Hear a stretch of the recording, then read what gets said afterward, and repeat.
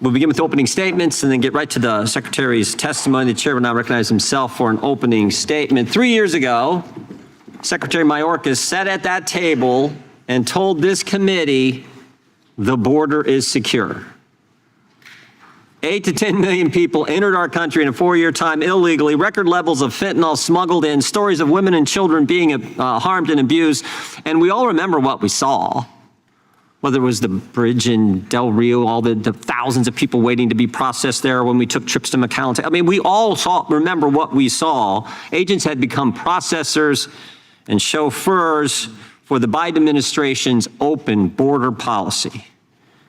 And Secretary Mayorkas told this committee in that same chair that Secretary Noem sits in now that the border is secure.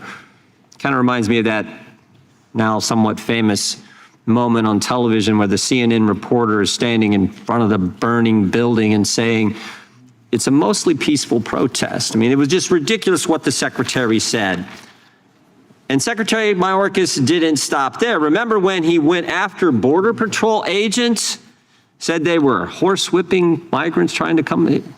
Remember that just completely made up story? Remember when we asked Secretary Mayorkas how many illegals, again, sat right in this committee here and we asked him, how many illegals on the terrorist watch list have been released into the U.S.? How many have been released into the country? Anyone remember his response? I don't know. And we're like, man, you're the Secretary of Homeland Security. That's probably something you should know, particularly when you come in front of the Judiciary Committee and we asked you that question. Remember when days before a hearing, subsequent hearing, because we got tired of the I don't know response from Secretary Mayorkas, we sent him a letter with questions we were going to ask him so he couldn't say I don't know. Basically, like the professor giving the students here's the exam, here's the questions on the exam, be prepared to deal with these at the appropriate time. When he got to committee, we asked him those questions, and again, he said, I don't know, I'll have to get back with you. And of course, he never did get back with us. Remember when Secretary Mayorkas wrote the memo, the Mayorkas memo? Aliens removable under the Immigration Nationality Act. He said the Immigration Nationality Act should not alone be the basis of an enforcement action. Really? The law shouldn't be the basis for an enforcement action? It should be something else? It should be your memo? That was exactly the policy. A whole new standard the last administration set. They let 8 to 10 million people in, a whole new standard of how you were going to deal with people who were in violation of federal law.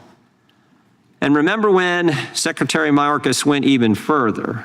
He did the Protected Areas Memorandum. And this is the situation when you're trying to follow federal law, trying to enforce federal law.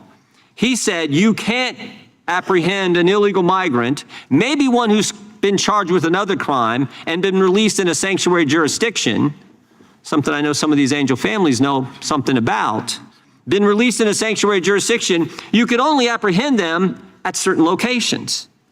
So in other words, think about it. It says, in or near certain protected areas, you should not apprehend an illegal migrant. A school, preschool, primary school, secondary school, place of worship, place where children gather, such as a playground, recreation center, all these restrictions on federal law enforcement being able to enforce federal law. So think about it. Some sanctuary jurisdiction, illegal migrants been charged with another crime, maybe a crime abusing children, is released because the detainer is not honored, he's not turned over to ICE, is released to the streets. You're not allowed to go get a guy who's been charged with harming kids if he's near a school, if he's near kids. That was how ridiculous everything was in the last administration. But here's the good news. Secretary Noem has rescinded the Mayorkas memo, has rescinded the Protected Areas memo. Under Secretary Noem, fentanyl coming in the country is down, women and children are safer, and most importantly, under Secretary Noem and President Trump's leadership, the border is now secure. Remember that moment? We all remember the great speech the president gave last week at the State of the Union, but the joint address he gave the year before, one of the best lines I remember with that address was he said, you know, people said you needed new legislation to secure the border. Turned out all you needed was a new president. Remember that line? It's true. New president with the secretary who was doing her job. In 1 year's time, 700 people have been deported under Secretary Noem's leadership. Nearly 3 million people have left the country. 1,400 known or suspected terrorists have been arrested. Not Secretary Mayorkas telling, I don't know, the status of people we've encountered on the border on the terrorist watch list. It's an amazing record, Madam Secretary, but there's still one big problem. Oh, one other thing. Another thing that's not going on at the Department of Homeland Security now, no more disinformation governance board. No more bureaucrats on a board telling Americans what they can say, what they can tweet, what they can read, what they can post. No more censorship going on at the Department of Homeland Security. But there is still one big problem. And I know the Secretary wants to deal with this, and we're going to deal with this tomorrow with legislation that we plan to mark up in this committee, and that is the sanctuary jurisdiction policies that are happening all over the country. Left-wing political officials in state and local government telling their local law enforcement, do not work with federal law enforcement when it comes to enforcing federal law. 1/3 of the country, almost 1/3 of the country lives in the sanctuary jurisdiction. 18 cities, 11 states, 3 counties, District of Columbia, but they're big population areas. 31.5% of the country lives in a jurisdiction where that is the policy. That may be the dumbest thing I've ever heard. And we talked about this individual case last week. Abraham Gonzalez, September 20th, 2023, is arrested by Border Patrol for illegally entering the country. Of course, the Biden administration released him. 5 months later, he's charged with assault. 2 weeks after that, he's charged with motor vehicle theft. He stole a car. He's arrested by Denver police 9 days later, placed in the Denver Justice Center. 6 days after that, ICE sends a detainer notice to the Denver Justice Center. And all the detainer notice is give us a heads up if you're going to let this guy out. Just give us a heads up. But instead of doing that, instead of doing the common sense thing, in Denver, sanctuary jurisdiction, they give the federal government the finger and they release them to the streets. Release them to the streets. It's right here on the form. Denver Sheriff Department ICE notification being released to the streets on 2/28/2025. And here's what's interesting. This guy, they knew how bad he was because while he was in the Denver Justice Center, they have on the form, he's been violent to staff, keep him separate from all other inmates. So he's so dangerous, staff can't be around him, other inmates can't be around him, but they're going to release him to the streets instead of turning him over to ICE. Again, dumbest policy I have ever heard, but that is what the left now fully embraces. Let me give you a more recent example. Marvin Morales Ortiz. This is just next door, Fairfax County, Virginia. Detainer is sent, but the Fairfield County Justice Center says we will not honor the detainer. They tell him that on September 14th, 2025. They release Mr. Ortiz on December 18th, 2025. The next day, he kills an American. Next day, he kills an individual, murders someone. That is what happens in sanctuary jurisdiction. That is why tomorrow help is on the way because we're going to mark up legislation that will deal with this. And I think I believe it will pass our committee. I believe it will pass the House. We'll get it to the, I want this to become law. I think most people with common sense want it to become law. The Shutdown Sanctuary Policies Acts, which will give the people, one thing in our bill that we're going to have in the bill tomorrow too, be in the legislation, it will give the people behind you where that scenario is played out, your loved one has been harmed by someone who should have been turned over to ICE but was released. It'll give you a private right of action for these angel families, private right of action where you can go after the government who engaged in that stupid behavior. So, Secretary, I want to thank you for your work. I want to thank you for being willing to come today and answer our questions. And with that, I will yield to the gentleman from Maryland, the ranking member, for his opening comments. Well, thank you kindly, Mr. Chairman, and welcome, Secretary Noem. We're glad to meet you, even though it's been 13 months since you took office and more than 5 weeks since 2 American citizens were shot dead in Minneapolis. Renee Good was a 37-year-old poet, about 20 years younger than you are now, and like you, both a devout Christian and the mother of 3. She was on her way home from school drop-off when she encountered an ICE operation, and one of your agents shot her dead, shot her 3 times. She bled out in the driver's seat of her car after your agents refused to let a doctor or EMTs approach her. You expressed no sympathy for her family and no regret for her killing by an ICE agent. You ran a smear campaign against Renee Good. You called her a domestic terrorist. Alex Preddy was also 37 and, like you, a federal worker. He was an ICU nurse at a VA hospital, outstanding in his job, providing comfort to many of our vets in their final hours. He was standing on a street corner filming your agents as they roughed up peaceful protesters. Americans have a First Amendment right to record government agents in public places, as 8 different federal circuit courts have unanimously found. But your agents pepper sprayed Alex Preddy for helping a woman that they had pushed to the ground. Then they threw him to the ground. They beat him up. They stripped him of a lawful firearm he had never touched. And then, after confiscating it, they shot him dead with 10 bullets.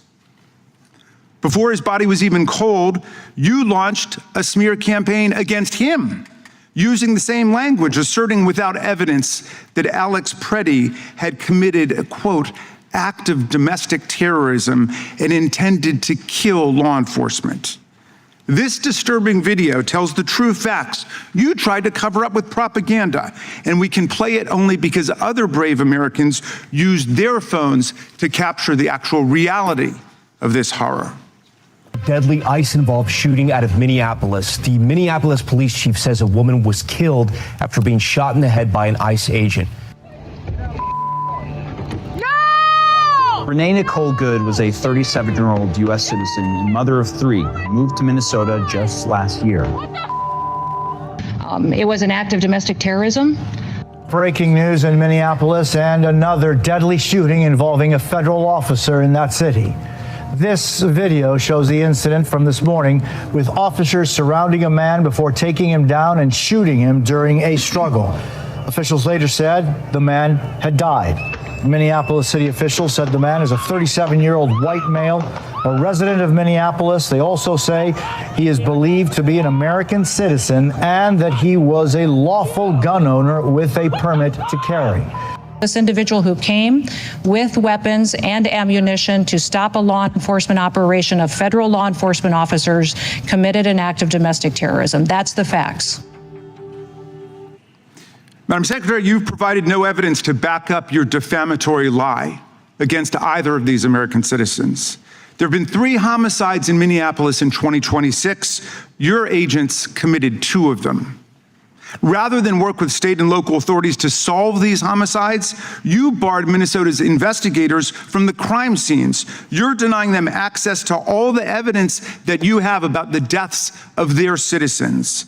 It smells like a cover-up, and it makes me wonder who the real domestic terrorists are. But you didn't just lie about Renee Good and Alex Preddy. In dozens of cases, federal judges have found that your officials lied to them in court. A Reagan-appointed judge rejected the testimony of your acting ICE director as, quote, disingenuous, squalid, and dishonorable. Another judge called the affidavit of a top ICE official, quote, the sorriest statement I've ever seen, adding she was shocked when she saw it, and that if you were asking to get a warrant issued on this, I'd throw you out of my chambers. Here are a few more examples of the many scores we found in the case books. Yesterday, you insisted under oath to the Senate that you follow court orders, but that's not true either. Just last month, your lawyers were forced to admit that you had violated immigration court orders more than 50 times in 10 weeks. And that was just in New Jersey, one of 94 judicial districts in America. In Minnesota, Judge Patrick Schultz, a George W. Bush appointee, concluded, quote, that ICE has likely violated more court orders in January of 2026 than some federal agencies have violated in their entire existence.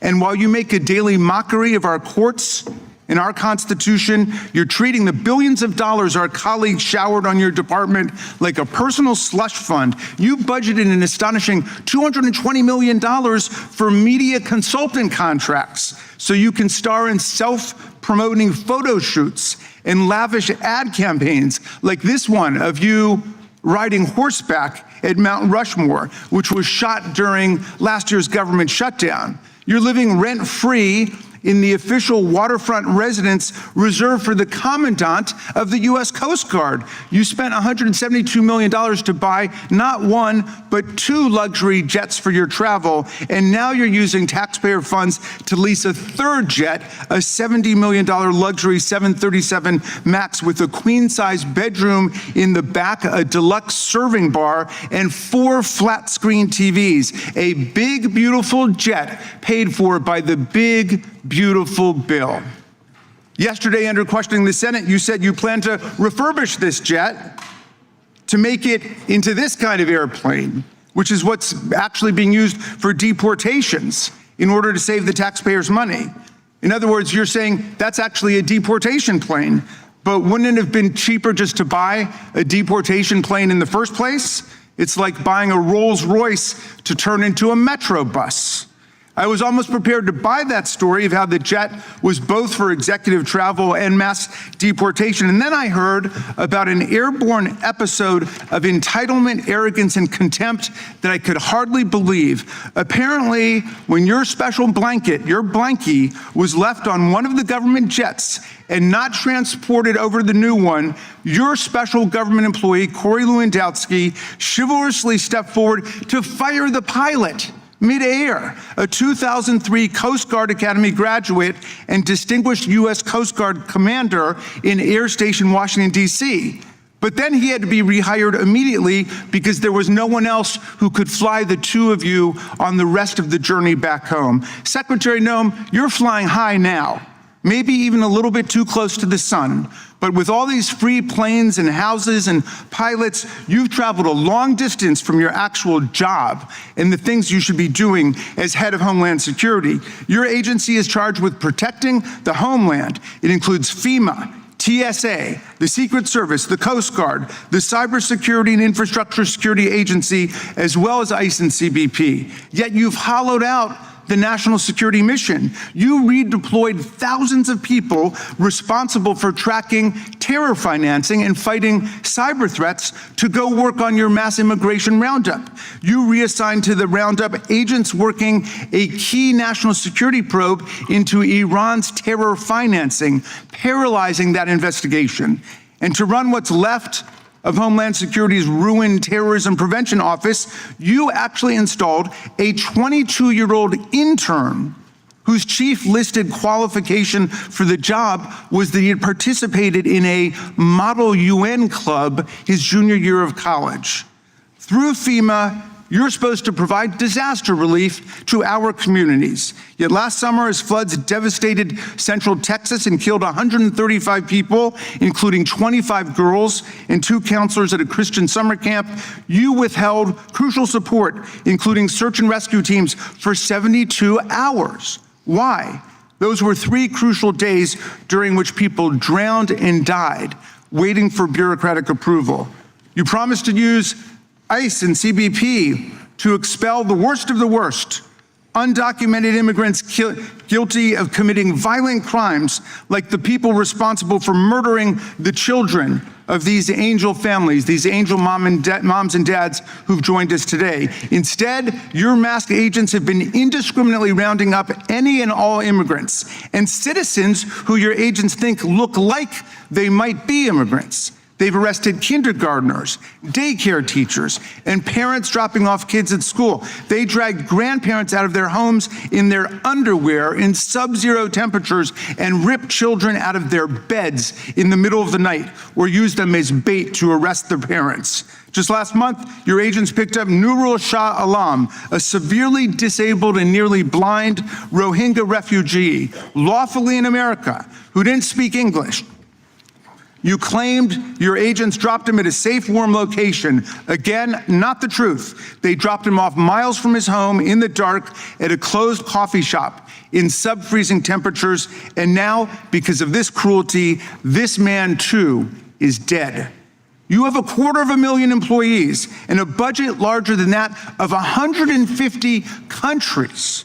You command over 80,000 sworn law enforcement officers, more than the number of police officers in New York, Chicago, LA, Houston, DC, Las Vegas, and Dallas combined. On top of that, our colleagues have handed ICE an additional $75 billion by slashing funds for Medicaid, children's health insurance, and rural hospitals. Secretary Noem, your job is to protect the homeland, but the most precious possession that we've got in our homeland is our freedom and the Constitution and the Bill of Rights that protect it. You seem to have forgotten what our most precious possession is. The billions of dollars showered on your department have paid for violence and chaos in the American heartland and a sweeping assault on the basic rights of the American people. But the heroic citizens of Minneapolis have shown America how to fight back against this reign of terror and win with the truth, with solidarity, with mutual self-help, with creative joy and humor and music, with mass nonviolent assembly and protest, and with irrepressible love of children and kindness towards animals and other living things. You've turned our government against our people, and you've turned our people against our government.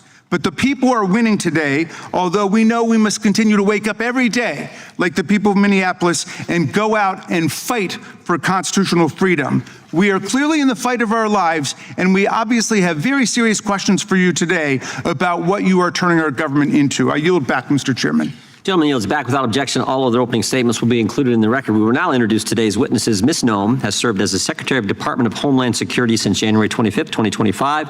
She previously served as the governor of the great state of South Dakota and was our colleague here in the House of Representatives. And we welcome our witness and thank her for appearing today and for the work that she is doing. We will begin by swearing you in. You know how this works, Madam Secretary. Would you please rise and raise your right hand? Do you swear or affirm under penalty of perjury that the testimony you're about to give is true and correct to the best of your knowledge, information, and belief, so help you God? I do. Let the record show that reflect that the witness has answered in the affirmative. Please know that your written testimony will be entered into the record in its entirety. Accordingly, we ask that you summarize your testimony. And Madam Secretary, you are recognized. Well, thank you, Mr. Chairman, and thank you, Ranking Member Raskin, for your opening statements. And I look forward to discussing the work that the Department of Homeland Security does each and every day to defend our homeland. I also want to take a personal privilege and thank my husband for being here, too. He's going to have to go catch a flight in a few hours, but I'm glad he could be here today. And then I want to remind you of why we're all here. Like, I've had people ask me over and over again, you know, Kristi, why did you say to President Trump that you would do this job? And I said, because this is going to be a difficult job. It's going to be a hard job. We're going to have to secure our border and make sure we're going after dangerous criminal illegals and remove them from our country. And every day, we're going to have to make tough decisions to uphold the law, but to make sure that the consequences for breaking the law are put in place as well. The one thing I would say is I wasn't quite prepared for was the heartbreaking stories I would hear. The families that have lost their children, their brothers and their sisters, to dangerous people that came into this country that never should have been here to begin with. They never should have been here. And then they perpetuated violent crimes against these people. I heard one story, I never forget hearing Rachel Morin's mom tell the story of how she was killed. And to listen to a mom talk about how her daughter was slammed into her head exploded.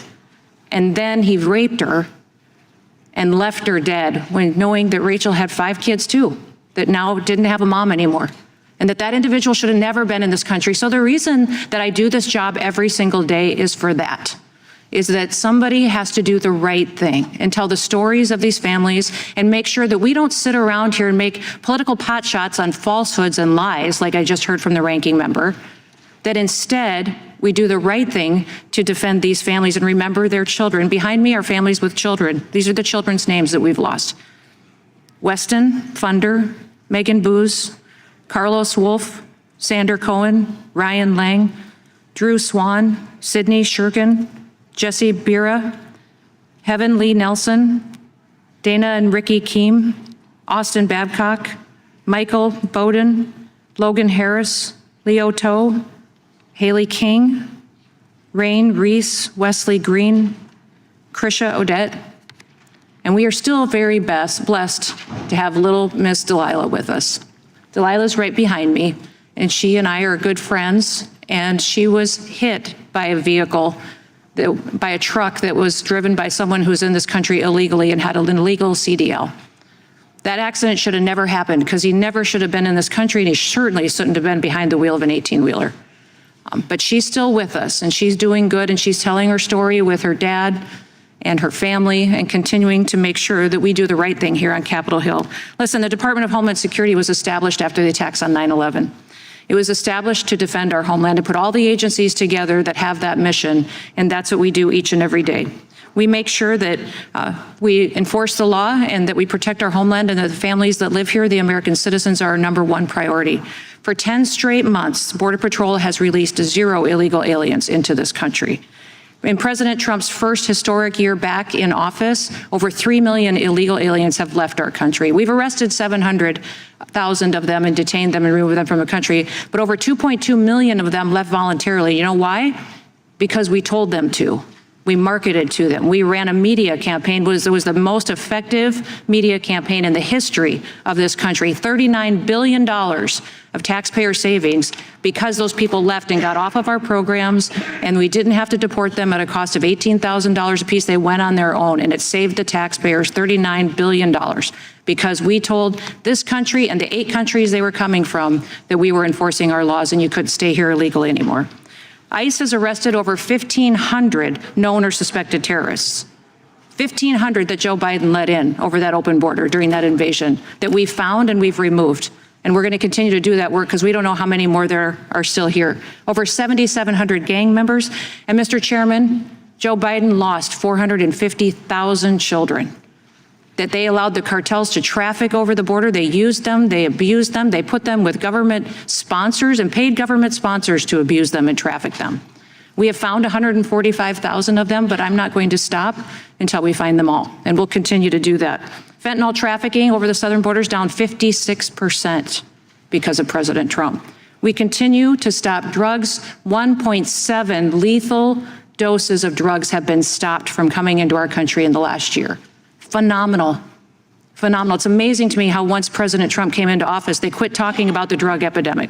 The media doesn't cover it anymore, do they? That's because there's 1.7 billion people that are still alive today in this world because we've stopped them. And that invasion over the southern border made those cartels rich. You want to know why they're so sophisticated now, why they have high-tech weapons, why they have drones, why they're able to be so successful? Is because they were allowed to do whatever they wanted to for 4 years.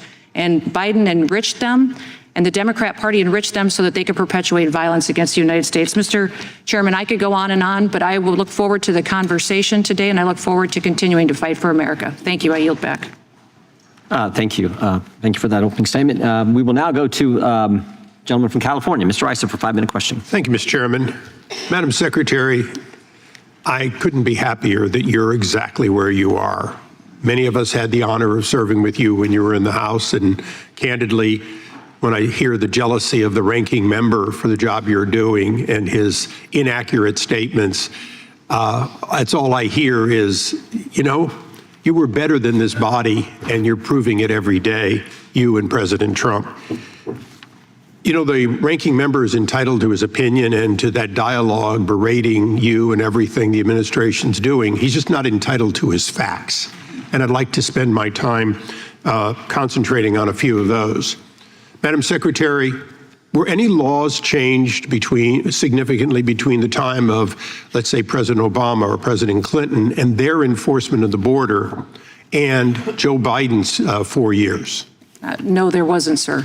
And were any laws changed between the time that Joe Biden let 10 million plus people into the country, including the worst of the worst from around the world, and the time that you and President Trump began working? No, there wasn't.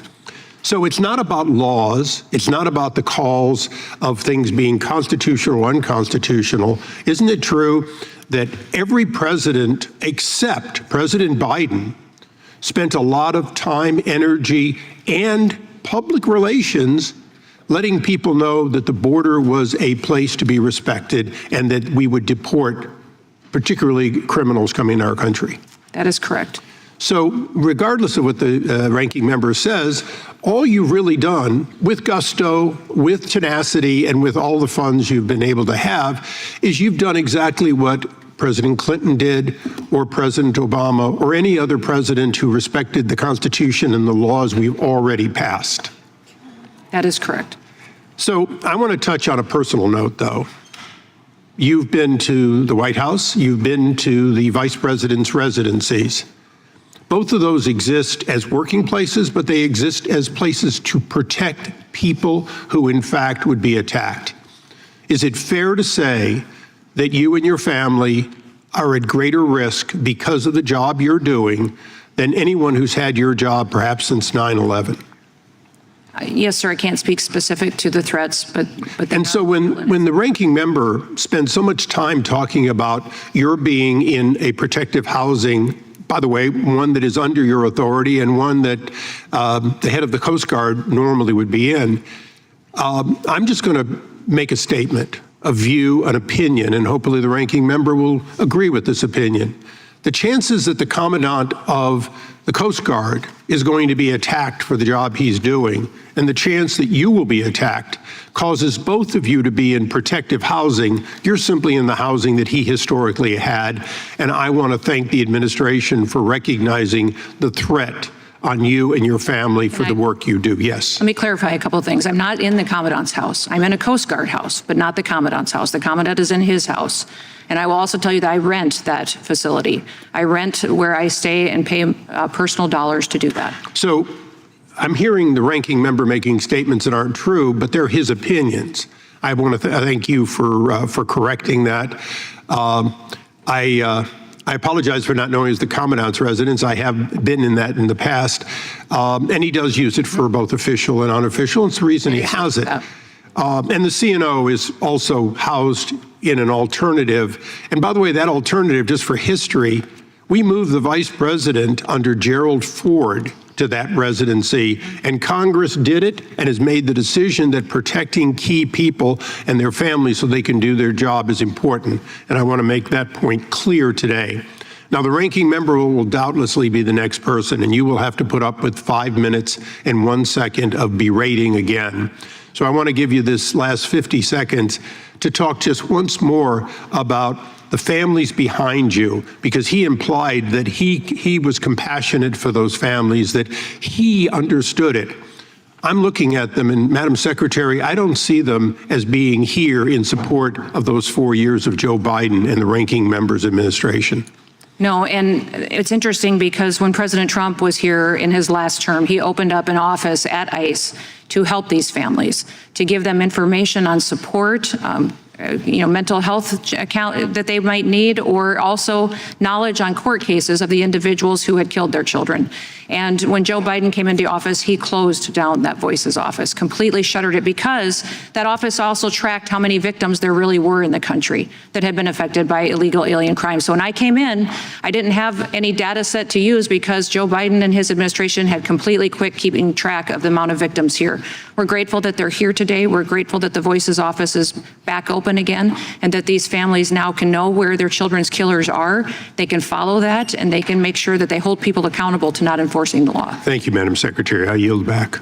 Gentleman yields back. The chair now recognizes the gentleman from New York. Thank you, Mr. Chairman.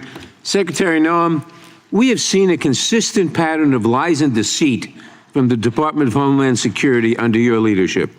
I'm not just talking about the false claims that you and others at DHS have spread in attempting to smear Alex Preddy, Renee Good, and other victims of ICE's deadly tactics, all of which are well known. I'm talking about the dishonesty and deception that has become commonplace throughout your agency.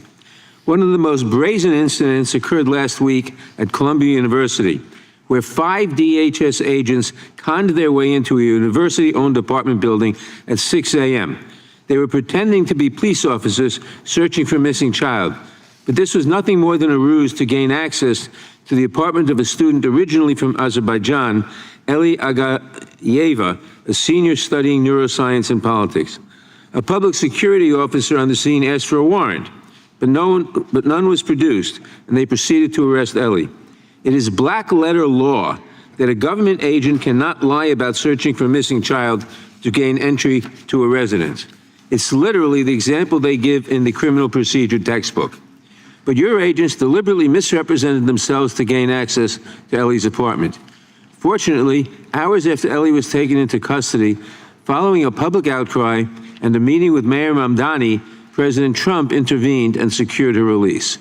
If Ellie had been among the worst of the worst that you claim to target, surely the president would not have pushed for her release. But this is just one example of an out-of-control department under your leadership.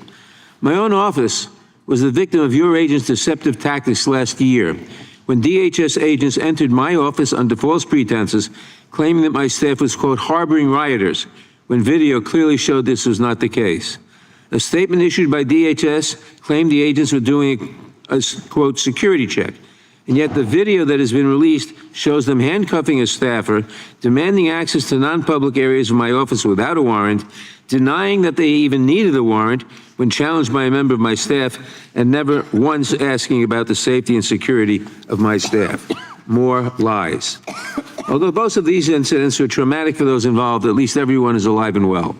Unfortunately, the same cannot be said for Nurul Amin Shah Alam, an elderly, nearly blind refugee from Burma living in Buffalo. 2 weeks ago, he was left abandoned by U.S. Customs and Border Patrol agents outside a Tim Hortons coffee shop an hour after they closed, in the cold and in the dark, with no shoes on, miles away from his home. 5 days later, he was found dead. Mr. Shah Alam escaped a genocide in his home country just to die here because Border Patrol could not be bothered to take him home or to tell his family where they had released him. When the story came out in the press, DHS claimed that they had dropped Mr. Shah Alam at a, quote, warm, safe location near his last known address. Your agents also claimed Mr. Shah Alam showed, quote, no signs of distress, mobility issues, or disabilities requiring special assistance. These were obvious lies. The coffee shop was closed. It wasn't safe and warm. He was nearly blind. He required special assistance. But your agents callously left him to defend for himself with deadly consequences. This is a clear case of your officers failing to fulfill the basic duty of care. And as a result, this man is dead. So, Secretary Noem, I want to know if there will be any accountability for the incidents I have described today. Will the agents who lied at Columbia face discipline, or the officers who forced their way into my office? What about the officers in Buffalo who abandoned a barefoot blind refugee in the middle of a freezing night miles away from his home? Will any of them face accountability? Well, sir, you talk about several different specific cases. What I would say is some of your facts are wrong on some of those cases, but also that they are all being reviewed. We do have a review process in the ICE agency within that department that goes through and does an OPR, which is the Office of Professional Responsibility, make sure that all protocols were followed in every single case. In the case of the Columbia student. Reclaiming my time, we know that in the cases of Renee Good and Alex Preddy, proper protocols were not followed. Now, Erie County is currently mounting an investigation. Will you at the very least commit today that DHS will cooperate with the investigation by local authorities in New York of Mr. Shah Alam's death? Yes or no? Which case are you talking about, sir? Shah Alam, the one who was We will released. certainly look at that, but I want you to know that the investigations... Will you cooperate with the local authorities? Yes or no? I don't conduct the investigations that are outside within the umbrella of ICE and CBC. I'll take that as a no. The FBI leads I'll these take that as a no. investigations. Unfortunately, that has become a pattern we've come to expect in this administration. Secretary Noem, your agents are running amok, and you're doing nothing to hold them accountable. Everything that we are seeing, the Mr. lies, Chairman, regular order. yes, the cruelty, that is all happening on your watch and in your name. You should be ashamed. I yield back.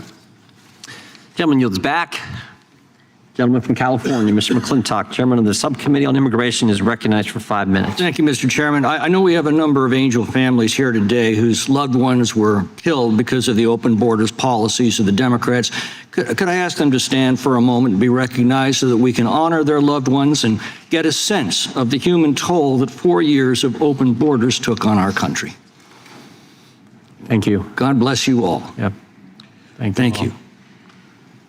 Madam Secretary, the Democrats told us that the only way to secure our borders was we had to grant amnesty and citizenship to the millions of illegals that they had allowed into our country. Was this true? No. And how do we know it wasn't true? Because we enforced the law and sent the message that in the United States now our border was going to be secure, and we would ensure that, and it happened. People quit coming. They quit coming to that border because we told them it was closed, and we made sure that when people did cross the border that there was consequences for breaking federal law. During the Biden years, approximately how many foreign nationals illegally entered our country, either as gotaways or through the CB1 app or the catch and release policies of Biden? We don't necessarily know, Congressman. We don't necessarily know because the invasion was facilitated by the federal government during that time.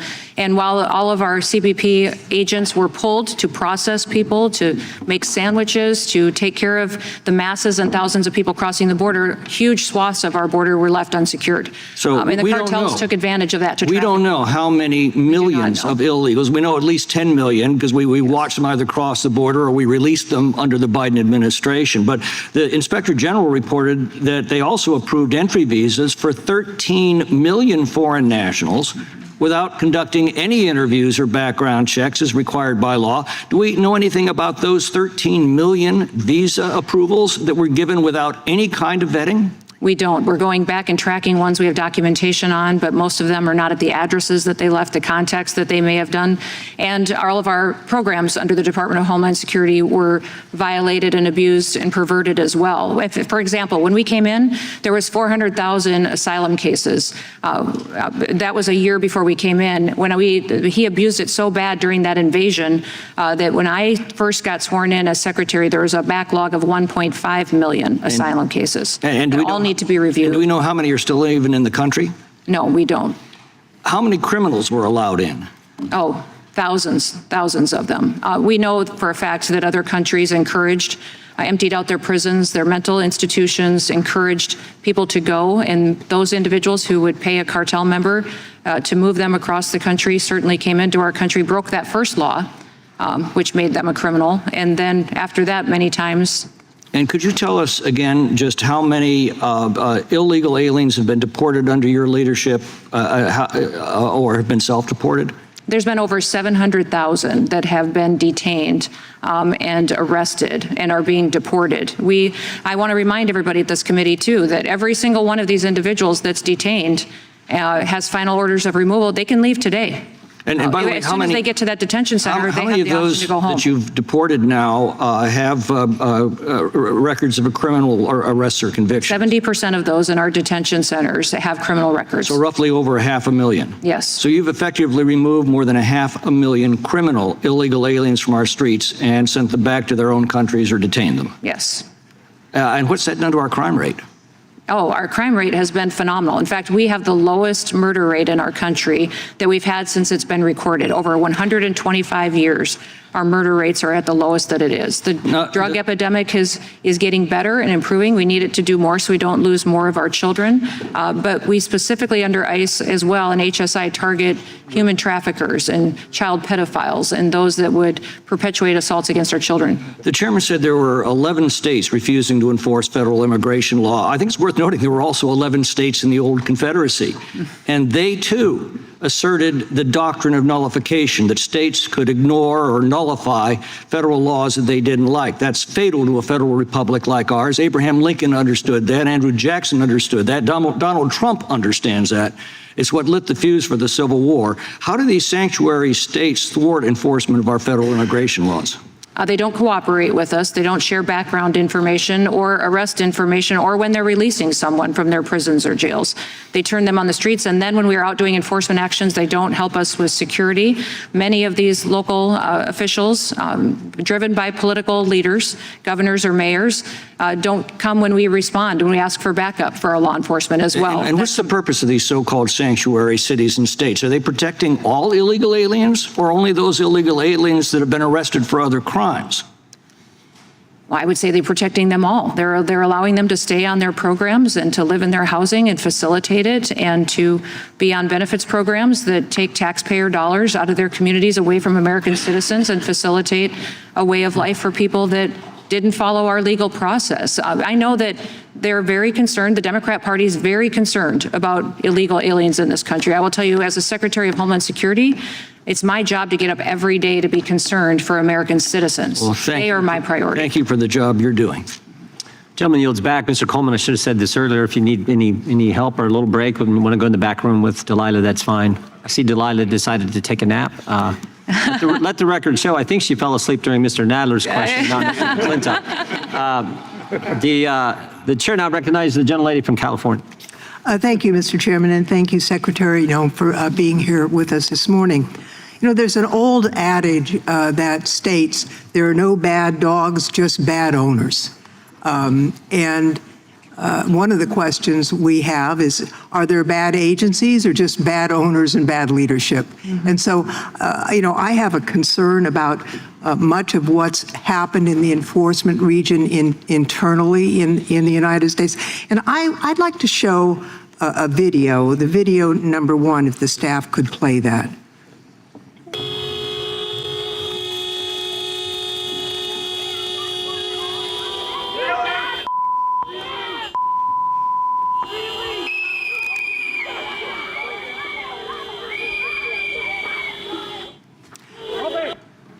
Now, this was in January.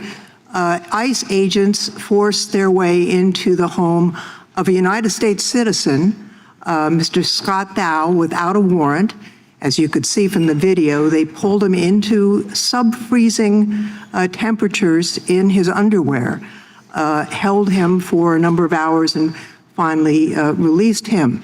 You know, the Fourth Amendment says the right of the people to be secure in their persons, houses, papers, and effects against unreasonable searches and seizures shall not be violated, and provides for a warrant requirement to enter a person's home. Now, that was bad leadership, in my judgment, because, and not in your part, the Attorney General has issued a memorandum asserting, I think incorrectly, I mean obviously incorrectly, that no warrant is required to break into somebody's house, contrary to what the Fourth Amendment provides, and that an administrative warrant, which is basically note to self, go ahead and break into anybody's house you want, is what's sufficient. So my question really is not about the illegal breaking and entering into that U.S. citizen's house, but what is the policy about taking an old man in his underwear out of a house in sub-freezing temperatures? Do you train agents not to do that, or are they trained to do that?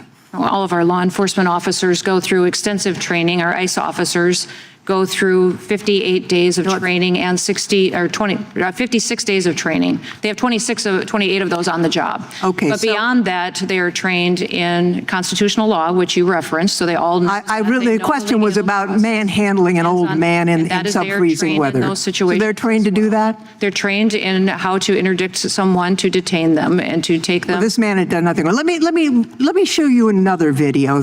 Show another video.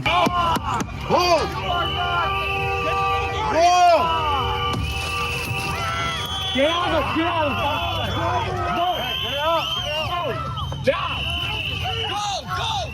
Drive! Get the fuck out!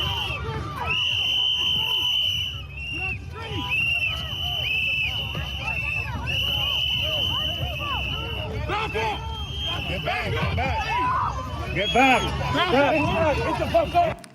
So this disabled woman, she's a U.S. citizen, Miss Raymond, she wasn't protesting anything. She was on her way to a doctor's appointment.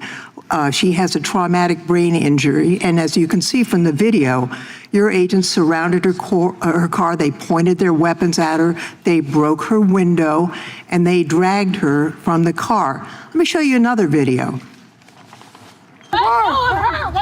Oh, what? Y'all some crazy. Y'all got no heart, for real. No heart. No heart. Now, in this video, masked agents blocked the road with their SUV and used it to hit an American citizen driving in the right lane on her way to work after dropping off her child. As you can see, they drew their weapons, they drug her into the street to arrest her. She didn't know they were federal law enforcement because they were wearing masks. So the question I have is, are agents trained to break the windows of people whose cars they encounter and drag them out forcibly without asking questions? Is that their training? Congresswoman, our officers are all trained for situations to where they're interacting with the public and where they are detaining someone or arresting them. What I would say is they always goes with their presence is when the enforcement action begins, the officer's presence and then verbal commands. If an individual doesn't respond to verbal commands, then they go to soft techniques, which you see utilized throughout the country, and our officers follow that protocol and are trained in that protocol. You talked earlier about administrative warrants. Administrative warrants are the tools that you gave us. Congress gave us that tool in immigration law to use to go and detain individuals who are in this country that have had final removal orders. I will just note also what that is garbage law. The Constitution the Supreme trumps. Court backed it up.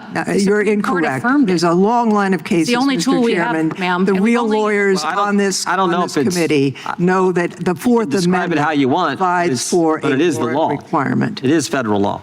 The gentlelady's time has expired. The chair is now recognized. Mr. Chairman, could I just do a UC request? Gentleman is recognized for unanimous consent. This comes from The Guardian. Worst of the worst, most U.S. immigrants targeted for deportation in 2025, 73% had no criminal charges, documents reveal. Without objection, the chair is now recognized. Madam Secretary, how many detainers in 2025 did ICE issue to local law enforcement? It was 201,340. And I just want to be clear, that means over 200,000 individuals are in the country illegally. You have a notice, final order to remove those individuals. They've been charged with an additional crime, some other crime, harming kids, stealing stuff, armed robbery, maybe even something worse.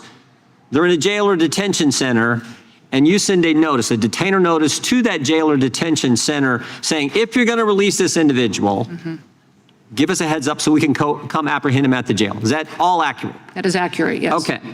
Now, and in 68.5% of the country will work with you on that. Most of the country, 2/3 of the country. But a third of the country won't because they're run by left-wing crazy elected officials. And they say, no, we're not gonna work with ICE. So how many times in the same time period, how many times last year, 2025, were your detainers not honored? 17,864 detainers were declined. Declined. And now some of them, they may have declined early, but many of those people are out on the street. Right. Is that fair to say? That's correct. So in these jurisdictions, they say, we don't care that federal law says there's a final order of removal for this individual, and we don't care that this person's been charged with an additional crime. We're going to turn them out on the street, release this individual out on the street, and make you send 6 agents, 12 agents, whatever, to get the bad guy on the street when you could have sent one to the jail and just made it easy. Is that right? That is correct. And let me just ask this, is that the dumbest thing you've ever heard? It is the dumb. Well, I've heard a lot of dumb things. Well, I've heard a lot of dumb things from the left as well, but that is certainly near the top, right? Now, here's what's interesting. They don't want it just to remain 1/3 of the country. They want it to apply everywhere. And you know how we know that? 1 month ago today, Leader Hakeem Jeffries and Leader Schumer sent a letter to Speaker Johnson and Leader Thune. And in that letter, they have 10 demands that they want. That's why they shut down the government, they're saying. One of the reasons they shut down the government is they want that policy, which only applies to 31% of the country right now, to apply nationwide. And I just want to read it, because it's point number 4 in their letter 1 month ago. Protect sensitive locations, prohibit funds from being used to conduct enforcement near these sensitive locations. So after they release them, they don't want you to be able to arrest the guy who may have been charged with abusing kids, the detainer wasn't honored, who's released to the street. They don't want you to arrest him near medical facilities, schools, childcare facilities. So if he's hanging out near a childcare facility, he's been charged with abusing kids and he's here illegally, or a school, you're not supposed to get him there, according to what Leader Jeffries and Leader Schumer said. And I'll ask you the same question. Is that the dumbest thing you've ever heard?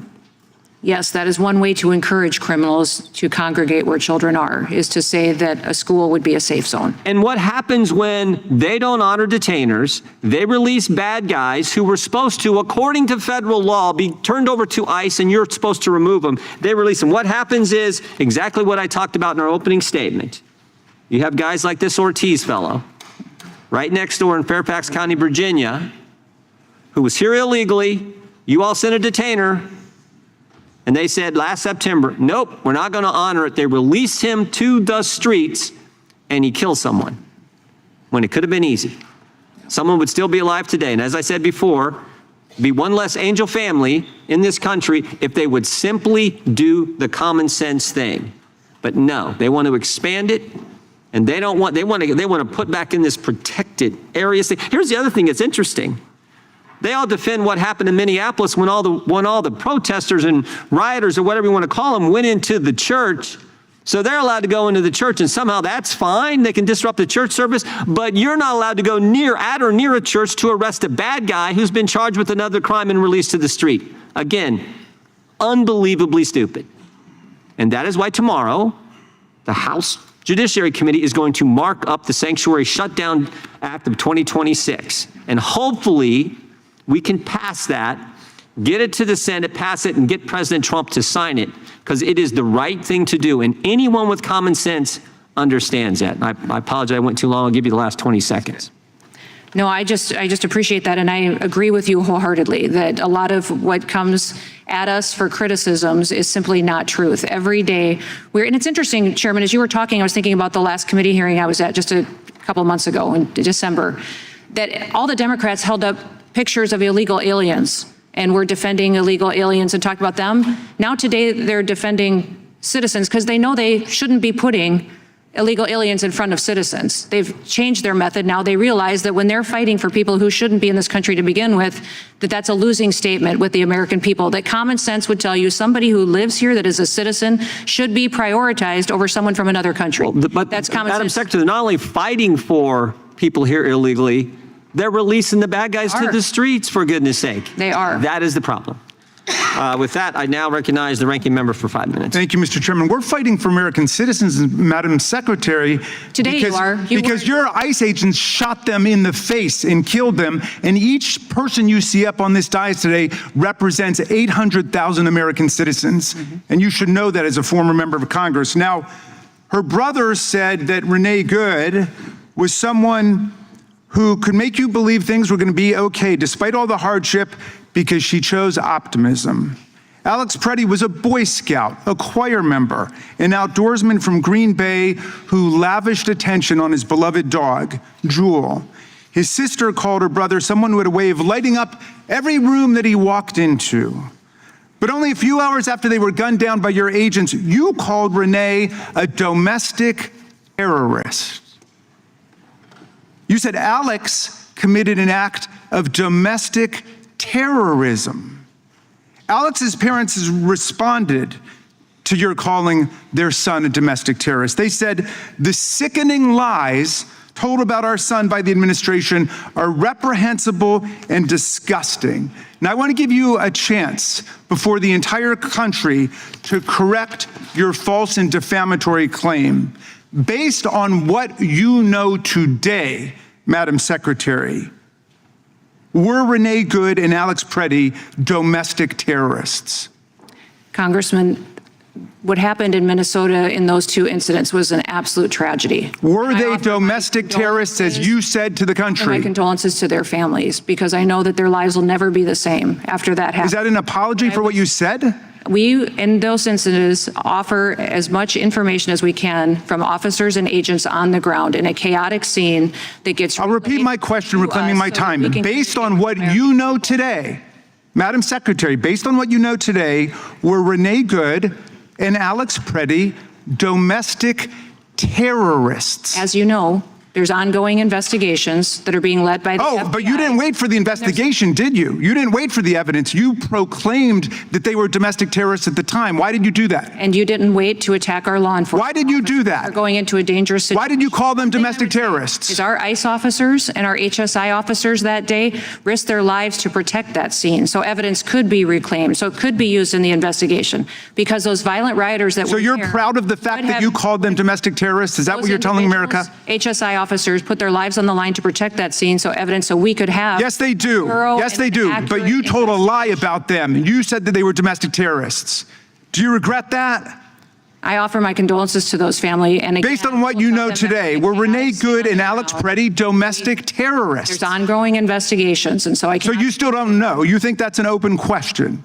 I would think you would want there to still be investigations going into these situations. Well, you stated the conclusion 2 hours after they were killed that they were domestic terrorists. I wanted to give you an opportunity to correct the record, not just for their family, but for everybody in America who believes in the truth and fairness and honesty. In every situation, as facts come out, we relay. You know, your acting ICE director, Todd Lyons, came before Congress. He said he had no knowledge whatsoever that Alex Preddy and Rennie Good were domestic terrorists. None.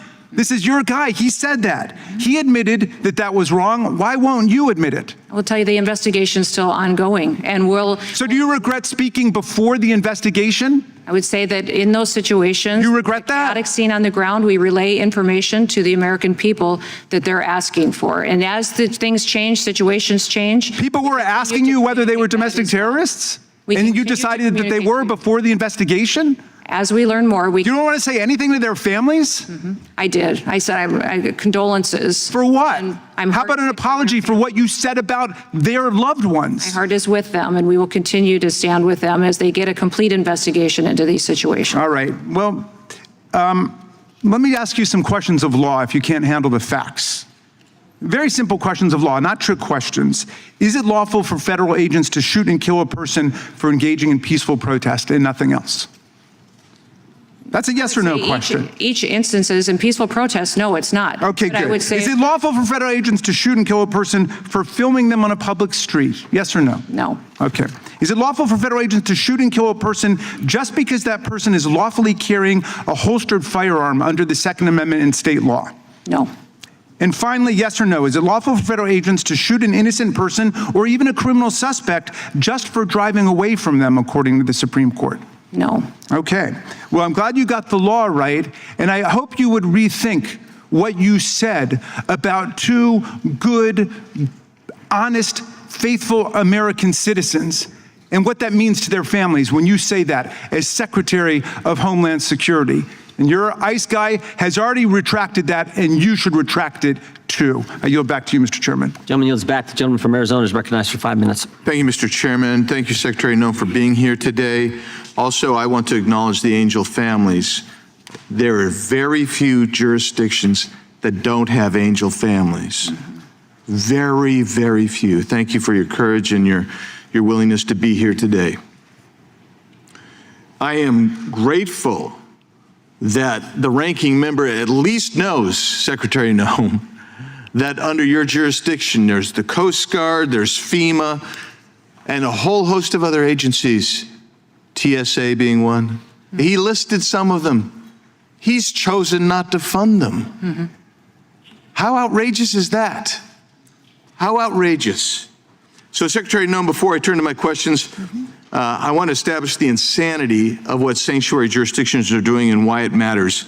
And by the way, I'll just say, Mr. Chairman, on the CDL issue, I have a bill 7200. I'd love to bring that in because it would require states do e-verify before they grant a CDL. We might save some more lives. Let's start with ICE immigration detainers. From October 2022 through February 2025, state and local jails declined more than 25,000 ICE detainers. In more than 1,400 additional cases, they failed to provide proper notice before releasing an alien from custody. That's not symbolic resistance. That's operational non-cooperation. It undermines federal law. It increases the risk to law enforcement. It increases the risk to the person arrested even. And it results in the release of removable criminal aliens back into American communities. This administration, the Trump administration, the Noem administration is enforcing the tools Congress provided. We expect cooperation, not obstruction. The consequences are not hypothetical.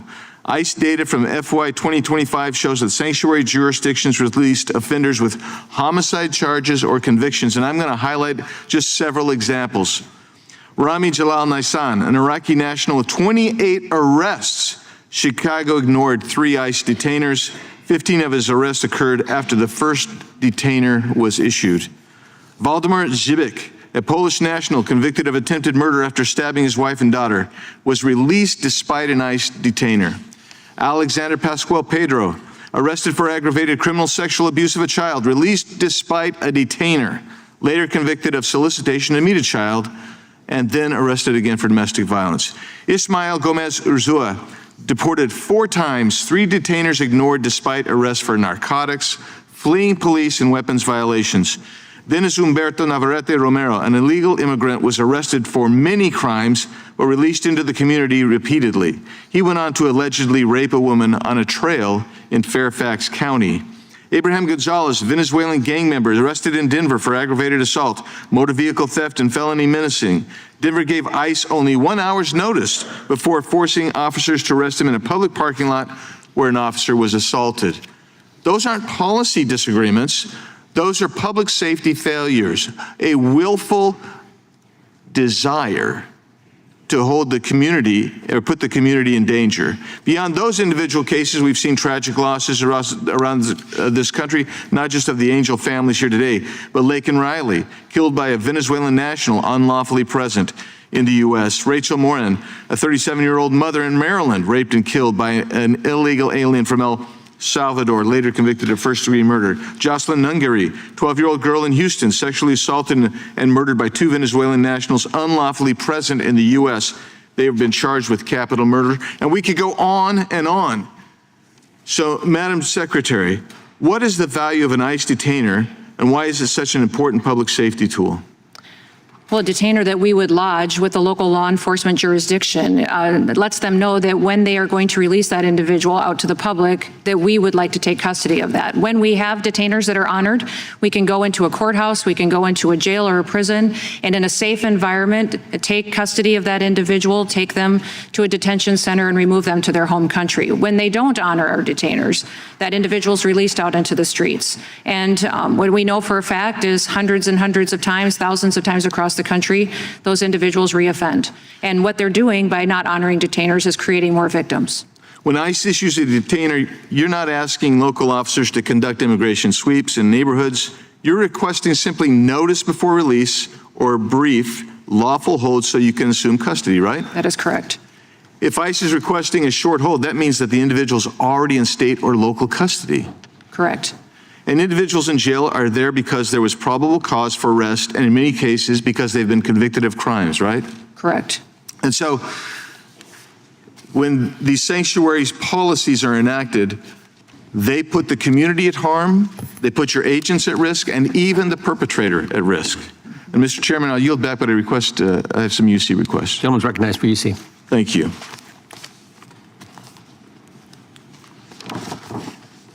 Radical rhetoric by sanctuary politicians leads to an unprecedented 1,300% increase in assaults against ICE officers and a 3,200% increase in vehicular attacks. Which sanctuary jurisdictions have released the most criminals? Objection. Virginia Governor Spanberger faces blowback after releasing illegal immigrant who stabbed a woman to death. Objection. Spanberger urged to cooperate with ICE after alleged killing by illegal immigrant. Objection. Sanctuary cities pose an unacceptable risk to public safety. Objection. When did safety become a license to defy the law? The dangers of sanctuary cities. Objection. The DHS shutdown, a reckless gamble verging on madness. Objection. Can we finally agree that sanctuary cities are a failed experiment? Without objection. The not so fine line between sanctuary and threat. Without objection. DHS funding remains in limbo as GOP lawmakers warn of retaliatory terror attacks. Without objection. Democrat rep whines about DHS harassing illegal alien he brought to State of the Union. Without objection. New Maryland bill means more victims of migrant criminals, DHS warns. Without objection. If you're an illegal, stabbing someone isn't enough for this country to lock you up. Without objection. Coast Guard addresses recent media reporting. Without objection. Current shutdowns impact on immigration agencies from DHS. Without objection. U.S. ICE examples of egregious criminal aliens released into Illinois. Without objection. The Independent police arrest and charge Rafael Govia Romero.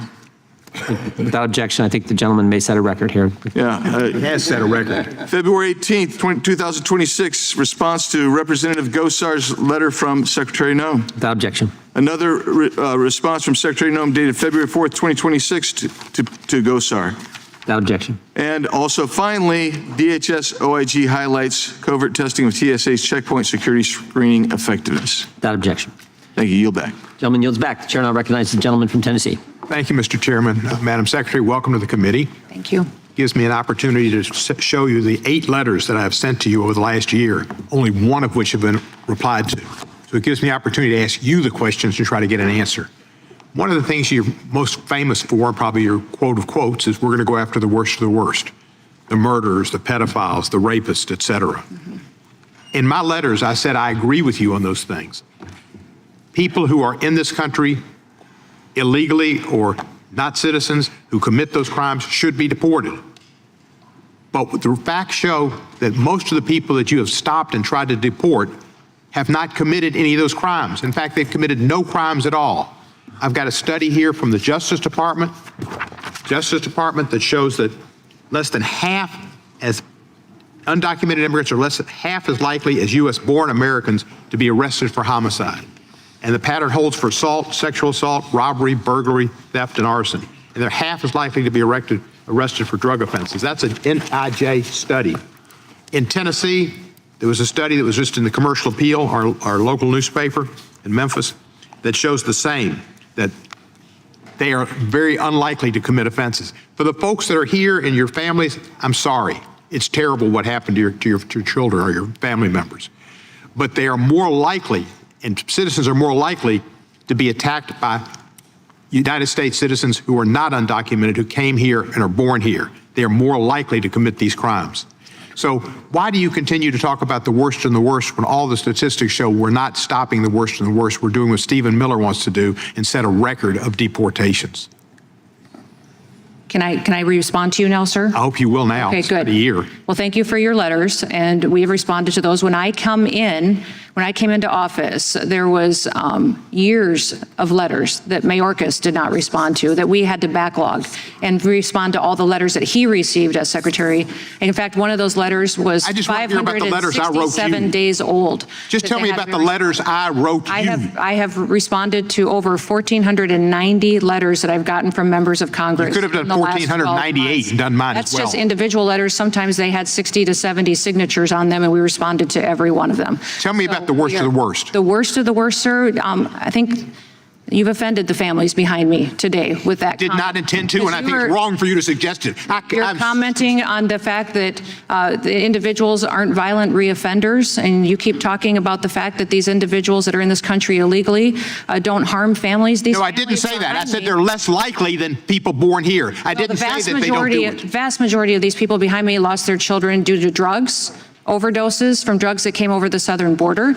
They died from their kids being hit on accidents on the roads that illegal drivers were driving. Truck drivers, Marcus Coleman and Delilah's father has told the story over and over again. All that's true and a given. That's true and a given, Ms. Noem, but you say you're only going after the worst of the worst, and you're not. Go after the worst of the worst. And if you did, people wouldn't find your department to be the worst department in the United States of America. We do targeted enforcement based on intelligence and go after the worst of the worst. When we are on those enforcement actions, if there are people with those individuals, we confirm their identities as well to make sure that they have legal status in our country. We need to make sure that people understand that when you come into this country illegally, overstay a student visa, if you don't go in for your I'm going to reclaim my time because if you're out of legal status, I'm reclaiming my time, Madam Secretary, please. That's one issue. Another issue is the fact of training. And an ICE Academy has Ryan Schwank, a former instructor and immigration and customs enforcement attorney, joined ICE in 2021 and resigned February 13 because he wanted people to know that he received secretive orders to teach new cadets to violate the Constitution by entering homes without a judicial warrant. He says the time, the studies, the constitutional law and deadly force have all been cut down. Instead of doing 8 hours a day, they do 12 hours a day. You've increased. Sir, the gentleman you're referencing was detailed to FLETC for training for a couple of months. He's a trial attorney. He was never there before we changed the curriculum. He was only there for a couple of months after we had changed it and made sure that it was 6 days a week, 12 hours a day. All of the individuals received all the training they did before. I've got 27 seconds left. They also 27 seconds left. I reclaim my time. I taught police law. You get more learning in the less time you give them. If you more time, they learn less because their brains start to go other places. Do you have any people that you've hired who were January 6 offenders? Not that I know of. Can you go in your records and tell me if anybody who you hired was a January 6 offender? I'll get back to you on that. Thank you. Yeah. Gentleman's Back time to is balance. expired. Mr. Massey. Thank you, Mr. Chairman. Secretary Noem, I'd be remiss if I didn't take this opportunity to thank you for your service as governor during the COVID epidemic, when so many governors and mayors used their power to limit freedoms. I think you, along with Ron DeSantis, exercised great discretion by trusting the people that you worked for, basically your citizens, to make their own decisions about vaccines and mandates and lockdowns. So my hat's off to you for your service there. And I know the job you have now is extremely difficult. Today here on the dais, it's going to be partisan, I know that, but keep in mind that the majority of Americans support the work that you all are doing, and we want to make it easier, and we want to make it safer for the citizens and for your officers who are carrying out this difficult work. So one of my questions is deals with body cameras. I've talked to my local law enforcement, sheriffs and police departments in my district, Republicans and Democrats who hold those offices, and almost unanimously they support body cameras, and so do the officers and deputies who work for them, because they believe it protects the officers as much as it protects the citizens who may be offending the law in some way and need to be arrested. So I want to ask you for an update on body cameras and your opinion on that. That's something that the Democrats have demanded, but it's something that I think might just be common sense. So what's your thought on body cameras? Yes, we certainly are working to get body cameras on all of our officers. CBP has had them on many of their agents that interact with people for the last several years, but they haven't been many times supported financially for running the systems that run the body cameras. Also, ICE has body cameras deployed, but we're not funded for body cameras right now. So that's one thing I'd like to ask you all to do. I have said that we will deploy every body camera that we have, and we are doing that. I think we now today maybe have 14,000 body cameras on agents that are out doing enforcement, but clearly we need tens of thousands more, and we need to be able to maintain them, have the analyzers that can go through the video to make sure that it is a situation that it's analyzed for these investigations. And I agree with you. Our officers overwhelmingly, we train 130 different federal agencies and law enforcement officers at FLETC under the Department of Homeland Security. Overwhelmingly, they support body cameras because they give you the full context of the interaction. It's just not a snippet of 10 seconds that gets posted on the internet that people are trying to make claims on what really happened there. It'll give you the full context of the interaction to know that these officers and prove out that they followed their training. So as a former member of Congress, I appreciate that you respect that we have the power of the purse. Mm-hmm. I do think we have allocated enough money, the current shutdown notwithstanding, to DHS, but perhaps we need to go, and ICE, perhaps we need to go back and make sure that your use of that money for body cameras wouldn't violate. Yeah, you were pretty prescriptive in how you assigned that dollars to us. Even though ICE got $75 million, it was pretty prescriptive towards detention centers, contracts and airframe in order to move individuals out of the country. And so the body cams and their maintenance ongoing into appropriation bills into the future needs to be addressed. I know it costs money to keep all that video around, and that's what my local law enforcement talks about. The ones who haven't adopted them, they just can't afford to keep the records like they're supposed to. But I hope we make sure that you have the funding for body cameras. I've only got about a minute left, but there was a memo about whether you need an administrative warrant or judicial warrant to enter into residences. And, I'm a strong proponent of the Fourth Amendment, and I think it would be helpful if we stuck to that. I know there are exigent circumstances sometimes where you're in pursuit or something of somebody, but I think for entering a residence or private property, it would be helpful to have judicial warrants. I give you 30 seconds to give us your opinion on that. Well, I would tell you that all of our officers and at the department, we follow the Constitution and respect the amendments. The Fourth Amendment's incredibly important. In the 400,000 different instances where we've detained someone under administrative warrant, only 28 of those have been used to go into a home. So it's very rare, not very often. It is legal, it is justified, and it is the tool that you have given us as a body and that the Supreme Court has confirmed. So we do use it, but it's very rare when we do. All right. With that, I yield back to the chairman. Gentleman yields back. The chair now recognizes the gentleman from Georgia.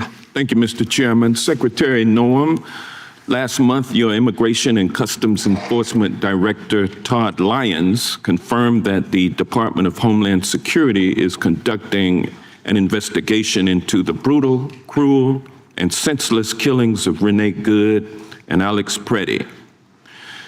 Minnesota Bureau of Criminal Apprehension Superintendent Drew Evans loudly and publicly complained when, in the minutes and hours after your agents shot Alex Preddy to death in broad daylight, your DHS agents excluded BCA and Minneapolis police from accessing the crime scene.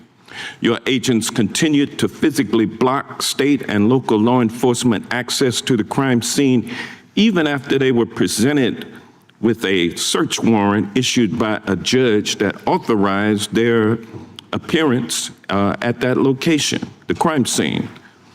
And so with you having excluded them, that left your department's agents uniquely positioned to clandestinely seize and control all of the physical evidence from the crime scene, including body camera footage, phones, firearms, ballistic evidence, and other physical evidence.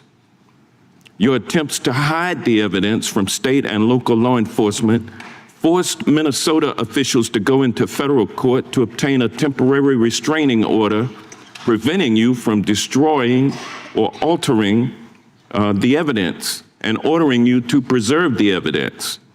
Madam Secretary, who was it that ordered you to deny state and local law enforcement agency access to the Alex Preddy crime scene? Was it Donald Trump? Was it Pam Bondi? Was it Kash Patel? Or was it Corey? Whose idea was it? Congressman, I will tell you it is not my role as the Secretary of the Department of Homeland Security to conduct investigations at the federal level. I'm asking who was it that instructed your agents to deny access to the crime scene to state and local law enforcement agents? I wish there would have been more local law enforcement there that day. The reason that they were there, but your agency prevented them from accessing the crime scene. Who was it that gave that order to deny access to the crime scene? Sir, I don't make those decisions. Well, who made the decision? I will tell you that within the agency, whose decision was it? Within the agency, for incidences, Was that it there Corey's is criminal idea? investigations. They go through the office of Okay, well, you're PR, not going to answer. Beyond that, you're not going to answer my the question. ICE That's goes to fine, the ma'am. incident. I'm going to reclaim my time. As the Secretary of Homeland Security, you are the ultimate overseer of your department's investigations into the death of Renee Good and Alex Preddy. Isn't that correct? We conduct investigations within ICE and CBP. Okay, fine. You're responsible for it. That was my question. To the officers to make sure they follow Within hours training. of these killings, you jumped before the cameras on national TV and lied about these victims, labeling them domestic terrorists, before the investigation had even begun. Even your own ICE director has now admitted that they are not terrorists, and that kind of comment could bias the investigation. Secretary Noem, will you acknowledge that your lies labeling Ms. Good and Mr. Preddy as domestic terrorists could bias the DHS investigation into their killings? These investigations are ongoing. They're internal and external. Couldn't your comments have signaled the Incident Review Committee what the conclusion of the investigation should actions be? that will take it, and within CBP, it's the National Use of Force Board that does those what evaluations. you did They'll was actually continue to do prejudice that. the investigations that your department is conducting, Madam Secretary. And, you know, it's no mistake. Your department has a pattern of obstructing investigations. A federal judge has lambasted your ICE director for lying in court, and you, the Inspector General, just yesterday revealed to the public, your own Inspector General, who was appointed by Trump, has revealed that your department has been obstructing his independent investigations into your department and into your department's ability to investigate others. That is not true. In that letter you know, that he sent to the Hill yesterday, I want to enter into the record for unanimous consent two articles that document the fact that the Inspector General says that DHS has systematically obstructed its work. It's a Wall Street Journal article dated March 3rd, yesterday. Without objection. And also a Politico article, internal DHS watchdog, Noem, is obstructing our work. Without objection. How can the public think that you will give... Gentleman's time has expired. You've asked for two unanimous consent requests. Without objection, those are into the record. The chair now recognizes the gentleman from Wisconsin, Mr. Fitzgerald. Secretary Noem, thanks for being here today. Despite the undeniable increase in terrorist threats at the border and in the interior of the United States, Alejandro Mayorkas repeatedly misled this committee and the American people by asserting that aliens entering our country were being properly vetted and screened. When I asked him many times about whether or not the border was secure, his response was, secure did not mean migration had stopped. It simply meant that resources had been deployed, enforcement processes were in place, and legal authorities were being used in a proper way. Completely ridiculous. My question is related to the vetting process, though. Can you just elaborate a little bit on how you had to reform and change that process compared to where we were under Secretary Mayorkas?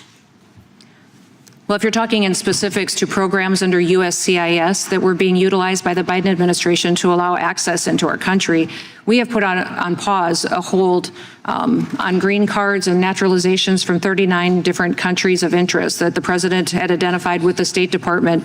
And Operation Allies Welcome has been a huge conversation as well. Those individuals are being re-vetted, and they're being re-vetted by going back and interviewing them. Under the refugee program, every year there's to be an in-person interview conducted in order to keep that status and to see if this individual is working to become a legal permanent resident or not.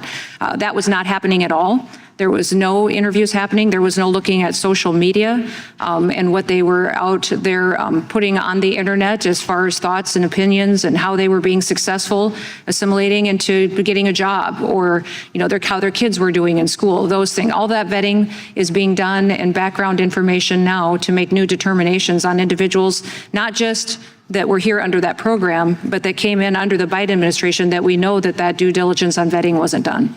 So there's another small change I hope you can just discuss, and that is former border chief and now with CBP Commissioner Rodney Scott. He testified to our committee in 2023 that an illegal alien was only screened against U.S. criminal databases and not against databases from the alien countries of origin, which makes no sense.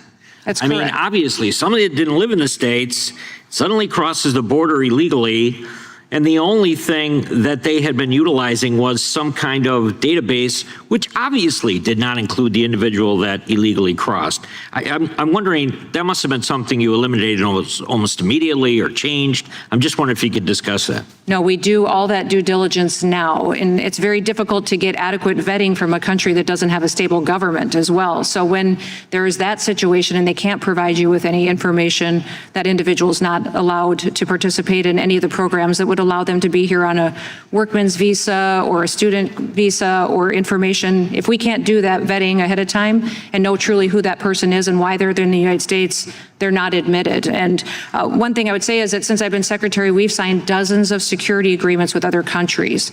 With Central and South America, we have to share information to be able to give us their criminal. I've gone there and had them come here so that we could agree to share that information in the future. In the Middle East, incredible partnership on getting access to that. CBP has one of the world's largest databases of information on travelers around the world, and how we cooperate and coordinate with these other countries helps us know when they're coming into our country. And I even negotiated the first extradition out of Honduras to help an angel family here in the United States to prosecute someone who was just convicted the other day of 21 years in prison for murdering Sarah Root. And that's the first time that country had ever extradited anybody for murder to the United States. And so by engaging on these cases, we not only get closure for families and justice for them, but we also do due diligence on who's in this country and what their intentions are when they get here. And just the final thing I would ask you to comment on. The face-to-face interviews are critical, right? They are. And they were not being done under the Biden administration at all. They were not. And it can be a brief interaction, but oftentimes it's when they determine whether or not this person is in the States and in a good status. Is that not true?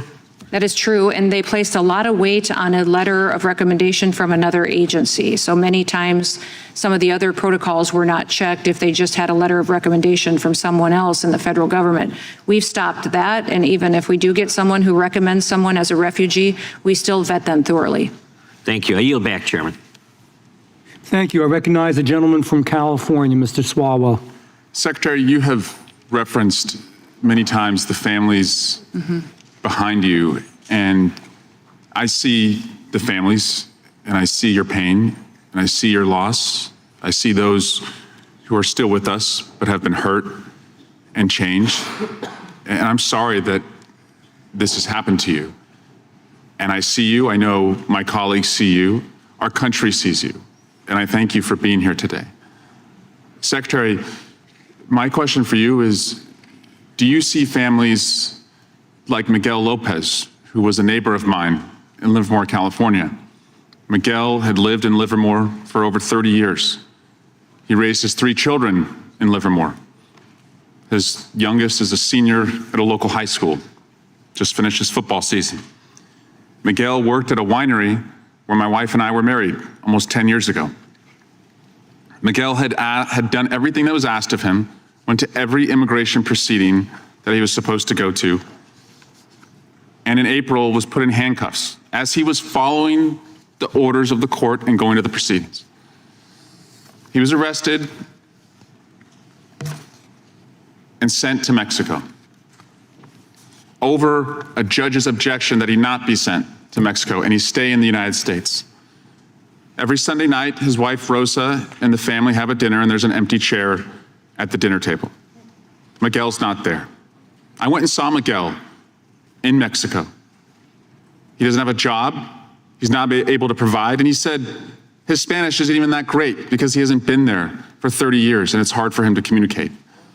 Do you see the pain of families like Miguel Lopez, someone who did not commit a violent crime but has been separated from his family and is not providing, is not working? Congressman, do you see that pain? Did he have a criminal record? Did Mr. Lopez have a criminal record? In 1995, he pled to a lesser nonviolent charge. But do you see the pain? I do see the pain, and I wish people would do things correctly. If they're not in legal status in this country, they can return home. We will pay for them to return home. Yeah. I hope he got the $2,600 he could have gotten. Do you think that makes up for not being with his family? It helps because we have agreements with these countries where they are helping to facilitate housing. It was a nonviolent crime, Secretary. But then he gets the chance to come back the right way. Now that he's waited until he's been detained and deported, he will never get the chance to come back to the United States. It was a I wish that nonviolent. he would have made the right decision and decided to go home to help his family and him to be together. They have choices that they can make to be together, and we're hopeful that they will continue to do that. The president also, by the way, is a convicted felon, if you want to talk about criminal records. Secretary Noem, did you or your staff fire one of your pilots recently? No. No pilot was relieved of their duty? No. The story Not that I'm aware of. So the story, and recognizing you're under oath, the story in the Wall Street Journal was incorrect.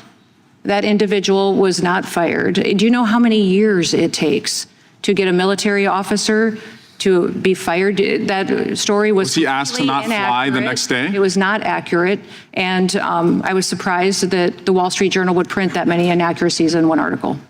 Well, the Wall Street Journal is not a liberal newspaper of record. Well, tell me then. I don't know what it is anymore. Tell me then, has a single ICE agent or CBP officer been disciplined since you've been Secretary of Homeland Security? As we've seen women dragged through their streets by their hair and thrown into unmarked cars, people chased through the fields and factories where they work, public executions happening in our streets. Has a single ICE agent or CBP officer been disciplined? Yes, they have. How many? I don't know the number. I can get that for you if Do you think like that number is important?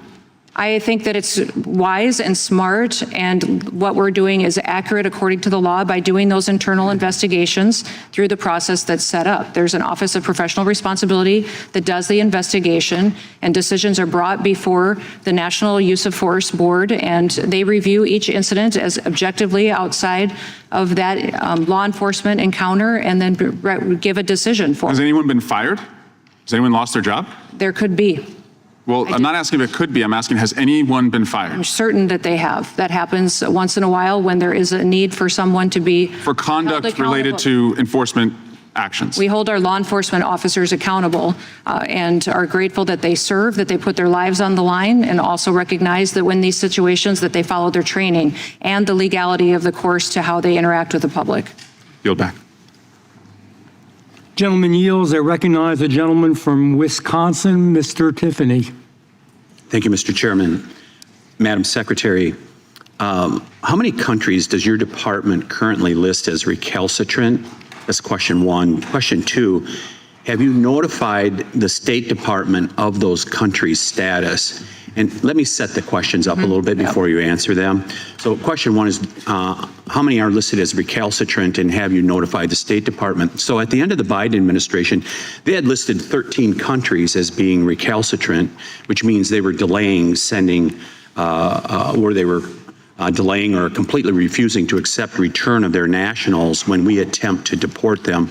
You know, the list includes Communist China, Cuba, Russia, Pakistan, Somalia, and others. And under the Immigration and Nationality Act, DHS notifies the State Department that a country is non-compliant.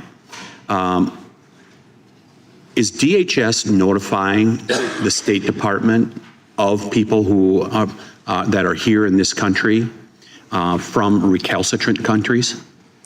Yes, but all that decision-making is made in conjunction with the State Department. They help us with that. The travel documents for our detainees that need to be returned back to their home countries, those are coordinated and produced by the State Department.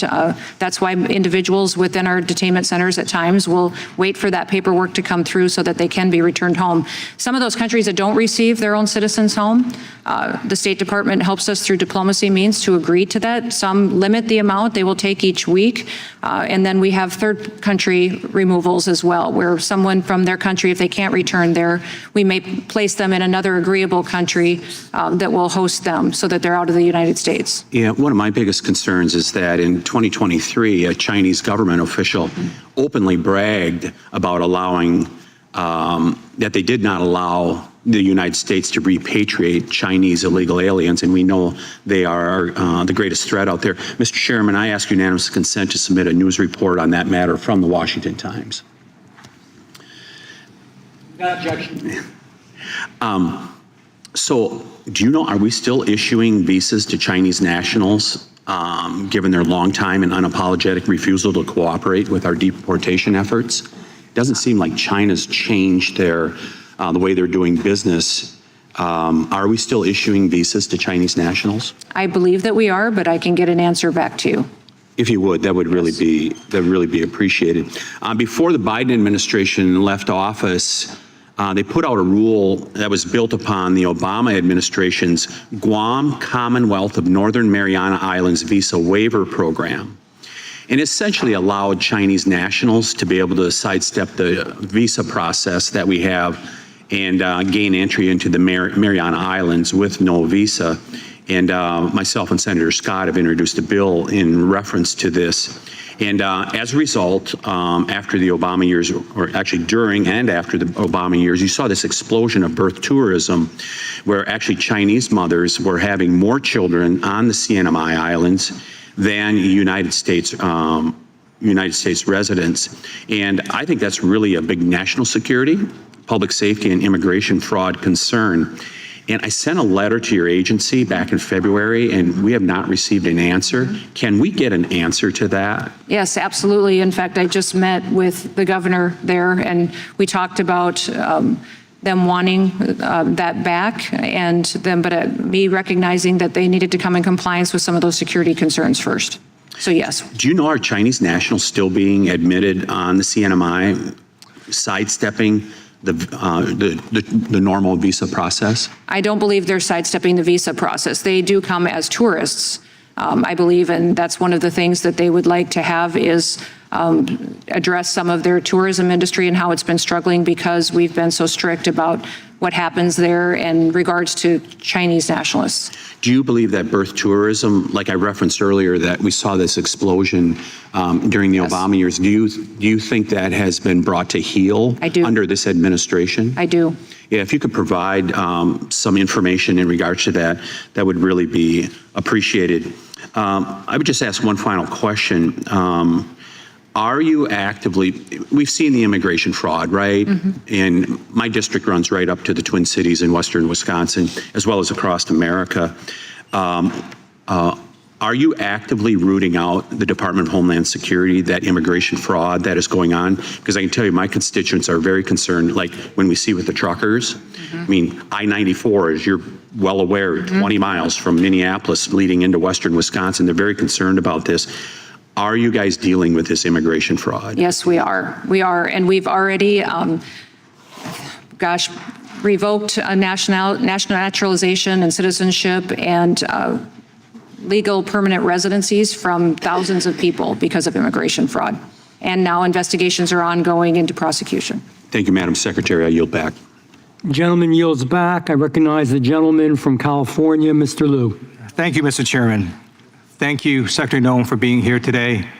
I served on active duty in the United States Air Force. I agree with you that we must have strong borders and that undocumented immigrants with final removal orders or committed violent crimes should be deported. Now, the reason the overwhelming majority of Americans have turned against you is because you have engaged in corruption, strayed from your mission, and abused your power. Masked, anonymous federal agents have killed 3 Americans.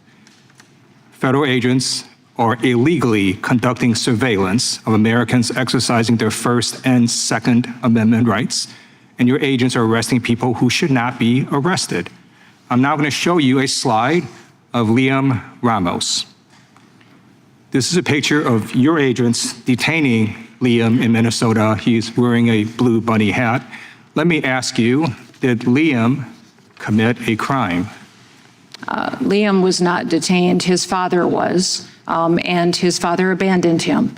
And when they went to try to return Liam to his mother, she wouldn't come out of the house and get him either. So therefore, Liam's father chose to take Liam with him. I believe you're not telling the truth. School officials at the scene say there were people in the house saying they could take care of Liam, and a federal judge rejected the arguments that your agency made. The federal judge stated, in fact, that this incident originated in, quote, the ill-conceived and incompetently implemented government pursuit of daily deportation quotas, apparently even if it requires traumatizing children, and then he forced your agency to release Liam, fly him back all the way from the detention center in Texas back to Minnesota, and release his father as well. Now I'm going to show you another picture. It's of Amalia, who is a toddler that ICE also detained.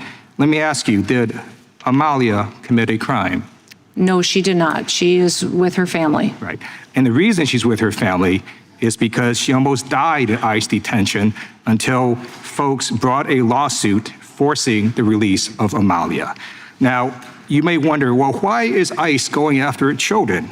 And it's because study after study shows that immigrants, both documented and undocumented, commit less crimes than native-born Americans. So I'm going to put up this slide from NPR. It actually describes also a study that in Texas, immigrants committed less than 37% of crimes compared to native-born Americans. And this has now resulted in your agents having to go after people such as children who should not be detained. So now I'm going to show you a video from New Jersey where 4th and 5th graders are running away from ICE agents.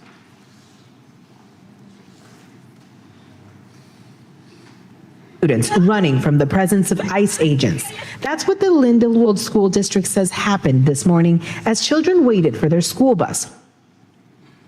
I'm going to show you a second video. Agents are terrorizing children being dropped off at school.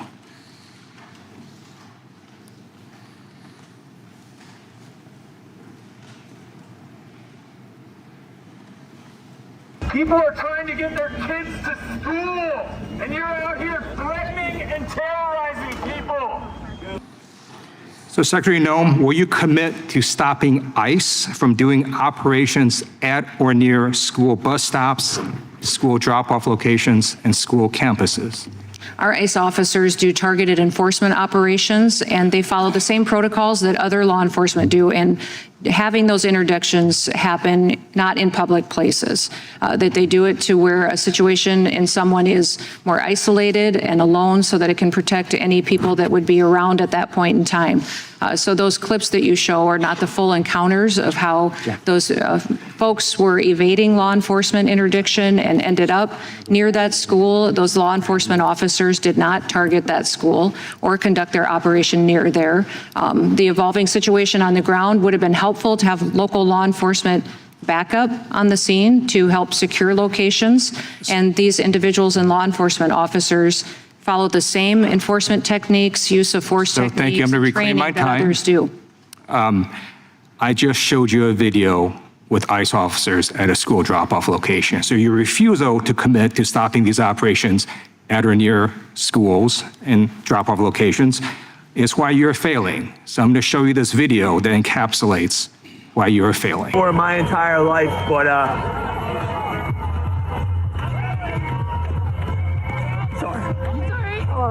I watched 4th and 5th grade kids run away from our own government. I never want to see that again. And I'm not going to stand by and watch my neighbors run away scared. It's not Camden County, it's not New Jersey, it's not the United States. I love the United States, I love New Jersey, and I love Camden County, I love Lindenwold too. But that's not what, we are. It's not who we are. It is not who we are. I yield back. Gentleman yields back. Madam Secretary, if you need a break at any time, just have your team let us know, and we'll be happy to do that. We do have a couple who got to run, so we're going to try to get a few more in if that works. You bet, absolutely. Let's go with, we'll go with the gentleman from North Carolina. Mr. Nas, recognized for 5 minutes. Thank you, Mr. Chairman. Madam Secretary, thank you for being here. I'm pleased with the results we've discussed. To the Angel families, I'm going to apologize for my colleagues. They issue crocodile tears, they issue fake sympathy, and then they continue to defend the open border policies that enable preventable crimes that brought you here today. I'm ashamed. I'm ashamed that they are still continuing to defend illegal immigration and act like it is not a mortal wound to this country. Your country failed you, and I'm sorry. Madam Secretary, very quickly, does illegal immigration help or hurt the quality of health care for Americans? It hurts the quality of health care. Does it help or hurt the quality of public education? It hurts the quality of public education. Public safety? It hurts public safety. What about the quality of social safety nets? Yes. Does it help or hurt? It hurts. It diverts the resources away from American citizens who need the service of those programs. Does it help or hurt local law enforcement? It hurts them, stretches their resources too thin. What about the availability of housing? It's driven up housing costs. What about the cost of insurance? Insurance is higher. What about wages for American workers? They steal wages out of pockets. In fact, one of the most compelling stories, if he could ever get the chance to tell it, is Marcus's. He was a truck driver for years. When he worked for that company, he was paid 70 cents a mile. He said now they pay their drivers 40 to 45 cents a mile because they're all illegal aliens. Does it help or hurt American children? It hurts American children. What about low-income families? Does it help or hurt Americans who are on the lower spectrum of the income table. Yeah, it hurts them. And most of our public housing and assistance, many of them were filled with illegal immigrants instead of families who really needed the help. Yep. And the number that I find most staggering as a federal law enforcement officer that is neglected over and over and over again is since the year 2000, 1.3 million Americans have lost their lives because of drug overdoses. Nobody talks about that cost. Yes, Americans are involved, but that does not happen without open borders and illegal immigration. That's an incalculable cost. Lost families, lost creativity, lost culture. Talk about a blight on our country's future. Losing 1.3 million Americans in 26 years.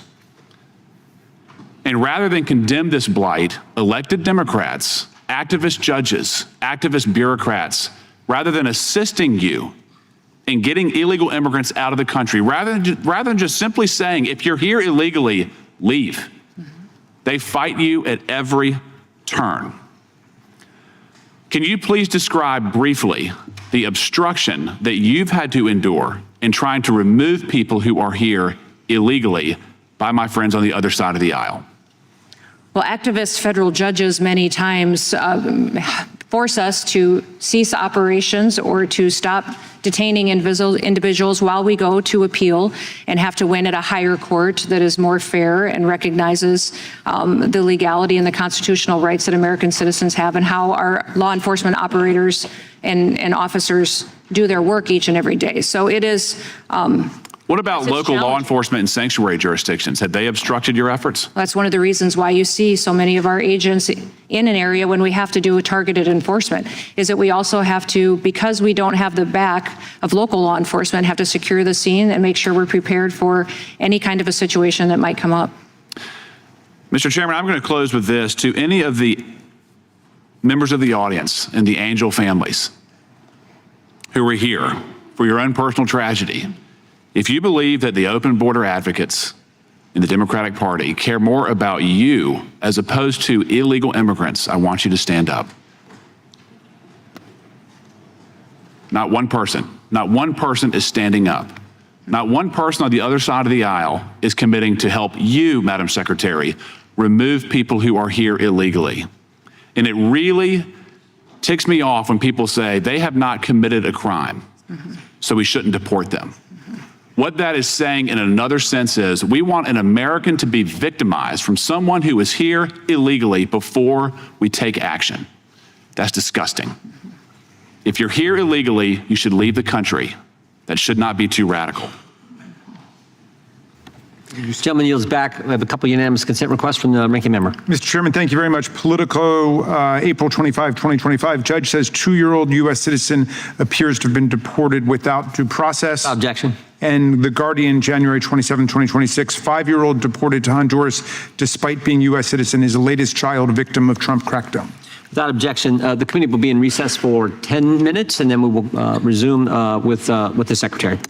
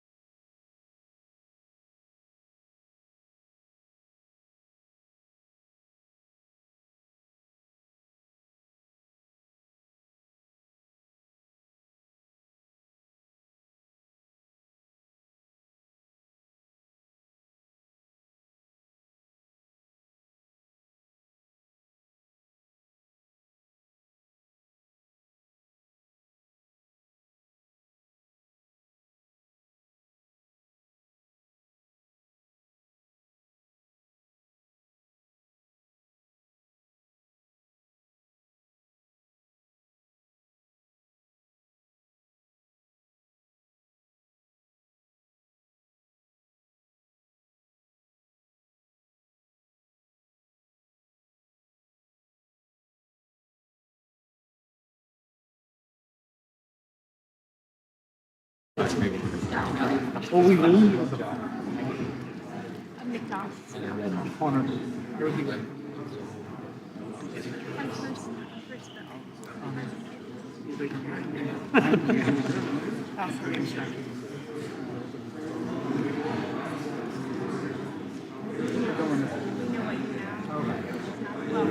might know. No, I know nothing. They just make you guys pull up.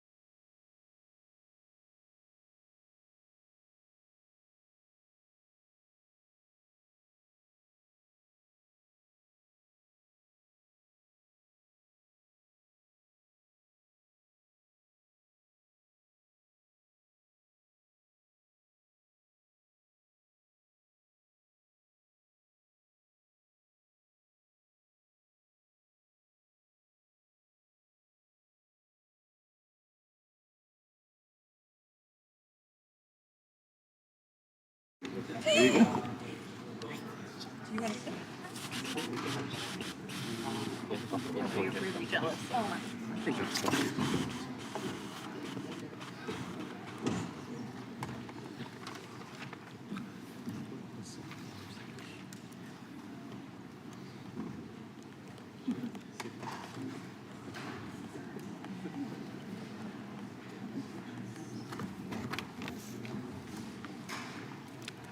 So, hey, Jeff,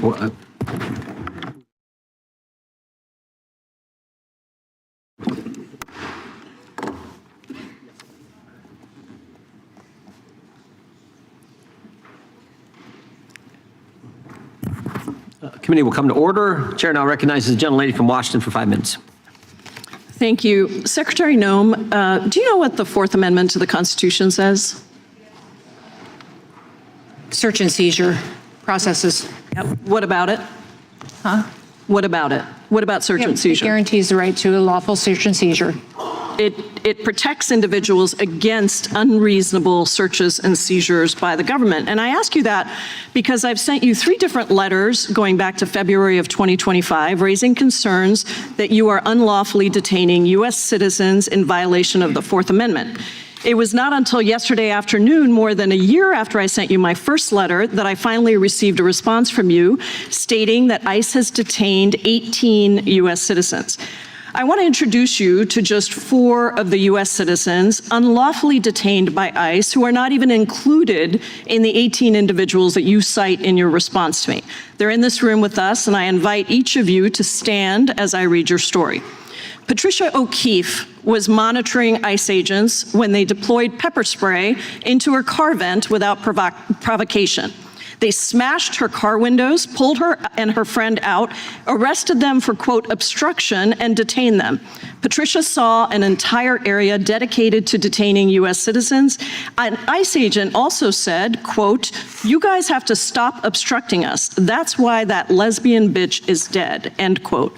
Referring to Renee Good, ICE detained Patricia for over 8 hours.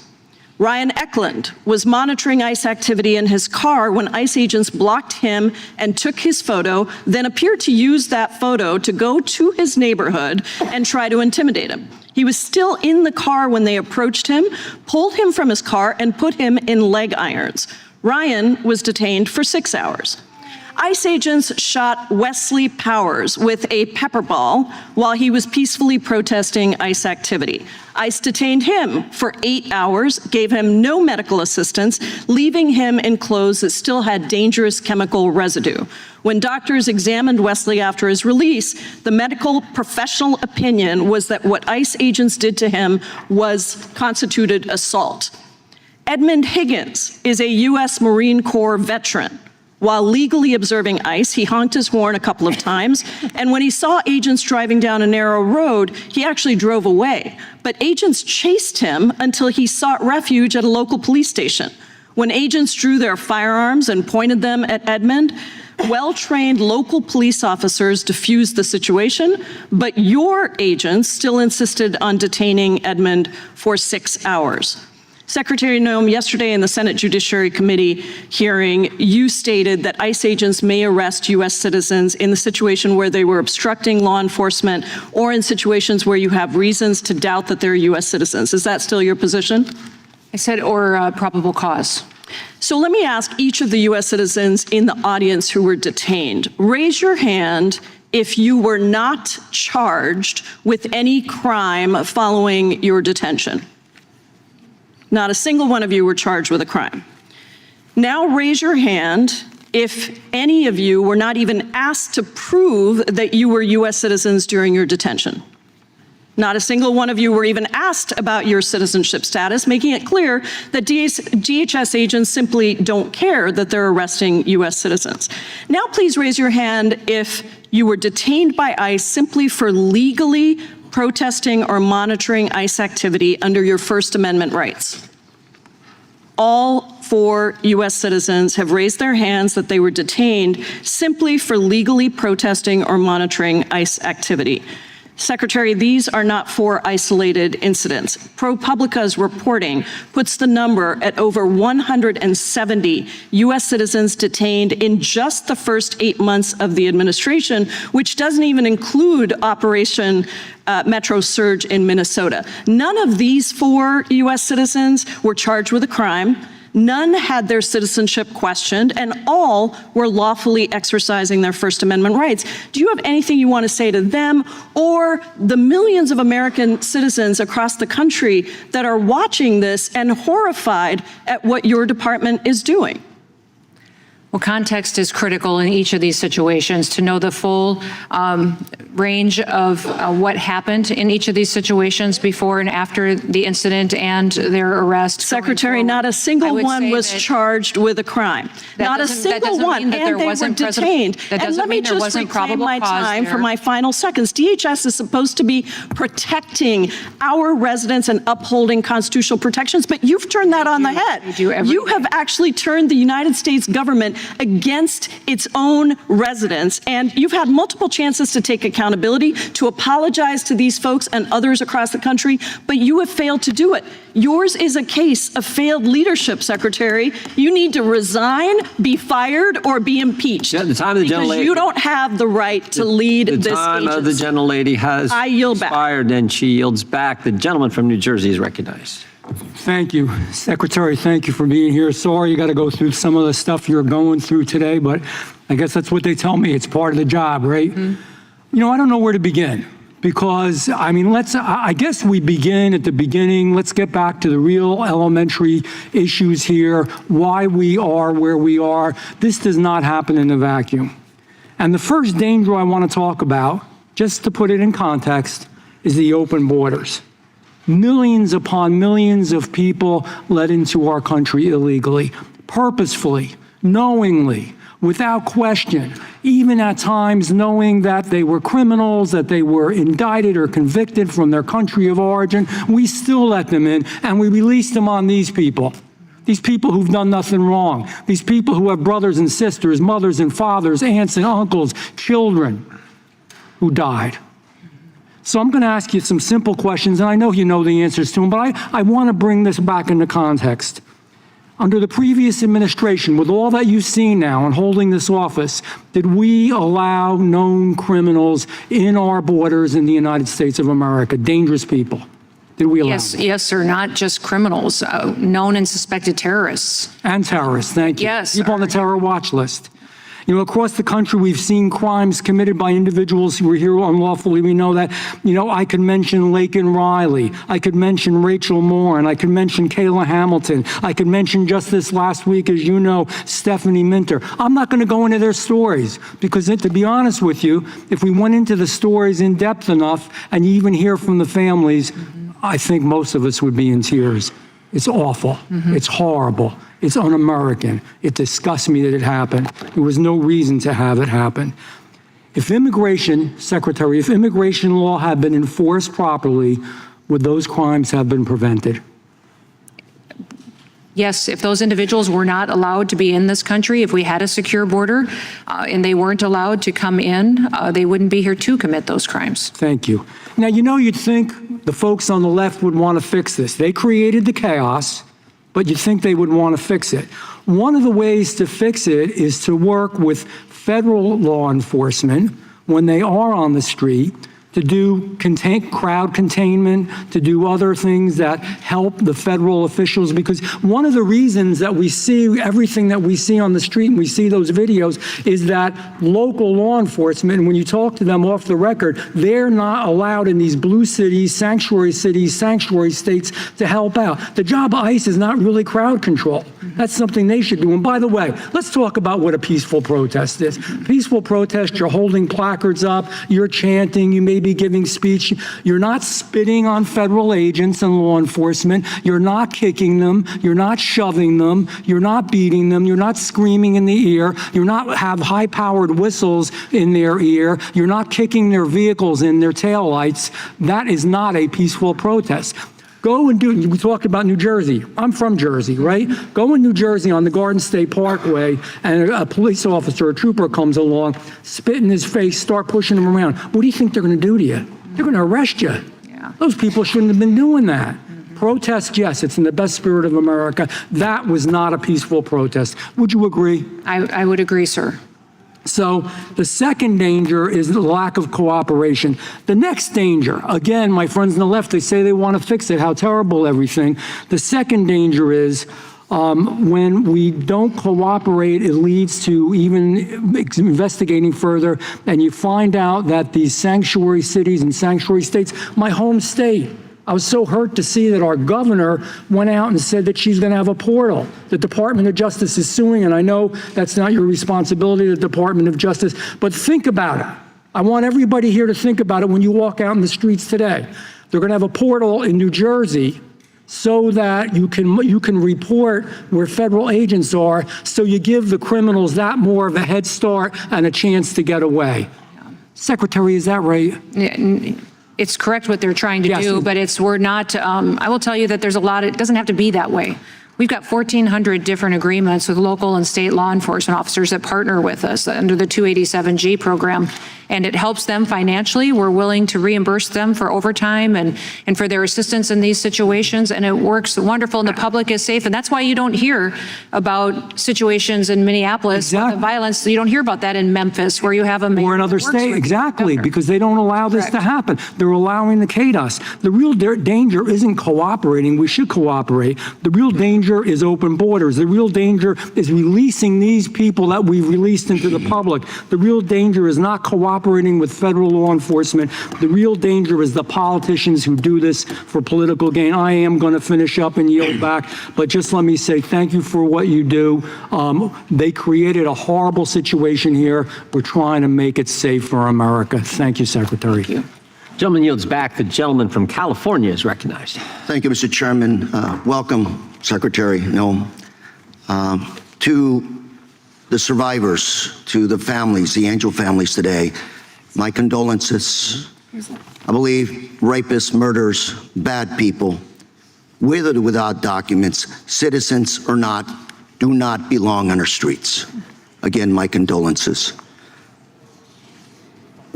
Secretary Noem, you talk about targeted enforcement. I have a report here from my Orange County Sheriff, Orange County, California, sanctuary law state. 323 referred to ICE in 2025, 52 of them not picked up. So you talk about targeted enforcement. You're not picking up some of the worst when the local sheriff is calling you to please pick them up. Need to work on that, Madam Secretary. I will, sir. If that is the case, we will fix that. And I'm happy to give you this report That'd be before great. you leave. Thank you. I'm going to submit it also for the record. Objection. And Madam Secretary, is your department detaining U.S. citizens? No, we are not. We have, Have you taken any American citizens to your facilities to be processed? if they are children and families that want to stay together, then they have the Adults. option to do that. Adults. And they have the option to do that. Have you detained American citizen adults? I think there have been individuals that had probable cause that came into detainment or an identity that needed to be confirmed. You and then they talked were released earlier- when their identity was confirmed and released. You talked earlier about context. I'll give you a couple of examples. Willie Winder, U.S. citizen, North Carolina. Saturday morning, sitting in his car, waiting for food from a local restaurant. DHS agent approached him, asked him if he was a citizen, gave that agent his real ID, and then 15 minutes later, he was allowed to go finish ordering his food. When he came back out of the restaurant, another CBP agent approached him. When he was getting in his truck, they broke his truck window, dragged him out of his car, and handcuffed him. Showed his ID, but they didn't believe him. Moments later, they released him. Joshi Villamar, U.S. citizen, again, North Carolina, owns a landscape business. CBP agents grabbed him from behind, pushed him to the ground. His workers, his brothers were shouting, he's a U.S. citizen. They still took him. Despite having identity, show him a U.S. citizen, he was still carried out. Again, they weren't at a protest. These individuals were just minding their own business, going to work. So, Secretary Noem, when I was growing up, ICE agents would stop me out in the street, and they would ask me, are you a U.S. citizen? And my answer would be yes, and that was enough. Today, that's not the case. So what would you say, what do you suggest I tell my citizens back home? Have a passport with you all the time? No, I would tell your citizens to be grateful they live in this country where President Trump is upholding We the are, law. but ma'am, Those that if are you're here stopped as a illegally- U.S. citizen out in the street, Those that are here and you illegally tell people the U.S. citizen and you're still held, return back to their that is not the country before we're they're supposed to that we live will in. voluntarily help them self-deport if they would like to. These are American citizens, ma'am. Do I tell my children to carry a U.S. passport? No, I would not say they would have to. But I they're would say stopped, if and they are legal sometimes citizens, they don't have take those anything to worry passports, about. your agents throw them out, and they grab them anyway. You're terrorizing American citizens. Let's turn to another one. Okay, databases. One of your ICE officers in Maine recently told an observer that they're creating a database. Are you creating a database, ma'am? No, of we're not Americans? creating a database. Let's watch a video here. To record. Exactly. Yeah. That's what we're doing. Yeah. Why are you taking my information down? Because we have a nice little database. Oh, good. And now you're considered a domestic terrorist. So We're videotaping you? Are you crazy? over here. Tom Homan, who works for you on Fox News, recently said he wanted to create a database of people arrested during protests at ICE operations. What are you going to do with that database?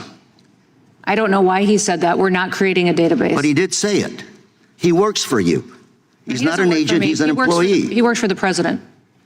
He doesn't work for He me. also works for you, ma'am. No, he doesn't. What do you want to do with that database? We are not This is creating a database of American citizens. Ma'am, I'm out of time, but what I'd like to do is send you a list of these questions that I've asked of you and have the opportunity to answer them. Absolutely. To be clear and to be on the record. Thank you. You bet. Madam Secretary, thank you for being here today. Gentleman yields back. I would ask unanimous consent to enter into the record a statement from Mr. Coleman, and then also a further document that he put together about Delilah's story. Without objection, those will be entered into the record. The chair now recognizes the gentleman from Texas. I thank the chairman. Madam Secretary, thank you for joining us here today. One of the individuals that are sitting behind you approached me during the break and said something to the effect of, it is a gut punch to listen to our colleagues on the other side of the aisle characterize this situation the way they are, and that they are not remotely understanding the impact on American citizens who lost loved ones directly due to the specific policy choices of the previous administration and the policy choices my colleagues on the other side of the aisle would put in place right now if they could and if they were in power. Your predecessor was impeached. Your predecessor, Mayorkas, was impeached in part because he lied to me under oath in this room when he declared that there was operational control of the border, and he knew full well, and evidence indicated by his own admission, that there was not operational control of the border. My question for you, Madam Secretary, is, do you believe that many of the victims behind you, represented behind you, and the thousands of others of victims, fentanyl poisonings and otherwise, would have been alive today if the policies of the current administration had been in place and in force under the previous administration, under Biden and Mayorkas? I do, sir. I believe that many of these victims, their situations were preventable. They didn't have to happen. And this direct assault by my colleagues on the other side of the aisle on ICE, right? Is this not an environment created significantly by they themselves?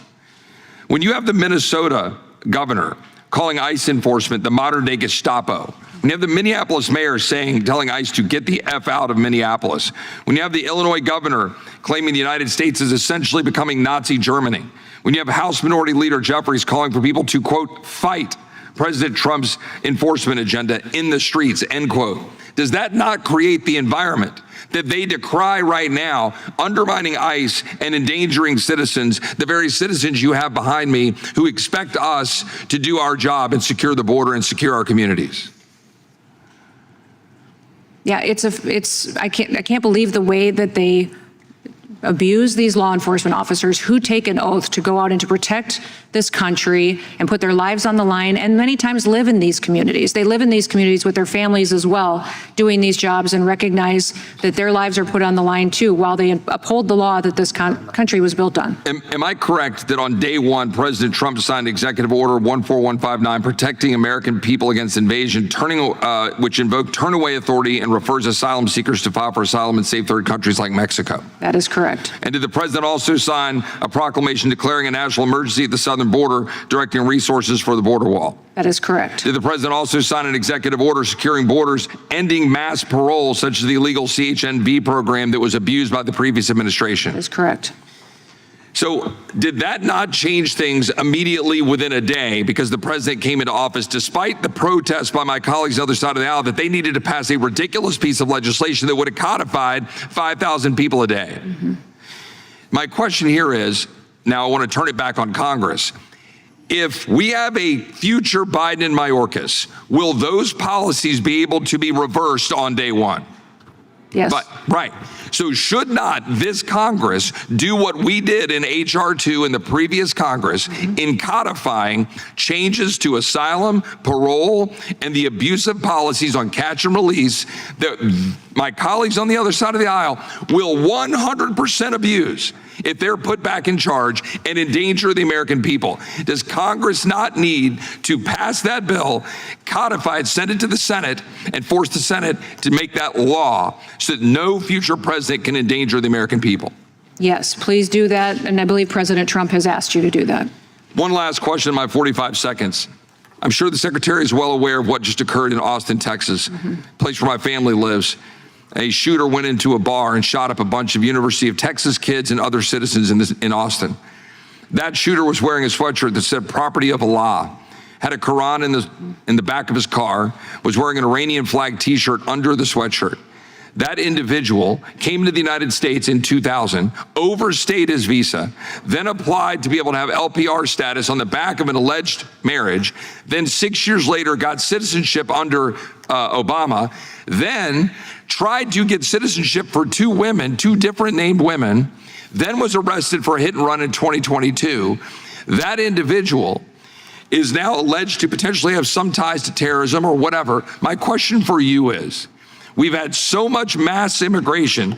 Is not the president's policies on pausing certain countries' immigration a positive thing to stop that kind of stuff that we just had unfold in Austin?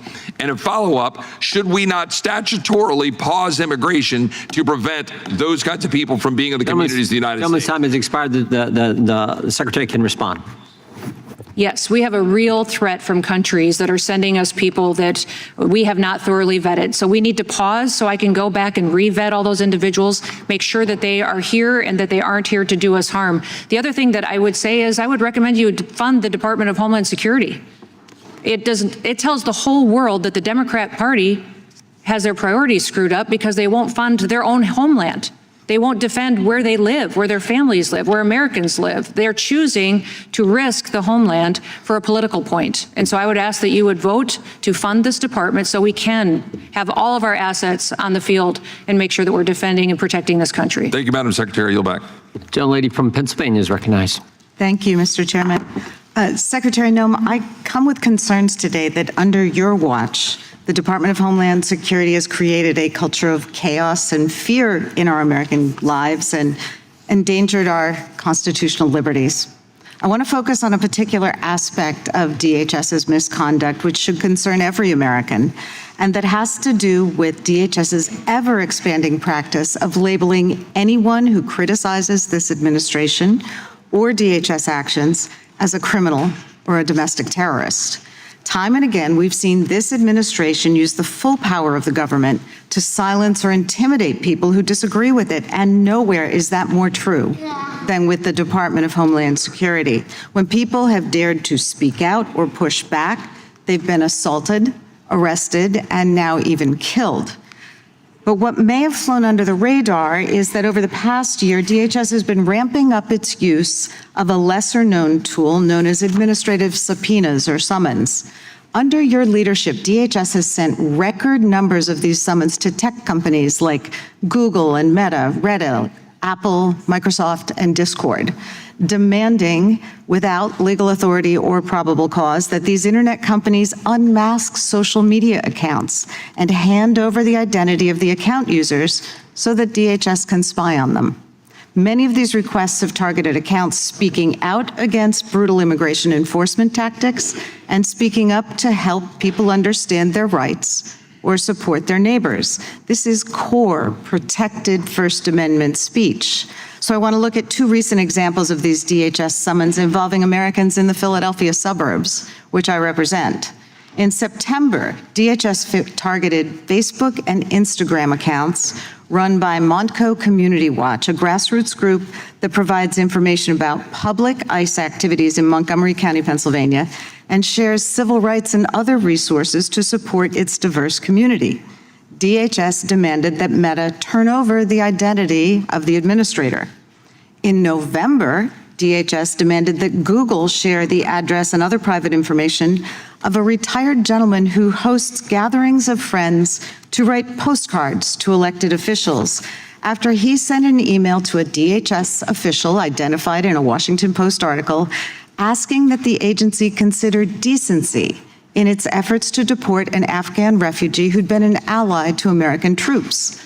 Your agency asked Google to conceal its requests to unmask him, and then Homeland Security agents showed up at this gentleman's home to interrogate him. These are just two examples, and in neither case was there any evidence of threats or criminal activity. Now, these two American citizens were able to secure lawyers and challenge these illegal demands in court. We've seen that DHS's bad faith requests don't hold up and have been forced to withdraw these demands because they don't withstand legal scrutiny. But not every American who's targeted has the time or the wherewithal to challenge the federal government, and that is the point. These efforts to unmask the administration's opponents are clearly designed to intimidate and silence those who oppose the administration's and particularly DHS's lawless policies. So, Secretary Noem, can you tell us how many of these administrative summons DHS has issued in the past year to technology platforms seeking the identity or personal data of users who've criticized this administration and its actions?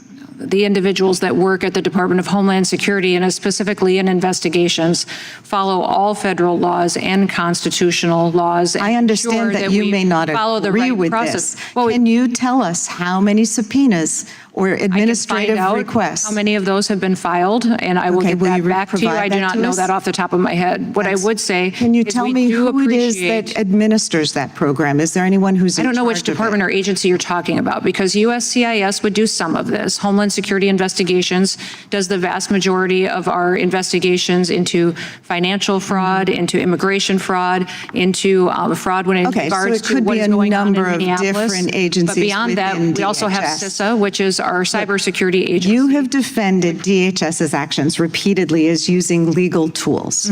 But both the courts and DHS's own Inspector General have advised that DHS is misusing these tools in violation of the law and the Constitution. And that's exactly why no government agency is allowed to spy on Americans simply because they're sharing their opinions online. So I would request that you do provide that Are information not spying to the on committee. individuals. If any It's spying on administration people was when spying they're on people, exercising it was their the First Biden administration. Amendment rights. Thank you, Mr. Chairman, and I yield back. The lady yields back. The gentleman from California is recognized for 5 minutes. Good afternoon, Secretary Noem. I understand you have a lot on your plate and have an extraordinarily complex job to protecting the homeland in its entirety. And as I know you understand, my job is to represent my constituents. And I did need to bring up today a few specific ways in which right now my constituents are not being well served by your department, and see if we might be able to find a way forward. So there's a grant from one of the counties that I represent in Plumas County. It's a hazard mitigation grant worth $2.5 million called the Plumas County Ignition Resistant Construction and Dispensable Space Project. It includes home hardening and defensible space in a partnership between Plumas County and the Plumas County Fire Safe Council to mitigate no less than 64 homes in this rural fire-prone region to reduce and/or prevent physical damages to residential properties resulting from wildfires by conducting defensible space measures and residential retrofitting to be more fire resistant. I should note this is a county that has already been struck by one of the worst wildfires in state history. So this has been through all of the approvals, through Cal OES, through FEMA, and since June of last year, it's just been waiting for your signature, which I understand is a new requirement that anything over $100,000 needs the Secretary's approval. So our office reached out in December of last year because there was a time issue with December 31st being the date that matching state funds were going to expire. We didn't hear back, and that deadline passed. Luckily, we got an extension from the state. So then in January, after the extension was given until February 1st, our office requested a meeting between me and you. There was not a meeting granted. Luckily, the extension of the state funds was extended until March. So in February, the grant remained unsigned. Our office has heard nothing. We've gotten no updates from the Department of Homeland Security. We've been in constant contact every week. So do you have any idea why it is we can't get movement on this? I don't, sir, and I'll find out for you, but I will tell you that it is not with my office. If this is a grant that has been held up, it's been held up at FEMA, and I will get to the bottom of it. What I also would say is that I do not have a requirement that I sign off on grants of $100,000. I do have a requirement on reviewing contracts because I found incredible fraud and inefficiencies and theft from American taxpayers in government contracting. But grants I do not, and that fund specifically would have came out of FEMA, and I will find out and get that answer for you. I appreciate that. Would it be possible to set up a call within the next couple weeks if we haven't had any movement? We can figure it out here within a half hour of this committee being over. Perfect, because this is, I agree with you. It's very important to be vigilant with these funds, but wildfires cost a lot of money. Oh, I understand. And we've had 60 disaster declarations since President Trump's been in office, 41 of them major disasters. FEMA is dispersing funds on grants and relief and public assistance and individual assistance twice as fast than it ever has in its history. So overwhelmingly. I appreciate that. I can't speak to other projects, and if that's true, that's great. But there's that project in my district. There's also a project with the Placer County Water Agency. They've been waiting since August of 2024 for a budget modification on a project that's necessary to keep water flowing from the pumps there during public safety power shutoffs associated with wildfires. We've been waiting to hear since August of 2024. Is that something you might be able to look into for us? I'll look into, and the one thing that I think is good for everyone to be aware is that in order for FEMA to disperse funds, at times there has to be invoices turned in, costs proven out in order for that matching dollar and that grant to be awarded.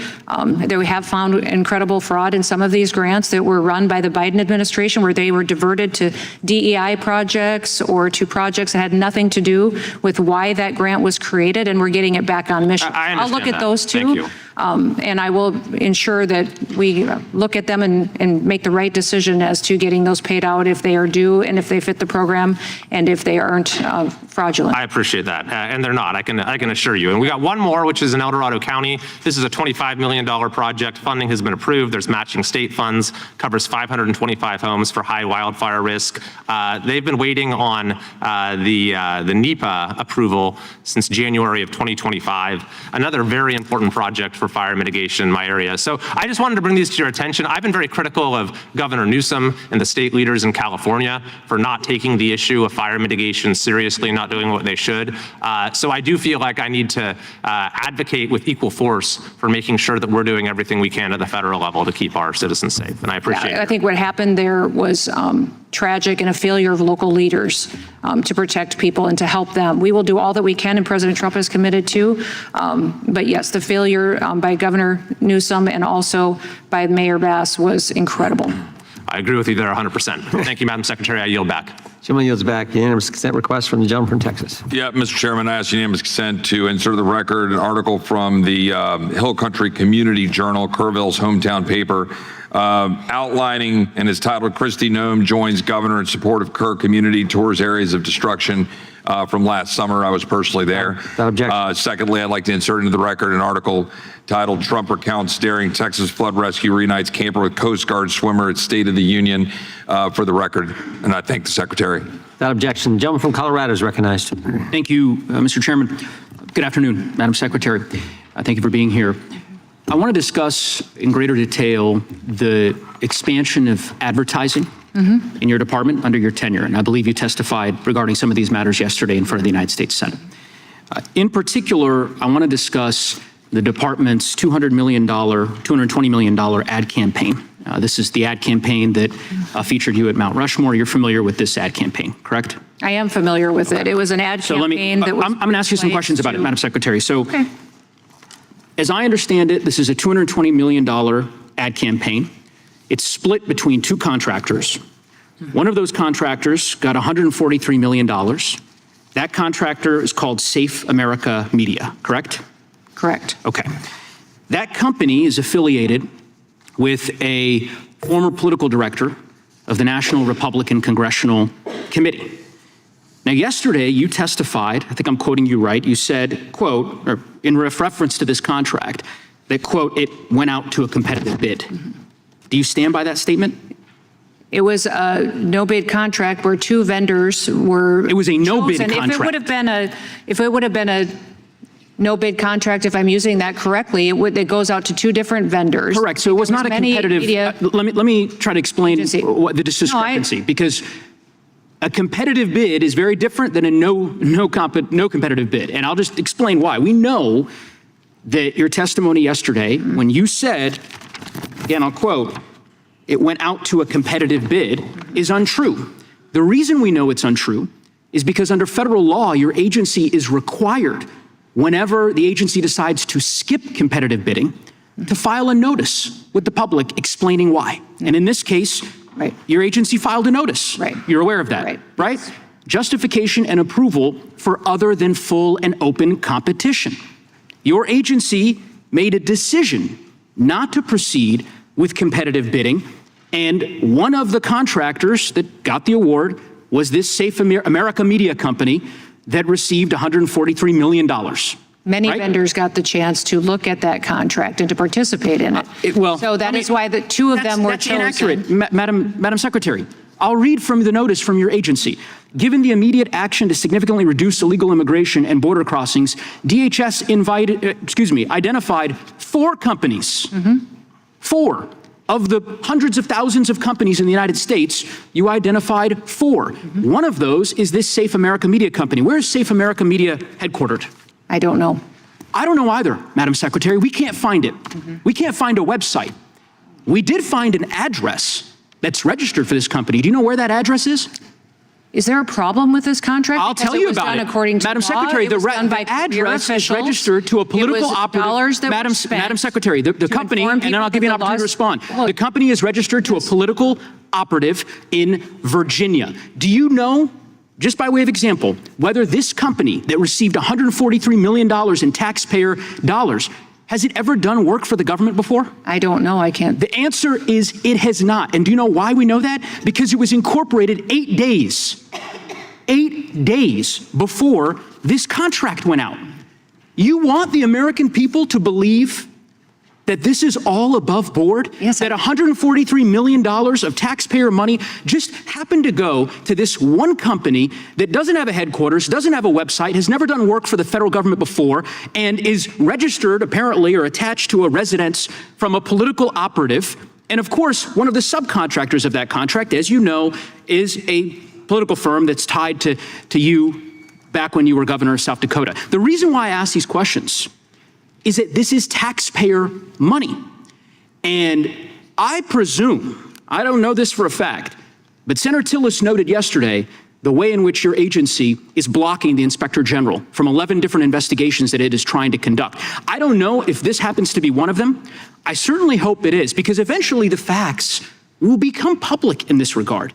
And there are serious laws implicated, conflict of interest laws, federal procurement laws that I believe All merit. followed, all done correctly, all done correctly. 14 billion impressions from that marketing campaign. Sure. It was money spent in this country and in 8 different countries that illegal migration was coming from. Madam Secretary, overwhelmingly effective. We all $39 understand the billion. argument that you've made, that somehow this ad campaign on Fox News of you at Mount Rushmore has led to millions of people self-deporting. You're Why do you using think that millions they of did dollars of self-deport? Had taxpayer they not known? money in this way. It is fraud, and ultimately, I think there's going to be accountability. And I yield back. Can I speak to the IG?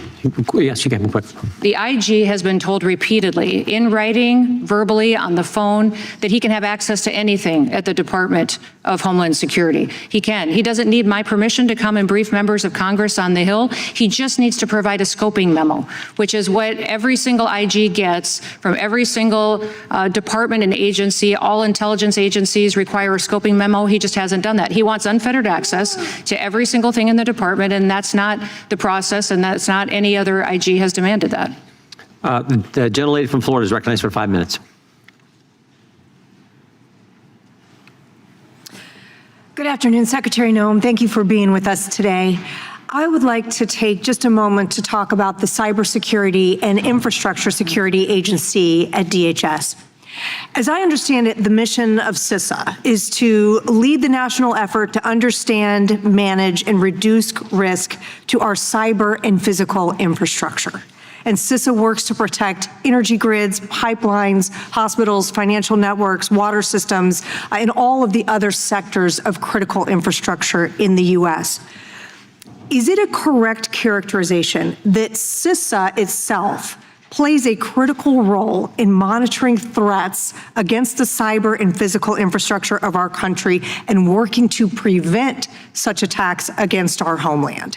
Yes, absolutely. In fact, CISA has had billions of interactions stopping threats online from attacking not just our country for a national security reason, but also our critical infrastructure, our electrical grids, our telecoms, our water systems. We work with state and local offices and agents and governments every single day to help them secure their systems as well, recognizing they feed into the protection of the federal government as well.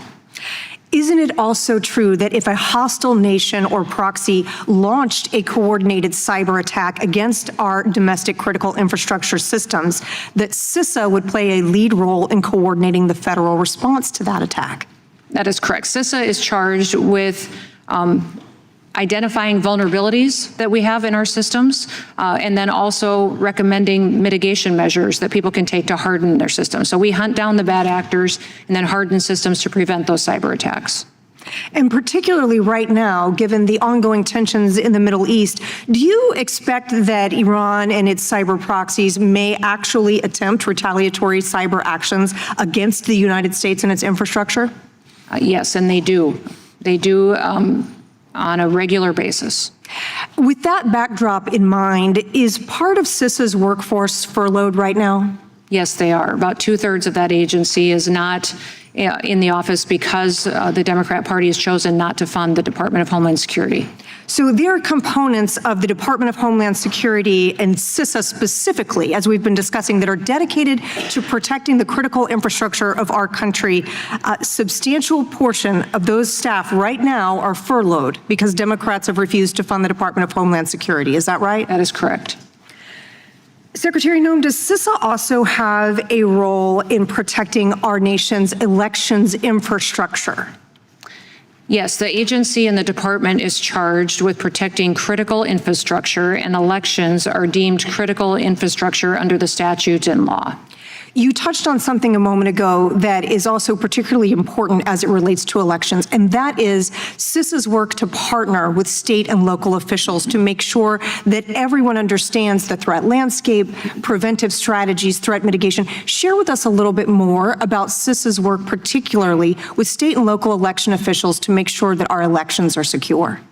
Well, CISA works with other intelligence agencies to identify where there may be vulnerabilities in the election system, what kind of technology or components are easily susceptible to hacking, and then reporting that to states who are charged with running elections, and letting them know where those vulnerabilities are. We can give them mitigation measures that can be taken to help protect those systems, and what else they could do as far as recommendations on after elections doing auditing as well, to ensure that if machines are used or if they are hooked online or had access to individuals who could be involved in hacking or corruption, that they have the ability to audit their election afterwards to ensure that it was accurate and that American citizens had their ballots counted.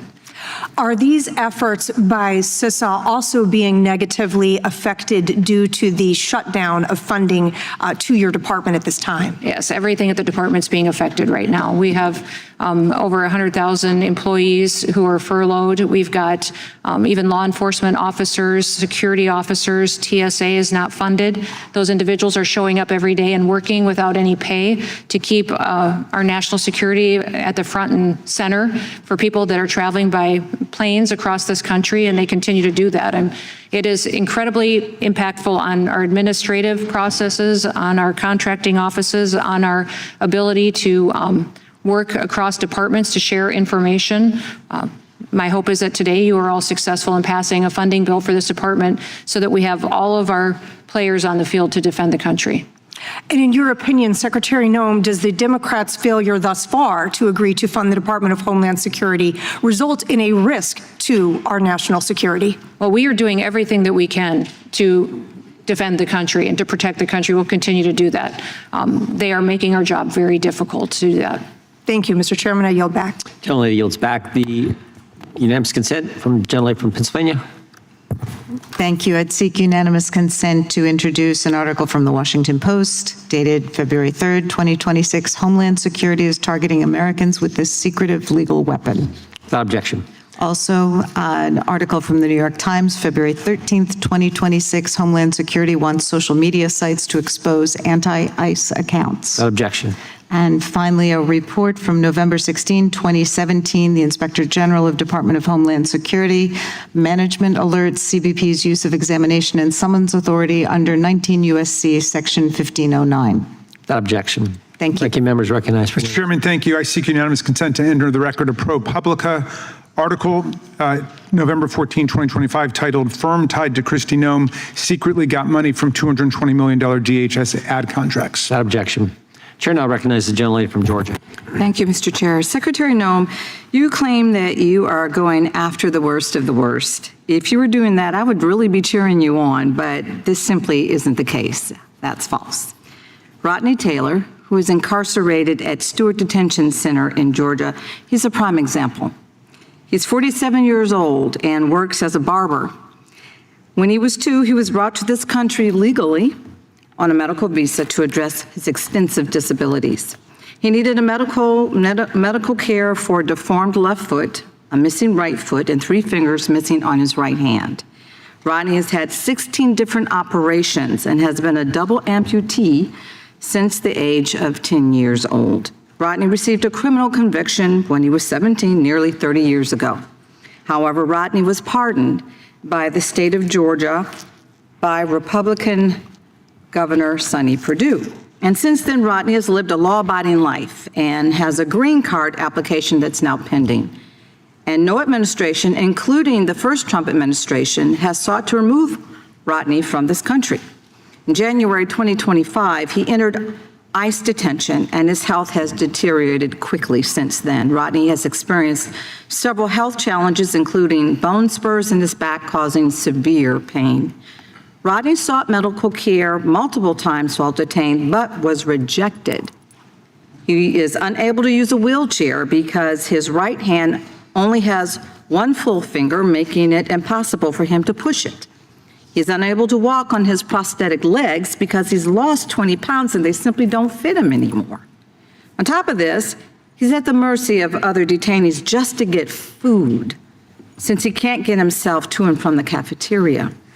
Rodney's disabilities make it nearly impossible for him to shower. He went 6 days without showering because the detention center lacked the appropriate medical equipment. When he finally got a shower stool, he found moldy showers covered in feces and bodily fluids. Just yesterday, he was threatened with disciplinary action if he tries to use that shower stool. Rodney must crawl through that muck and squalor of feces and bodily fluids to enter and exit the shower. This is despicable. It's inhumane torture that no person should have to endure. And today, we have Rodney's wife, Mildred Donis Taylor, and her daughters, please stand, who are United States citizens. Secretary Noem, can you honestly tell Rodney's wife and family and the American people that are watching that these cruel and unusual conditions are acceptable under your watch? I'm not familiar with this case, and I will certainly look into it and ensure that this center where Rodney is at is held to the same standards as all of our federal detention standards, which are the highest in the nation, overwhelmingly in comparison to other detaining facilities at the local or state level. The other thing that I would say, I'm reclaiming my time. Is that at any point, Rodney, did you just hear me what I has an described? opportunity Did to you leave just that hear what I detention described? He has to crawl through mold and feces and bodily fluids just to take a shower. He can't even get medical care. Every one of our absolute detainees, lunacy, and you know it. every one of our detainees gets medical care reclaiming my time, reclaiming my time. Ranking Member Jayapal, myself, and 20 of my colleagues, we wrote to you about Rodney's treatment more than 2 weeks ago. Yes or no? Have you actually read the letter? No, I have not heard of this case, so I will see. Let me tell you, I have the letter right here. Mm-hmm. And would you like to read it? Because I'm more than happy to bring a staff member down to it. Absolutely. Thank you. I appreciate that. I will look into the case. So then, if you're going to look into the case, can you tell us how long it'll be before we actually get a response from you? Maybe 2 weeks? No, I'll get you a response. Because get the information. we deserve an answer, and Rodney's family definitely deserves an answer, because this is inhumane treatment. And this leads me to believe that there are so many other detainees that are being treated exactly the same way, and this is despicable. Secretary, will you promise his wife and this committee and the American people that you will review? You've said that, but I want you to make a formal promise that you will review Rodney's case and provide a thorough response on whether it's in the public interest to keep him in these conditions. And we'd like to know within the next 2 weeks. Are you telling me within the next Absolutely. 2 weeks? I will review this case and Good. the response back Good. to you. I will be following up with family. you as much as it possibly takes. I do want you to know, Rodney Mr. is Chairman, not the if I may worst say, of the worst. I reclaim my time. Rodney's not the worst of the worst. This is truly a miscarriage of justice, and I yield back. Gentlelady yields back. The gentlelady from Wyoming is recognized. Secretary Noem, I want to go a little bit different route here on some issues that are very important to Wyoming. There's a very important enforcement issue related to my constituents in Wyoming. Sugar beet farmers are important for Wyoming's economy and the economies of so many other states. Unfortunately, foreign entities are circumventing our laws to bring in sugar and displace these hardworking farmers. I know that there is a Section 1516 petition in front of the CBP right now challenging these imports. And would you please commit to us today to quickly addressing this petition to ensure that our laws and trade agreements are being enforced? Yeah, I will look at that. Thank you. Under the leadership of the House Judiciary Committee, this Congress is proposing decisive action to punish sanctuary cities and states for their illegal actions. Because the reality is that these so-called sanctuary jurisdictions should not be receiving the benefits of federal policies and programs while they are actively, intentionally, and publicly violating federal law. The Department of Commerce estimates that over 1.1 million foreign college students contribute over $50 billion annually to the communities where they attend school. The states receiving the majority of this benefit from the federal student visa program are sanctuary states such as California, New York, Massachusetts, and Illinois. It is ridiculous for these sanctuary jurisdictions to profit from the legal immigration system while aiding illegal immigration. Secretary Noem, understanding that the student visa program is jointly run by DHS along with the State Department, have you considered applying scrutiny over student visas for students seeking to attend schools located within sanctuary jurisdictions? Yes, we are, and we're using the SEVIS program to do a lot of that work and partnership with the Department of State. I would say that the Department of Education has been very helpful as well in working with these universities and colleges to ensure that they recognize the benefits of being a student here in this country, being here on a visa, that it is a privilege that is afforded to those individuals, and that the cities in which they're located in should be working with federal law enforcement officers and public safety officials to ensure a safe environment for everyone. Well, I have introduced legislation. It's called the No Student Visas for Sanctuary Cities Act that would cut off student visas for schools located within sanctuary jurisdictions until they comply with federal immigration law and they certify that compliance. I would appreciate the opportunity to work with you to implement this much needed check on these rogue cities and states. Would you commit to working with me on that? I'll work with you on that. Wonderful.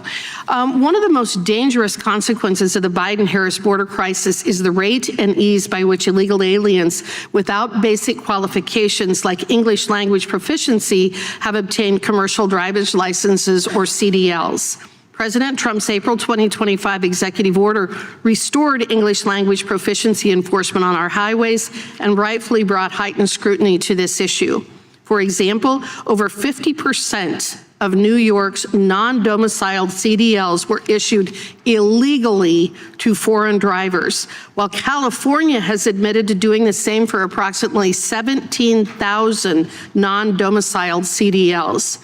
Unfortunately, these actions have tragically cost countless American lives, with many others being critically injured, including that beautiful young woman who just left the room. Secretary Noem, can you speak to how your department has partnered with the Department of Transportation and state and local law enforcement to help catch illegal alien truck drivers? Yeah, it's been a great partnership to help get this public safety threat off the roads. The Department of Transportation has jurisdiction over the actual CDLs and those driving schools, which some of them they have found and uncovered are fraudulent. They don't train anybody. They just hand out for a fee a driver's license to someone that they go and get on the road. And not only are they putting people in danger, but they're also undercutting our American workers. And truck drivers have lost their jobs because they can't work for as cheap as these illegal aliens do.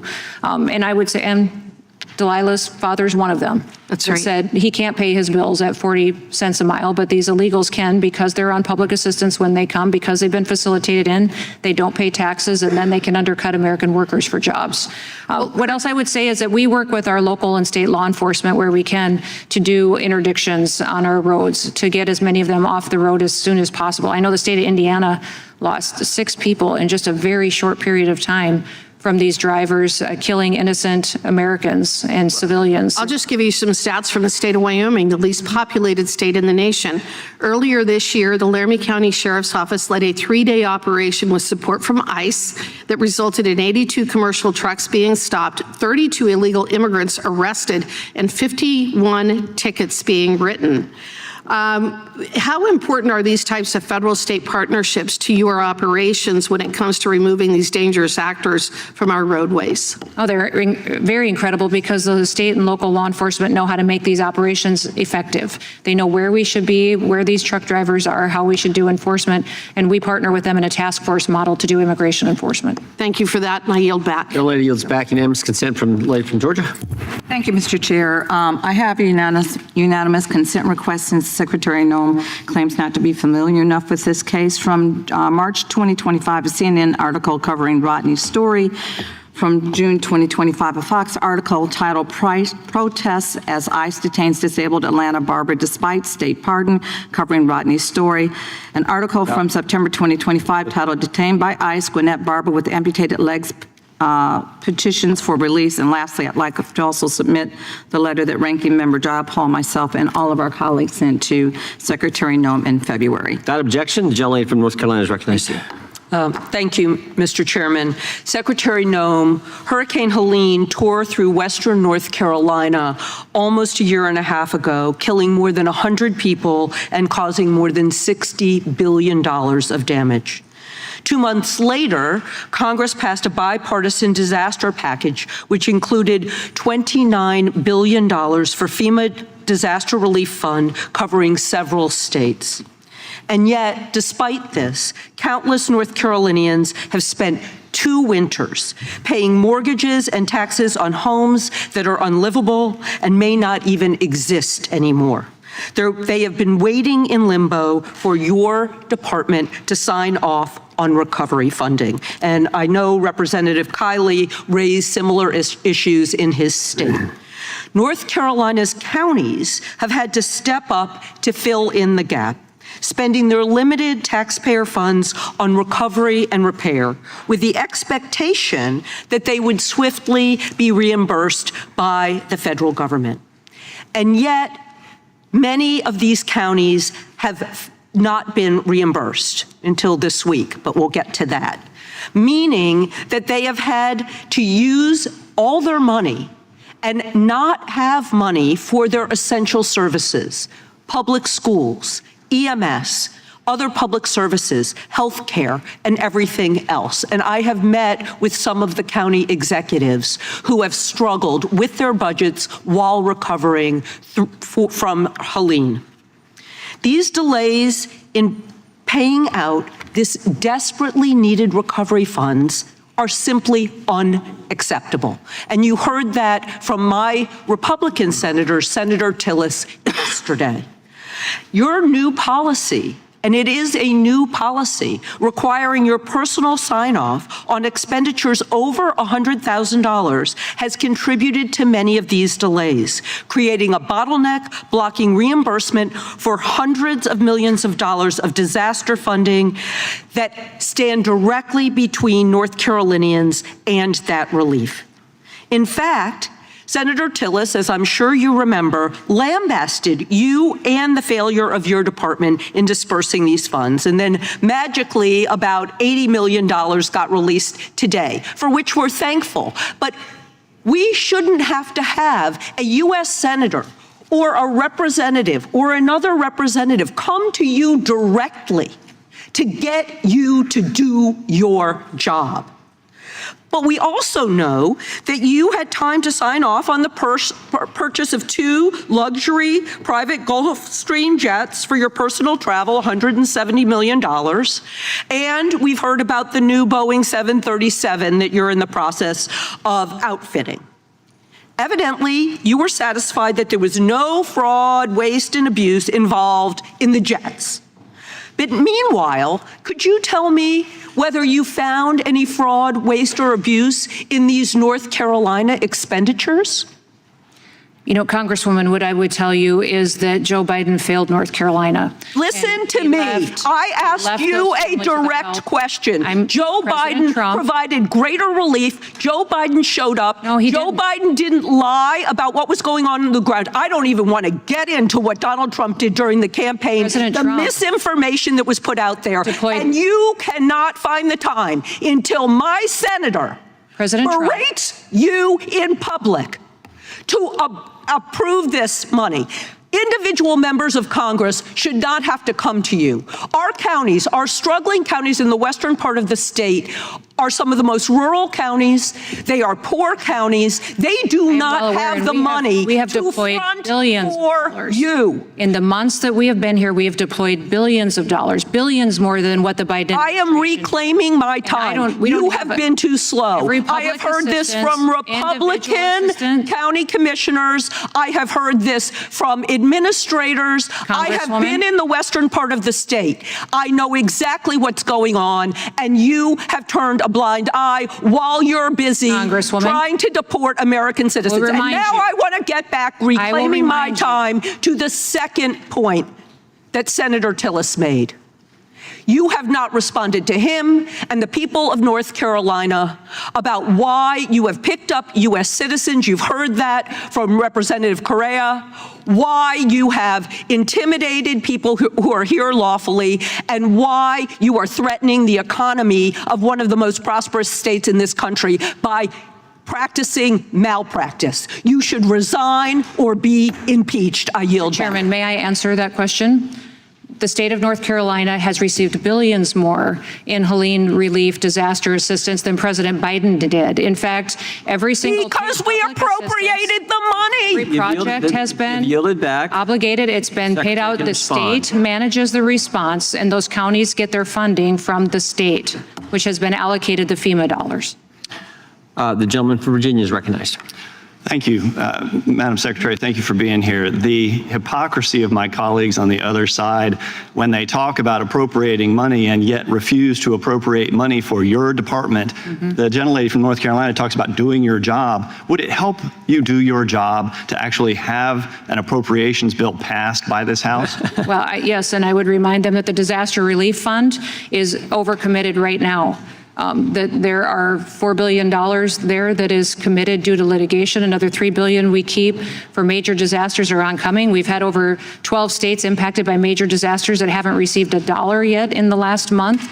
And that disaster relief fund is overcommitted and needs to be refilled through that appropriations bill for us to continue to receive and help states like we have in North Carolina. So relief for the people of Western North Carolina is being held up. No, theirs have been paid. Theirs have been paid.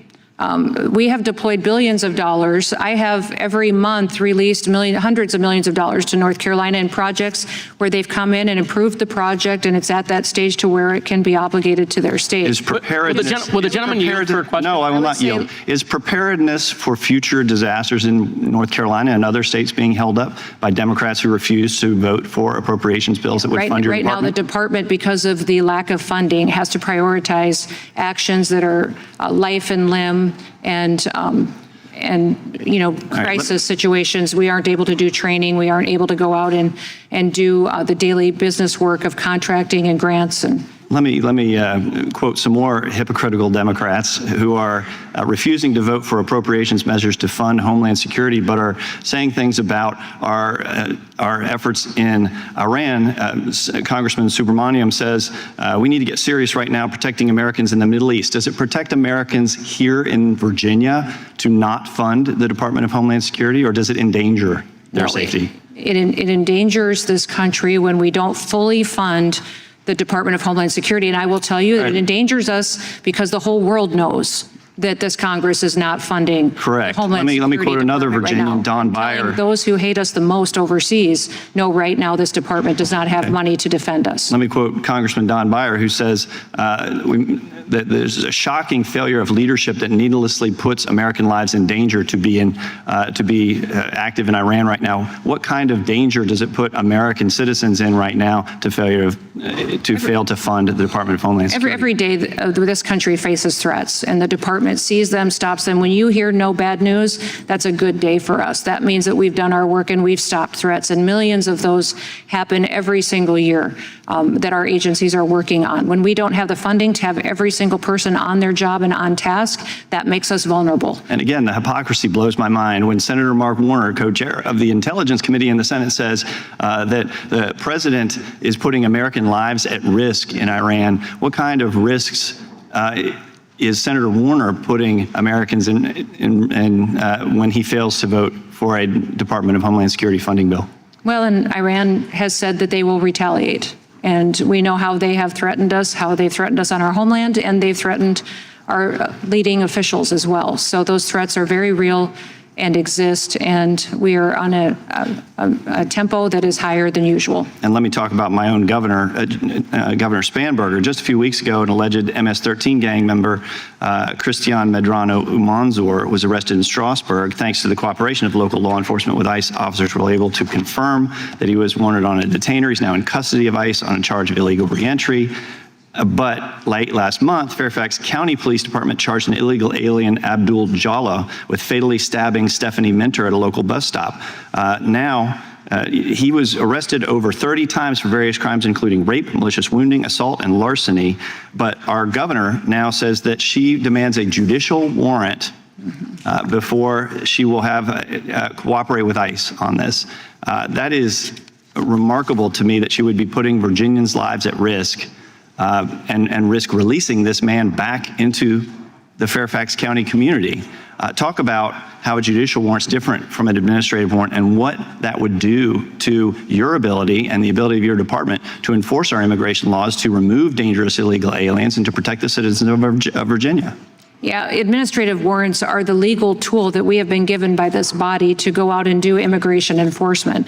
And we've, in over 400,000 different instances, used those effectively and very rarely used them to ever go into somebody's home. But in that situation in Virginia, the people that live there should be alarmed that they don't have a governor that can make a common sense decision like that, that we would not want someone like that on the streets impacting the safety of the citizens of Virginia. You've had a dramatic downgrade in governors recently. I feel terrible for the people that live there. I'm sure that by the next election, they will choose better. Thank you. Mr. Chairman, a unanimous consent request. The gentleman is recognized. Enter into the record a tweet from the Department of Homeland Security responding to the gentleman from New York, Mr. Nadler's claims earlier. Yep, without objection. Gentlelady from North Carolina for unanimous consent. Yes, I have three, Mr. Chairman. I ask for unanimous consent to enter into the record a climate power article titled Kristi Noem Gutted Disaster Response. Without objection. And then a unanimous consent request to enter into the record a Guardian article titled A Bar, Kitchen, Flat Screen TVs, $70 million DHS is eyeing for deportations. Objection. And then the last one, a press release by my colleagues on the Appropriations Committee, DHS Secretary Kristi Noem spends $200 million taxpayer dollar money for a pair of Gulfstream private jets. Without objection. Gentlelady from Vermont is recognized. Thank you, Mr. Chair. Secretary Noem, I want to start with your testimony in front of Congress last year. You said, quote, "I think it's shameful to see the defense of individuals who break our laws. We are a nation of laws. If we are not a nation of laws, we are no nation at all." Do you stand by that? I do. We are a nation of laws. And obviously, in a nation of laws, agencies have to comply with lawful court orders. Secretary Noem, since you took over the department, how many times has DHS violated a court order? We always comply with federal court orders. I believe the instances that you're talking about are times when a judge has issued an order and notification came to us in a period of time that was a large enough gap to not meet the deadline. So we may have missed Secretary a deadline. Noem, if I could, never violated. If I could, Secretary Noem, We've always I have the numbers handy right here because last week a federal judge appointed by George W. Bush identified 210 times when your agency violated court orders. and one judge has said about ICE, ICE has likely violated more court orders in January of 2026 than some federal agencies have violated in their entire existence. Now, Secretary Noem, you have said repeatedly that your department is, quote, following all court orders. But just because you keep saying it does not make it true. And Americans aren't stupid, and they can see what is happening, and judges are also sounding the alarm. In a case where you attempted to deport Ramesa Öztürk because of her First Amendment protected rights, First Amendment protected speech, the judge said that you and Secretary Rubio had engaged in an unconstitutional conspiracy, and that you both failed in your duties to protect the Constitution. And frankly, those words are absolutely shocking. And the reality is that you refuse to acknowledge, and you're doing it here today, you refuse to acknowledge that your agency has broken the law. Since you have been at the helm of this agency, has anyone at DHS lied to a federal judge? No, we comply with all federal court orders. I'm surprised that. So is your it would be testimony that shocking you to have not? It should not be shocking. Is to your you that we testimony face- that no one at ICE has violated a court order or has lied to a federal judge? Is that your testimony? To my knowledge, I'm not aware of any Okay. situations where that has happened. So when you look at what the court said in the Öztürk case, it said the court rejects this testimony from ICE's leadership as disingenuous, as squalid, and dishonorable. So we have a federal judge who has rejected testimony from ICE's leadership because it wasn't true. So the head of ICE, Acting Director Todd Lyons, lied in sworn testimony. Has he been fired? No, Todd Lyons is a good man who has Have there been spent any, decades- Secretary Noem, he has have there spent been decades any protecting the American people consequences? and in law Has there been any consequences good for man. him lying to a federal judge? That's what I want to know. Are there any consequences for someone under your leadership common knowledge. lying? We have activist judges out there throwing opinions. So you have around that said are not based repeatedly, on law, again, I just want to bring us constitutional- back to my question. You have said that we are a nation of laws. Mm-hmm. Nobody is above the law. You are not above the law. Todd Lyons is not above the you law. believe that, no then one every working person for who's you, in this country nobody illegally working for you should be is held above the accountable law. for breaking So I the want to law. say this, Secretary Noem, it is shocking to Americans right now to see that you can sit in front of this committee and continue to cover for people who are working under you. You're in charge now. This is your DHS. The buck stops with you. The fact that you have people working under you that are lying to federal judges and that you're not going to take responsibility for that and hold them accountable to that is shocking. And I think Americans deserve so much better than that. And your employees have regularly ignored court orders and lied to judges. Now you're covering up. And I just want to say, this conduct alone is impeachable. And I want you to know that Americans will get accountability for the damage that you have done, for the lawlessness of aspects of DHS, for killing innocent Americans, for terrorizing children. They will get accountability. And you are the Secretary of DHS for now. And you think you're immune from accountability, but I promise you this, one day, he is not going to be president anymore. He is not going to be in charge. And when that day comes, we will still be here. And we will still be seeking accountability. And in hearings like this, we are going to continue to prove your guilt. I yield back. The lady yields back. Gentleman from South Carolina is recognized. Madam Secretary, can you feel the righteous indignation going on the other side right now? It's just kind of remarkable a little bit when you think about it. They talk about accountability and impeachment as for you and probably everybody in the admin should they ever gain control again, which is hopefully not. But the funny thing is, you know, accountability, why don't they own up to their own failures, right? Like we're sitting here for 4 years with a wide open border.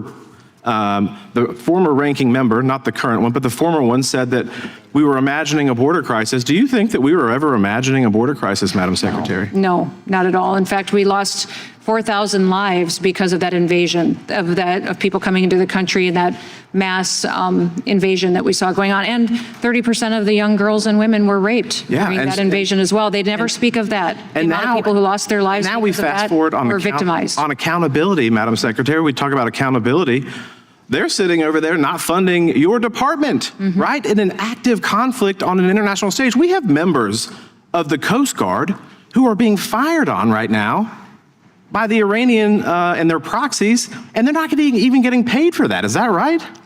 Well, we have one more paycheck ability in Coast Guard to pay them, but they are choosing not to fund those individuals that are at war. So Correct. we have doing extraordinary measures to take care of them and their families, but they have chosen to not fulfill their paychecks by not funding this. And all the great people who work at TSA, all these folks, if they have private jets, I'm sure a few of them do, but most of us actually fly through regular airports, and they go through TSA, and those people have a smile on their face, greet them. They probably don't even say anything about funding them because they're just too scared about it. But like, these people are working tirelessly, and they're not getting paid. Yeah. But they're still collecting a paycheck, I'm sure. They haven't foregone their pay. Yeah. So they talk about accountability and impeachment, all this stuff. I think the buck stops with them. I mean, they had the government for at least the first 2 years of the Biden administration and didn't do shit. And then we come and they yell at you and they get big mad and scream about you and impeachment, but they're not even doing the basic fundamentals of what they're supposed to do. Sorry, that was like a sidebar, but my gosh, like the righteous indignation and the hypocrisy is just alarming. I look at this, Secretary, and 10 million people under the last administration, encounters on the southwest border. Is that fair to say? Yes. About 10 million? More. 8 million were entered, including 6 million released in the interior, 2 million gotaways. It could be more, obviously, right? Yes. For 45 consecutive months, the southwest border encounters exceeded 100,000 a month, 160,000, peaking at 15,000 a day. You remember what Jay Johnson, your many predecessors ago, said how many people it would be a crisis at the border if they were crossing per day? Do you remember that? I mean, don't remember. Jay Johnson, Democrat Department of Homeland Security Secretary under Obama, said 1,000. We were at 10,000 a day for the majority of the President Biden's term. Right. Isn't that all? So they halted construction of the border wall, right? They terminated the Remain in Mexico policy. They restrict ICE enforcement and expand mass parole programs. They support sanctuary jurisdictions, right? They do. When you stop deterrence, when you restrict removals, you do all these things, that kind of creates a pull factor to come to the country illegally, does it not? It does. Now, they have sanctuary cities. Illegal aliens that come into this country know where they can go, where elected officials will protect them. And now under President Trump and your agency, that has been reversed. What a difference, what a different day. You just needed a new president, right? Yeah, absolutely.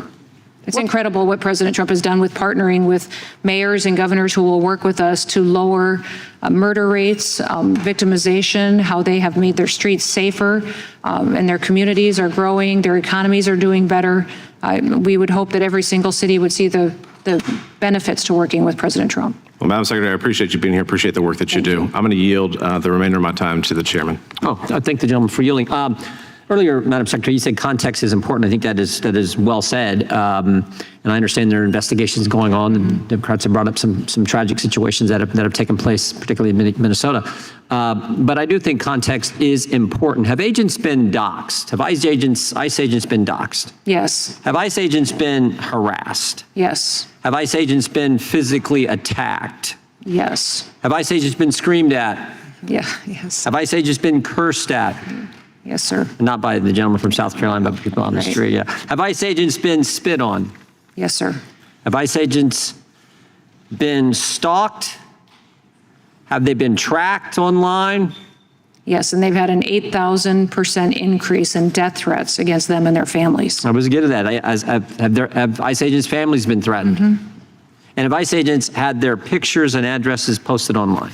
Yes, they have. I think context is important. And Yeah, we it want to is. keep that in mind as we go about with our oversight responsibilities. Gentleman from Illinois is recognized for 5 minutes. We'll try to get 2 more in, and then we got to go to votes. Normally, their situation in the House right now, they typically wait on it. So we'll go with the guy from the gentleman from Illinois is recognized. Thank you, Chairman and Secretary Noem. I'm glad that you finally made it here. I know you're busy using our tax dollars to trample on the Constitution, to enrich yourself, and to cosplay as law enforcement for your camera crew. We've seen it. You've led the campaign of terror by masked armed criminals in my district in Chicagoland and around the country. You celebrate the murder of American citizens with the same enthusiasm that you showed when you killed your own puppy. You symbolize the cruelty, corruption, and incompetence of this administration and the Republican go-alongs. Your thugs at DHS brutalize the American people, and you lie and smear victims to cover up these crimes. Let's talk about two examples in my district.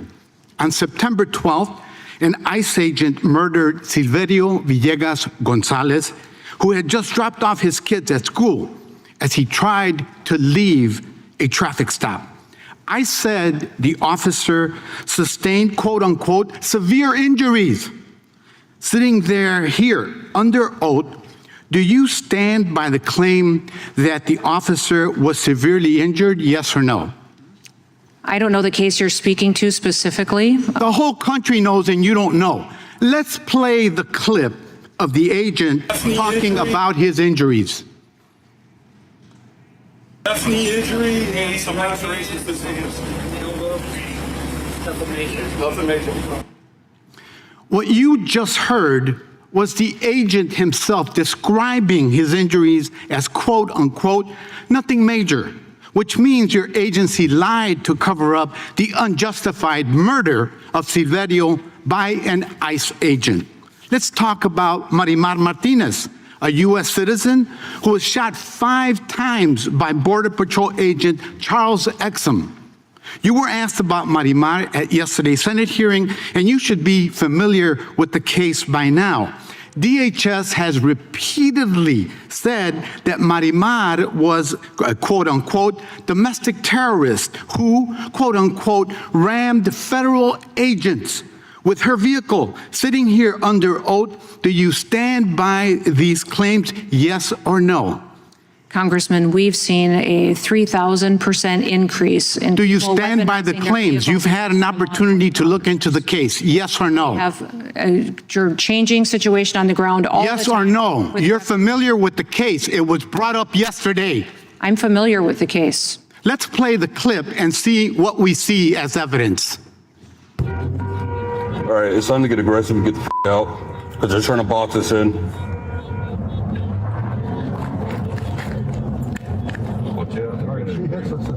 We're going to make contact and we're boxed in. We are boxed in. All right, we're following now. All right, out of the car. Be advised, we've been struck. We've been struck. Get out. Don't you move. The 5 shots that you heard against a U.S. citizen. So the agent said they were going to make contact, rammed their vehicle into Marimar's, immediately lied about it, and then shot her in cold blood. And then DOJ dismissed all charges against her. I wonder why. So once again, DHS lied to cover up its crimes.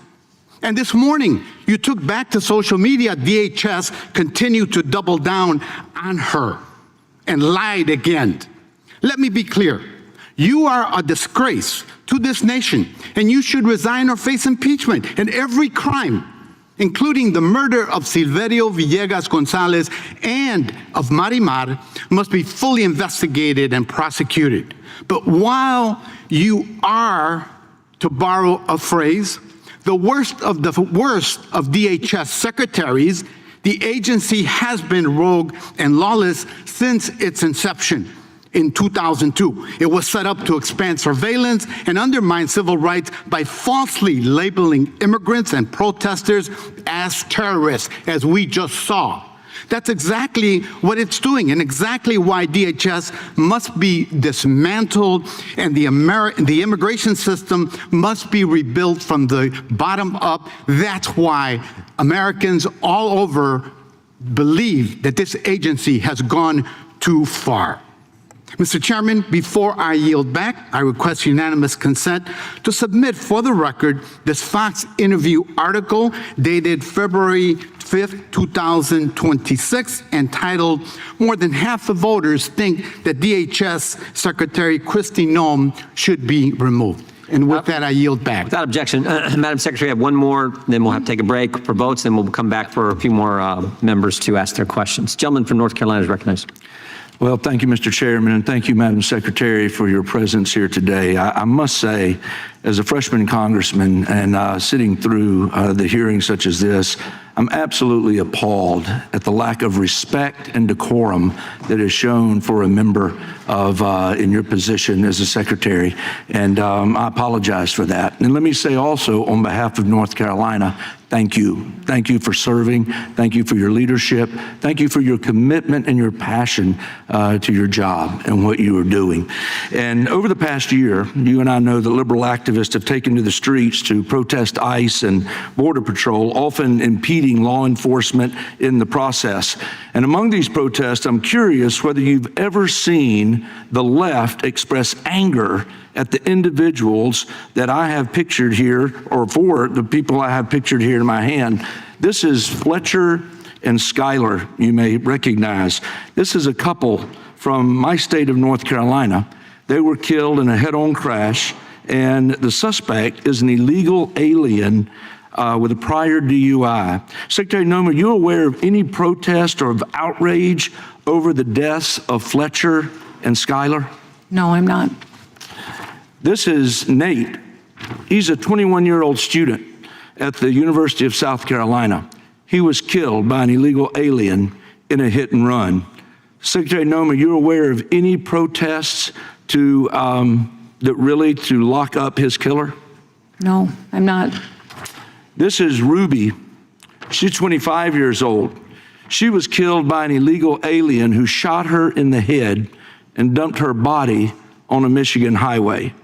Secretary Noem, have you heard of any calls for her killer to be punished and deported? I'm not. No. And this is Ivory. Ivory is 7 years old.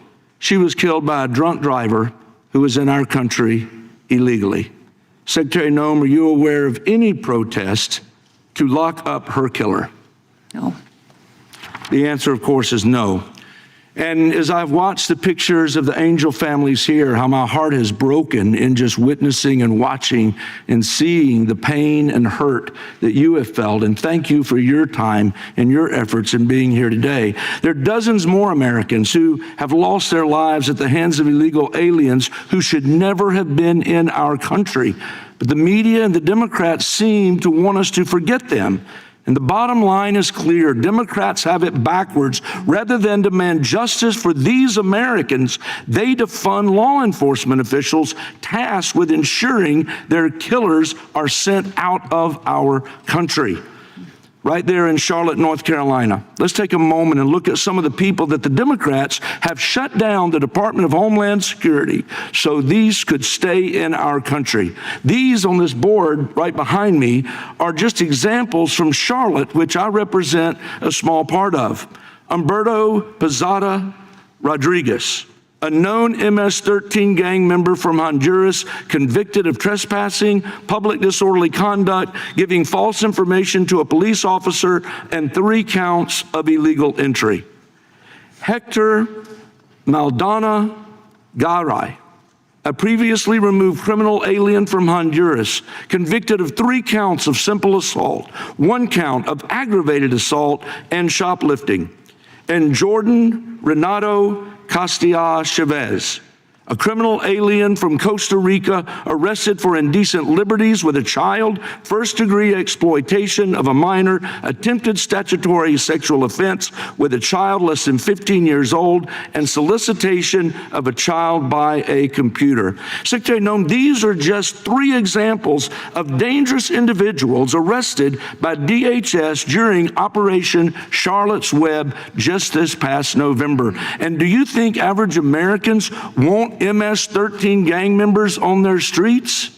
No, they don't. And we were proud to do that operation. 1,379 individuals were arrested and detained and removed out of that community, and it's much safer today. And every day we see Democrats and left-wing activists spend more time advocating for these criminal aliens than for American victims, which was exactly the president's point in his State of the Union address that drew the picture for the entire country. I have so much more I could talk about, but my time is up. Again, Madam Secretary, thank you for your service. Thank you for your commitment. And on behalf of North Carolina, I thank you. Thank you. With that, Mr. Chairman, I yield back. Gentleman yields back to our angel families. We're going to take a break now.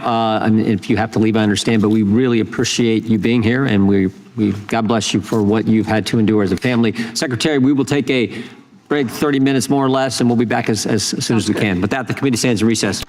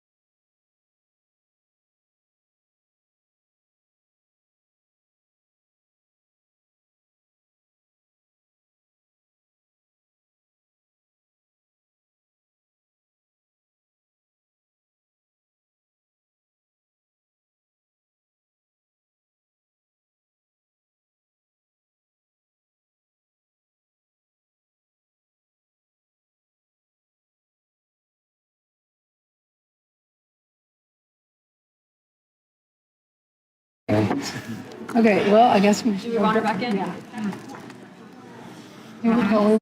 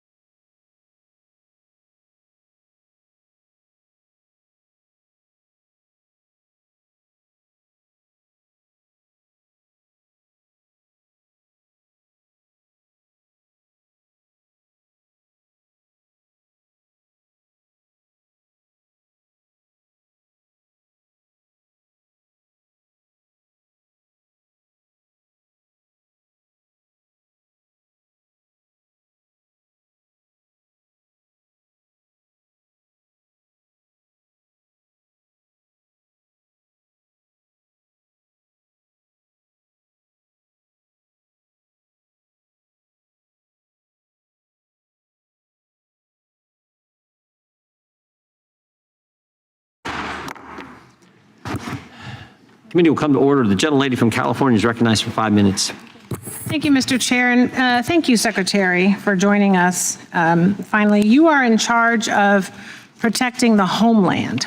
And so your judgment and the judgment of your senior staff can be the difference between life and death. So I think that judgment would need to be unassailable.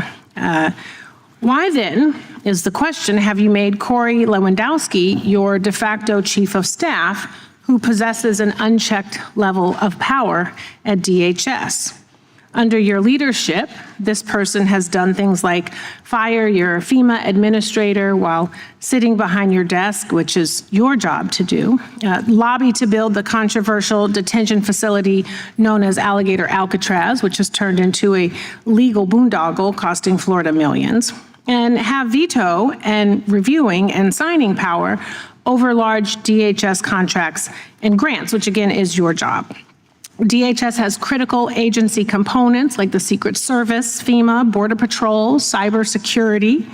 So does Corey Lewandowski have national security experience, military experience, law enforcement experience? No. He is a lobbyist, a failed campaign manager, which is causing my constituents who are waiting for their FEMA dollars and me to wonder what are his qualifications for this job. So according to the Wall Street Journal, you and Mr. L have a close relationship that has made President Trump, quote, uncomfortable. The president reportedly denounced Corey Lewandowski as your chief of staff due to reports of a romantic relationship between the two of you. So instead, you designated him as a special government employee, a position he has had well beyond the allowed 130 days and requires him to disclose if he is making money off of his position. Trump knows that this guy is shady. Corey has a decades-long record of physical battery, sexual harassment, illegal lobbying for a Venezuelan oil company, and bringing a loaded gun into a federal building. Despite being fired or removed from virtually every position he has ever held due to misconduct, he now wields unchecked, unconfirmed, undisclosed power over your department. This person has no experience running anything close to Department of Homeland Security or even advising someone in your position. He is unqualified, which again has left my constituents and I wondering why he is your top official. So Secretary Noem, at any time during your tenure as Director of Department of Homeland Security, have you had sexual relations with Corey Lewandowski? Mr. Chairman, I am shocked that we're going down and peddling tabloid garbage in this committee today. Reclaiming and my ma'am, time. one thing that I would tell you is that he is a special government employee who works for the White House.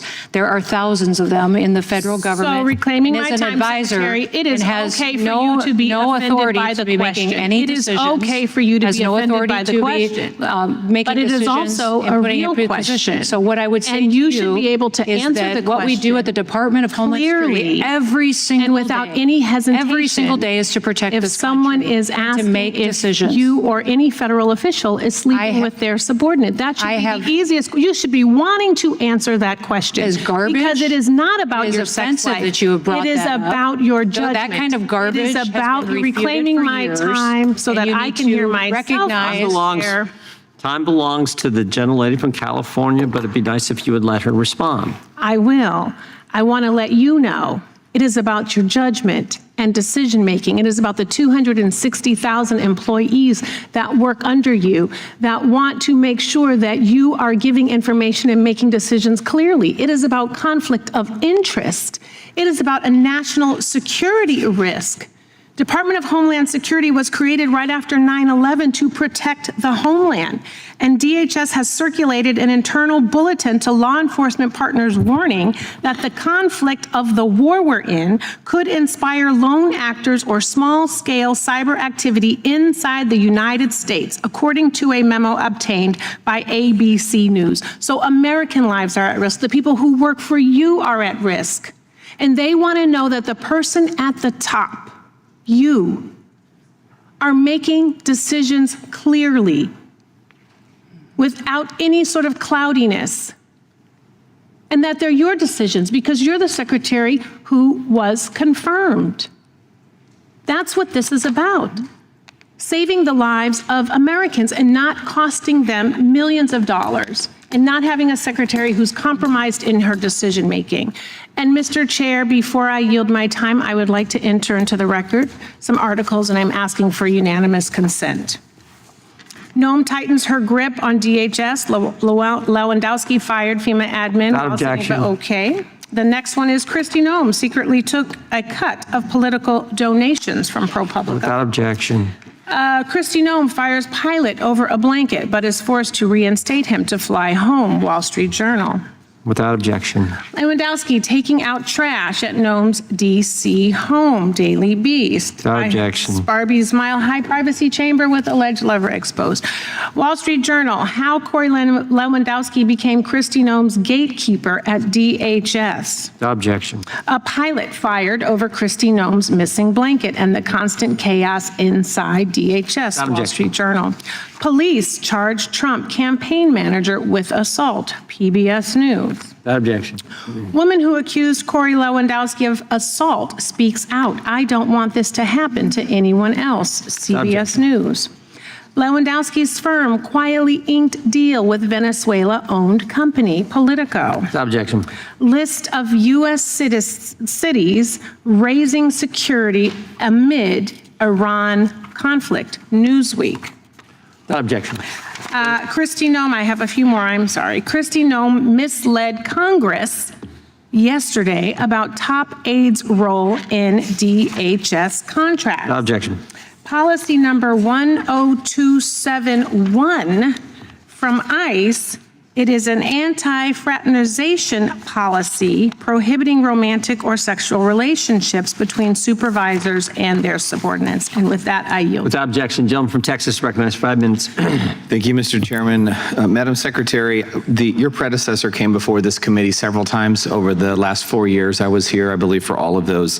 One of the things he claimed in an interview with the Washington Post in January of 2023, that we're talking about Mr. Mayorkas, he said that the overwhelming number of inadmissible aliens flooding our border under the Biden administration did not affect the CBP's ability to intercept dangerous drugs. He also, just before he claimed, on of 2023, just before the Biden-Harris administration repealed Title 42, that people who cross our border unlawfully and without a legal basis to remain are promptly processed and removed. He lied about aliens on final orders of removal not getting due process, And along the same lines, he claimed before this committee that anyone who presents a national security or public safety threat is detained and put on a priority list for removal. I believe he also lied about the border being secure and him doing everything to enhance border security. And I also believe he lied on national TV about denying enhanced security requests to Trump's security detail, which we learned later that he in fact did deny. Am I mistaken here, or were we misled by your predecessor in this committee over the 4 years they were in control? Yes, you were misled as to the seriousness of the situation of that open border and the evasion that was being facilitated, flooding our country with millions and millions of people that were illegal, and many of them that were public safety threats that we're now working hard to remove every day. Well, I appreciate the work you're doing. Tell me, with respect to the shutdown of your department, is this going to make it harder for you all to prepare, for DHS to prepare for the FIFA World Cup? Yes, sir, it is making it more difficult. Our work is to make sure that we can get assistance, training, resources out to local cities. There's 11 cities here in the country that will be hosting matches. Those matches will be held over 39 days. There'll be a lot of work need to be done during those days to keep our country safe and secure, and we need to make sure that we're fulfilling all the orders and contracts for the equipment that we'll need and get people trained and ready to go to make sure people can come by the millions to these matches and enjoy the camaraderie and the friendship and the sportsmanlike activities and that happen around those events. What about, along that same line, the negative effect that the shutdown's having on the TSA retention rate? I worry about them. I see them at the airport, and I know they're worried. I know you're worried for them. How is this affecting them? Well, this is the third time in 5 months that TSOs, our transportation security officers, have been asked to work without pay, have been asked to show up and do their jobs to protect our country without a paycheck to take care of their families. So they're patriots, they work to protect our country, but they have to take care of their families too. So some are sleeping in their cars, some are covering shifts for other people so they can work a second job to pay their bills, some are babysitting others' kids. They're trying to get through it, but this has been extremely challenging, and some are being demoralized to the point where they are considering another job whose paychecks are certain. Well, I hope my colleagues on the other side of the aisle will help us to fix this quickly, and I'll yield the balance of my time to Mr. Jordan. I appreciate the gentleman yielding back, and I'm going to yield back. It's been a long day. Secretary, we appreciate you being here. It's next. The gentleman from Florida is recognized for 5 minutes. Before I go, I just have a bunch of UC requests, Mr. Chairman. Gentleman may proceed. It's going to be as long as the previous one. You seem a little exhausted.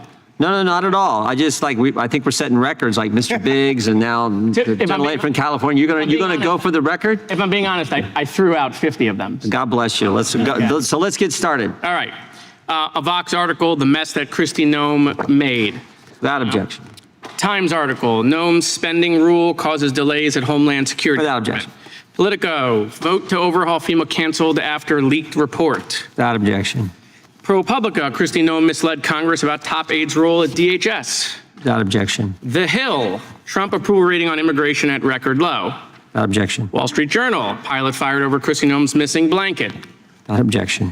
CNN article, sources describe how Homeland Security Secretary Kristi Noem's Gucci bag was stolen under her chair.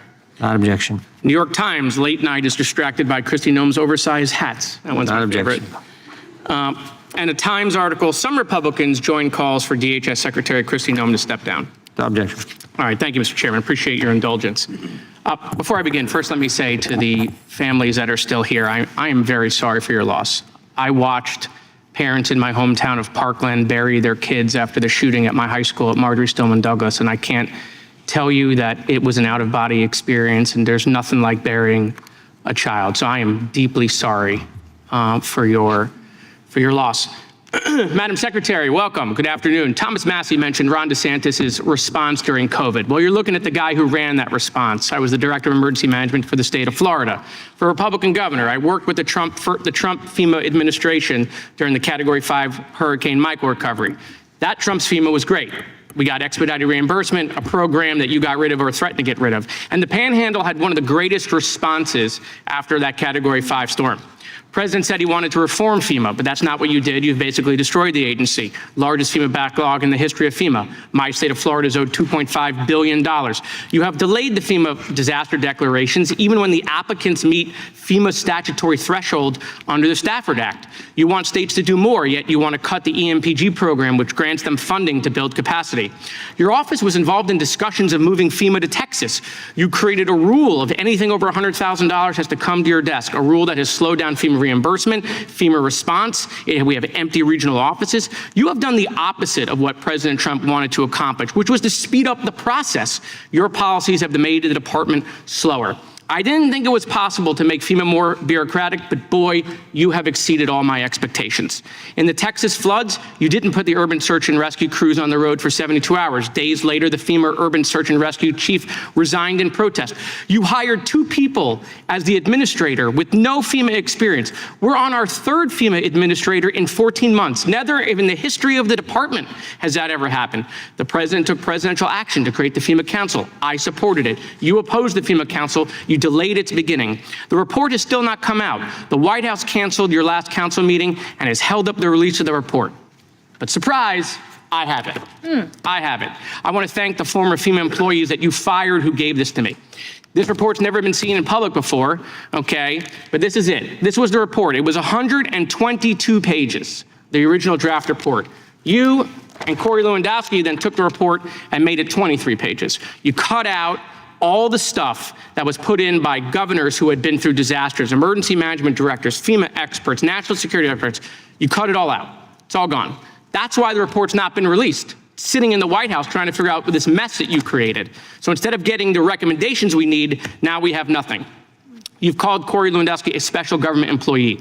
I understand what government means. I understand what employee means, okay? But I don't know what makes him special. Now, I want to give you an opportunity to answer on the record to Ms. Kamlager-Dove's question. I know you said it's garbage, and it may be, but I really think you need to say the word no into the record so that you can clear that up. I think the ridiculousness of this and the tabloids that you are quoting and referencing are insane. And this has been So that's a no? something that I've refuted for years, and I continue to do that. So it's a no. What I would tell you is we can move on. Hold on. What you're doing, we can move on. I'm not going to belabor it. If this is what you do. Hold on. I'm not doing anything. Liberal left is you go off and you attack conservative women and you say that we're either stupid I haven't or said we're anything. sluts. All right, so listen. And that's what you do. Yesterday, Richard, reclaiming my time, Mr. Chairman. Mr. Chairman, reclaiming my time. You were asked by Richard Blumenthal yesterday. You were asked by Richard Blumenthal yesterday if Corey was involved in approving contracts. You said no. Do you want to correct that? What I would say is that he has an advisor to the Department of Homeland Security, has no decision-making authority. Madam Secretary, do you want to correct it, yes or no? You don't want to correct it, fine. No decision-making authority, hold on, no role in not a problem. According to one of the FEMA administrators that you fired, there is nothing, including contracts, that is brought to you that he hasn't reviewed. In fact, a significant amount of DHS internal routing documents has his signature on it above deputy secretaries, okay? That former FEMA administrator wasn't fired by you, the secretary. He was fired by Corey. It was Corey that called him into your office. It was Corey that made him to submit to a polygraph test. The $100,000 spending rule that you created that comes to your desk, you're not even sitting at your desk. It's Corey who's sitting there. ISIS said the Republicans should be happy at the job that you're doing. Really? You're looking at the person who single-handedly took the president's signature core issue, immigration, the issue that got him elected from 59% to 39%. 200 miles of border walls being held up by you. They had to bring in Tom Homeland, pull out of Minnesota. I think the country needs a national divorce from you on biblical grounds. I mean, if Donald Trump was still Apprentice Trump, he would look at you and he would realize you're the weakest cabinet member and he would fire you. And if the president said to you that only way DHS could reopen is if you resigned, I hope you would take him up on it. Now, I want to end on a happy note, Mr. Chairman, real quickly. The president gave all sorts of stuff out during the State of the Union. I don't want you to leave. I got you a new Coast Guard blankie, the one you lost. Okay, so this is for you. You don't leave empty-handed when you come to Judiciary. Thank you, Mr. Chairman. The gentleman has expired. The gentleman from Missouri is recognized. Thank you, Mr. Chairman. And Secretary, thank you so much for being here. I apologize for the way you've been treated. To paraphrase someone, ad hominem attacks are the last refuge of the scoundrel. And I think the tabloid attacks you've been subjected to are ridiculous. This idea that you're, quote, the worst of DHS secretaries. Oh, really? Really? 8 to 10 million illegal aliens entered this country under Joe Biden and your predecessor. You've arrested 700,000 illegal aliens, 2.2 million have left involuntarily, 56% decline in fentanyl traffic, 21% decline in fentanyl deaths. You know, the Democrat colleagues claim that they have all this sympathy for the Angel families, but they're not doing a darn thing to make sure there are fewer Angel families going forward. You are. So thank you for your service and thank you for being here today. You know, it's painfully clear that a series of failures of Biden's Department of Homeland Security left the country exposed to terrorism. In 2023, Sidi Mohammed Abdullahi illegally walked across the southern border where he was screened by border agents and then released into the USA. Would your border agents have let him in? No. I don't think so. A little over a year later, in October 2024, he opened fire on a Jewish man at a synagogue in Chicago. When the first responders arrived, he popped out of a nearby alleyway shouting, "Allahu Akbar," and fired at the officers. Carried out by someone who should have never been in the country in the first place. And I don't think your CBP would have let him into the country.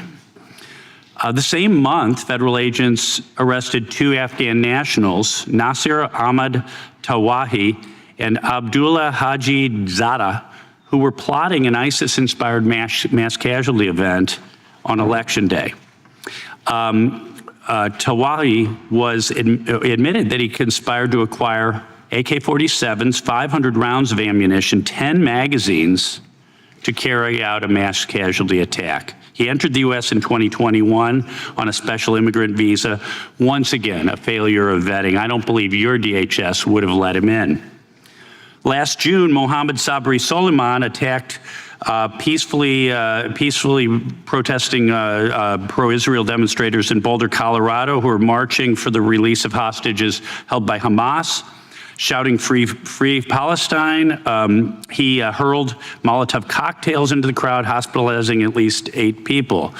Guess what? He entered the U.S. on a tourist visa in 2022, overstayed, and filed an asylum claim within a month, and was granted work authorization by the Biden administration. He had posted Muslim Brotherhood propaganda online for years, and still he received a visa. No vetting. I don't think your DHS would have let him in the country.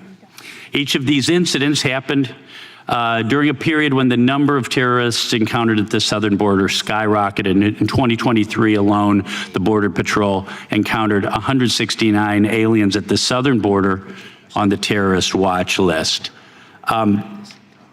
Secretary Noem, I want to thank you for working overtime to fully screen visa applicants, check social media histories, enforce visa overstays, and not to release unknown illegal aliens into the country. Meanwhile, though, my Democrat colleagues have defunded DHS.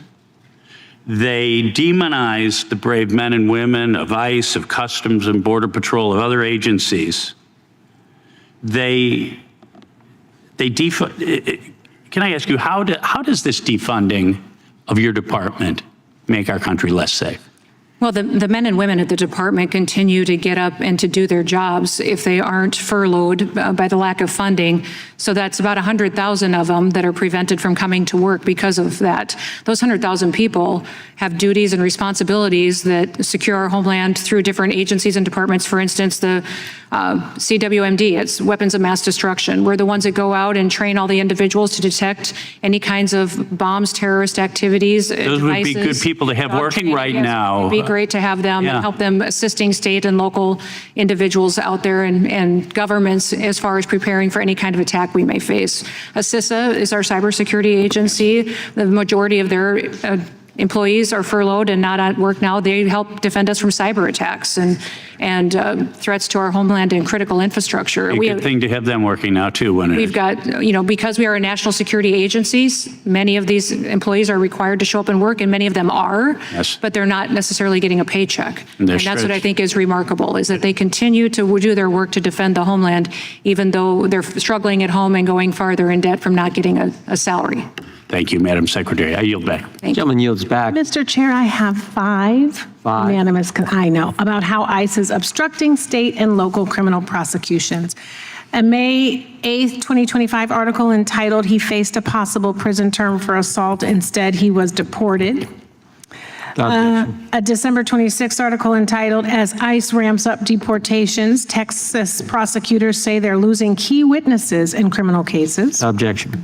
A July 12th article entitled, "ICE Deportations Are Derailing Colorado Criminal Prosecutions." Objection. A January 26th article entitled, "Prosecutors Stunned as ICE Let Suspect in $100 Million Jewelry Heist Leave U.S." Objection. And a February 13th article entitled, "Father Who Found His 11-Year-Old Murdered in Texas Nearly Deported by ICE Before He Could Testify." Without objection. Thank you, Mr. Chair. Gentleman from New York is recognized. Thank you, Mr. Chairman. Secretary Noem, about 3 weeks ago, you stood at a press conference and said, and I quote here, "When it gets to Election Day, we've been proactive to make sure we have the right people voting, electing the right leaders to lead this country." We all know what you mean and meant by the right people voting to elect the right leaders, but I want to narrow in on a different part of it. What proactive measures have you taken to make sure that the right people vote for the right leaders? The job of the Department of Homeland Security is to secure our critical infrastructure, and elections are deemed by statute in law I understand as that. critical That's infrastructure. long Well, no, it before. is. What proactive measures So what that have you means is taken? that we go forward and identify vulnerabilities that may exist in that system. And then how that applies to elections is talking with states who run elections, identify and help them see how they can possibly be I understand, compromised. yes, CISA And then is we supposed offer, to do that, we but offer let's mitigation. discuss, if we don't mind, just to reclaim my time, because I want to move forward, some of the other possibilities that have been floated for how you will take or might take proactive measures to quote unquote, make sure that the right people vote and elect the right leaders. Yesterday in the Senate hearing, you were asked a couple times about whether you would or would not station immigration agents at polling sites. A couple of times you said you had no plans to do so. Is that still your testimony? That is, I have no plans. Okay, no so we all know that no plans today can turn into full plans tomorrow, so it doesn't answer the question. And you're still, am I right, unwilling to say that you will not send DHS agents to polling places. Is that correct? I'm not certain why you and the Democrat Party are so concerned that that would actually happen. That must mean that you're indicating people would be showing up at the polls to vote illegally, or that you would that's want interesting. illegal Yes. aliens to Okay, show so up and let's vote. talk about that, because this is the what you big think will voter happen? fraud theory, right? No, it's. You're I'm aware wondering of the what you're Heritage concerned Foundation, about. right? Because I have not Are recommended. you aware of the Heritage Foundation? Yes, I am, but I have not Okay, recommended. so the Heritage Foundation, correct me if I'm wrong, is a right-wing think tank, created, drafted Project 2025, and it's been on a crusade to convince the American people that voter fraud by undocumented immigrants is a big deal. You know what the problem is that you never talk about any actual evidence. And in fact, the Heritage Foundation's own information, its own data, says that in the 32 years from 1992 to 2024, out of 2 billion votes cast, 10 undocumented immigrants were found to have committed voter fraud. 10 out of 2 billion. Does that sound like a significant problem to you, that your answer about why you might put immigration agents is because there's voter fraud? Individuals there, and I would think that if you have one So you don't person think that voting voter fraud is a improperly in problem? election. So is it your testimony you don't think that voter fraud is a problem now? I didn't say that. I said I have no. Do you have any evidence ever, any data, There are illegal anything? immigrants that have voted in elections. Yeah, they're before 10. That has happened. They're 10. And you Do think you have evidence more of that? In So the last 30 are you years. arguing that they should be able to vote? Is that your argument No, today? Madam Secretary. Well, wouldn't you I'm want to arguing fix that any it doesn't fraud? ever materially impact an election, and yet We've had you elections like to, in with this your country. snarky attitude, throw back that we want undocumented immigrants to vote, which is absolute bogus. In reality, you want to create an excuse to terrorize our polling places. Not only that, are you familiar with this proposed executive order, 17 pages, that's been circulating? I am not. What is it on? It is a proposed executive order on establishing the security, integrity, and transparency of elections. And in it would propose that the president declare a national emergency, use executive authority to seize voting machines, and ban mail-in ballots. You've not seen this at all? I have not read that, and I have not had those conversations with anyone at the White House. You've not had any conversations with anyone at the White House. That's good to know. If you were asked to do any of those things, do you believe you have the constitutional authority to do that? We are looking at the vulnerabilities to elections, That's not my making question. recommendations to states. Do you on what they think can you do have to the make sure they have constitutional secure authority elections? to seize voting machines, to seize voter rolls, to prohibit mail-in ballots? Do you believe you have that constitutional I've not authority? done an analysis on that, so I would not be able to speak as a... You're the secretary of the department that is in charge of maintaining election security. You don't know what your authority is or is not? My authority is to identify vulnerabilities and to recommend Well, it would be mitigation helpful in measures. executing that authority if you knew what your authority was. Time of the And I gentleman. yield My back. authority is. I do think the secretary knows the right people voting are citizens, something that we passed the bill to make sure that happens. And I assume that's what she was referencing when she made that statement. You should look at the Heritage Foundation study too, Mr. Chairman. No, I'll be happy to look at it. I just think citizens should vote. You guys think that that shouldn't be a requirement. So do we. I now So want do to we. recognize It's just the not an issue. It's not a former problem, Attorney and yet you General. keep talking about it. Gentleman's time has expired. I now want to recognize the former Attorney General, the great member from Kansas, for his 5 minutes. Thank you, Mr. Chairman. Madam Secretary, thank you for your time today. I think you have been very responsive to the questions put to you. Folks may or may not have agreed with the responses, but I think you've been responsive, and I commend you on that. I have a handful of questions. They're a little bit eclectic, so forgive me if we're all over the map. I don't think we've talked at all about the FIFA World Cup preparations yet today. I recall last summer we appropriated, it was $625 million specifically for use by I believe it's 11 cities that are going to be hosting World Cup sites. And that was intended for security preparations. I recall very well when we appropriated it because it was in the bill that all the Republicans voted for and all the Democrats voted against, but then all the Democrats put out news releases claiming credit for the money that we just appropriated. At least in Kansas City, where I represent, that money has not flowed yet. At least that's what I'm told by the local communities. We are now less than 100 days out. Our law enforcement agencies really very much would like to be in a position to know what their money is going to look like so they can make the preparations. There are mutual aid issues to be done. There are personnel decisions to be made. And for us in Kansas City, perhaps uniquely, there are additional challenges because we have the state line down the middle of the road. So the pre-coordination is really critical. Their impression is that the final sign-off, wherever that needs to come from, has not happened yet.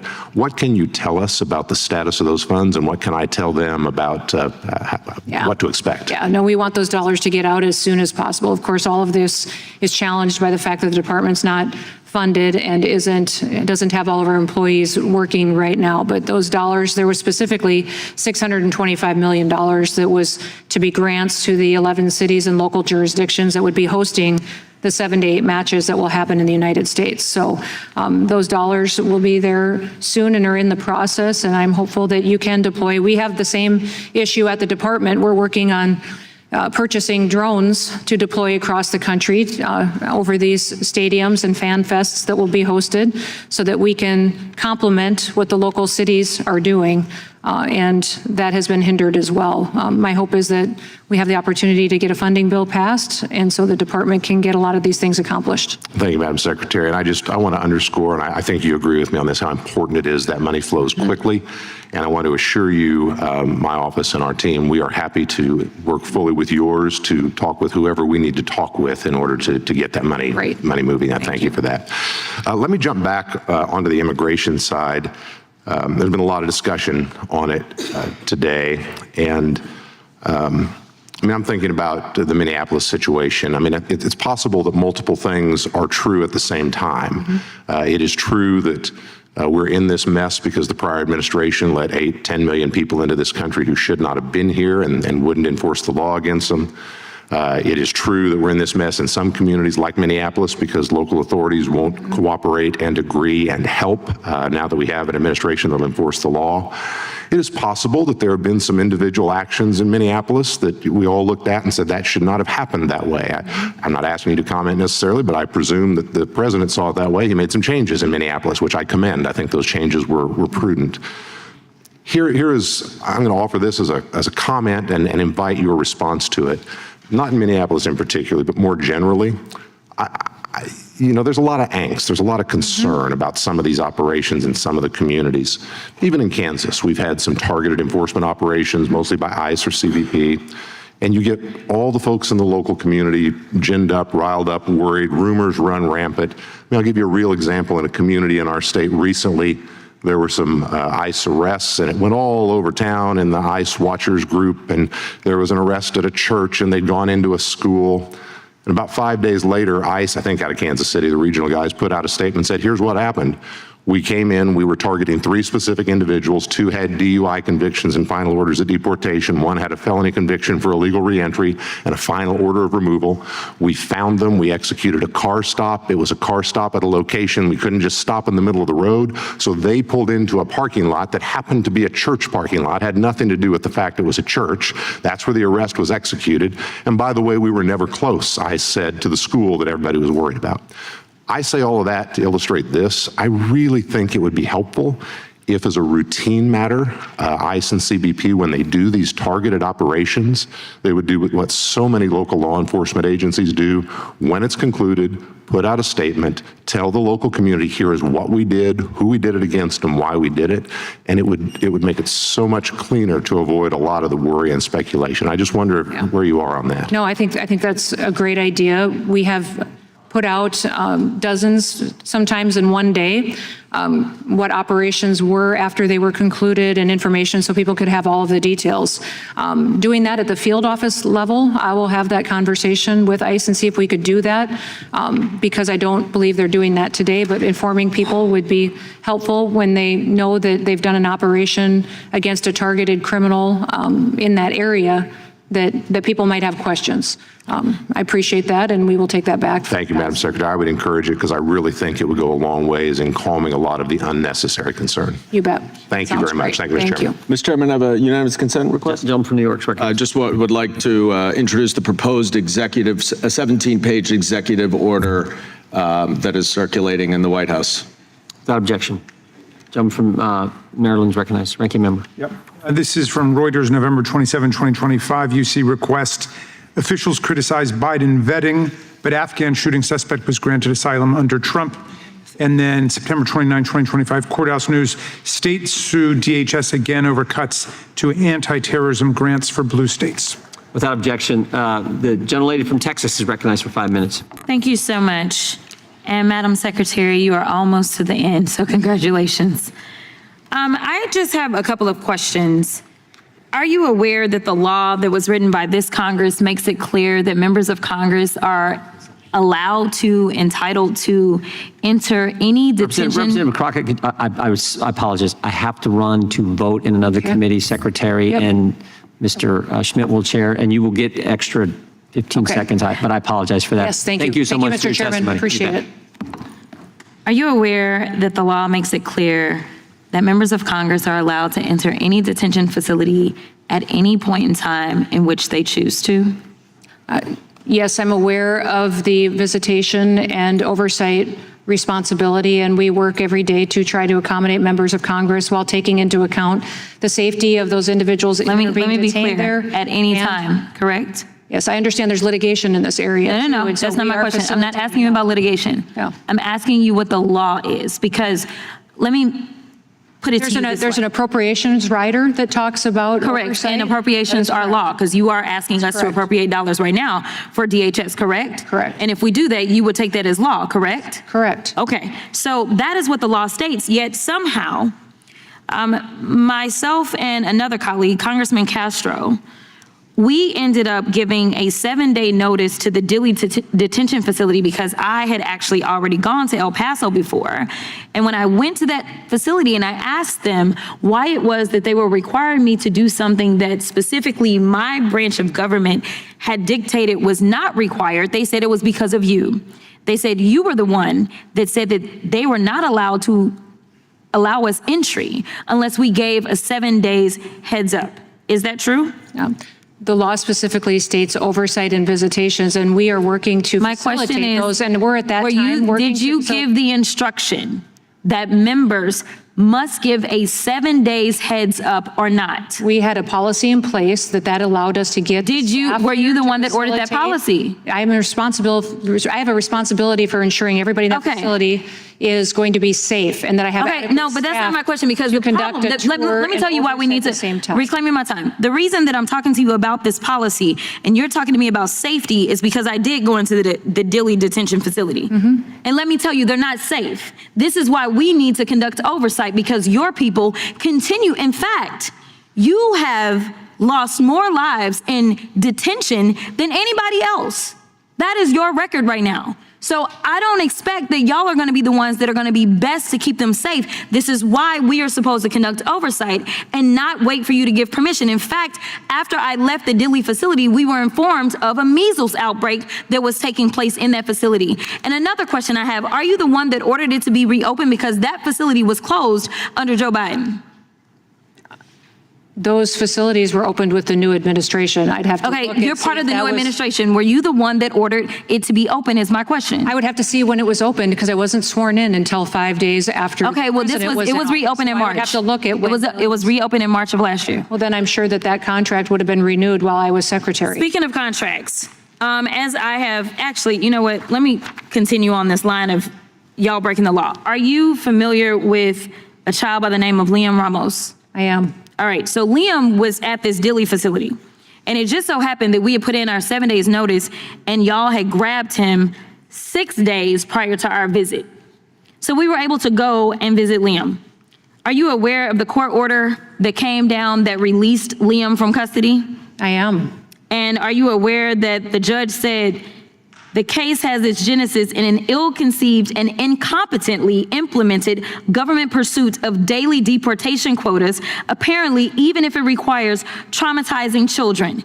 This court and others regularly send undocumented people to prison and orders them deported, but do so by proper legal procedures. Are you aware of that? Yes, and I would disagree with the judge on several I'm points sure you would, but can you tell me whether or not you have a law degree? Father chose to. Can you tell me whether or not you have a law degree? If I have what? A law degree.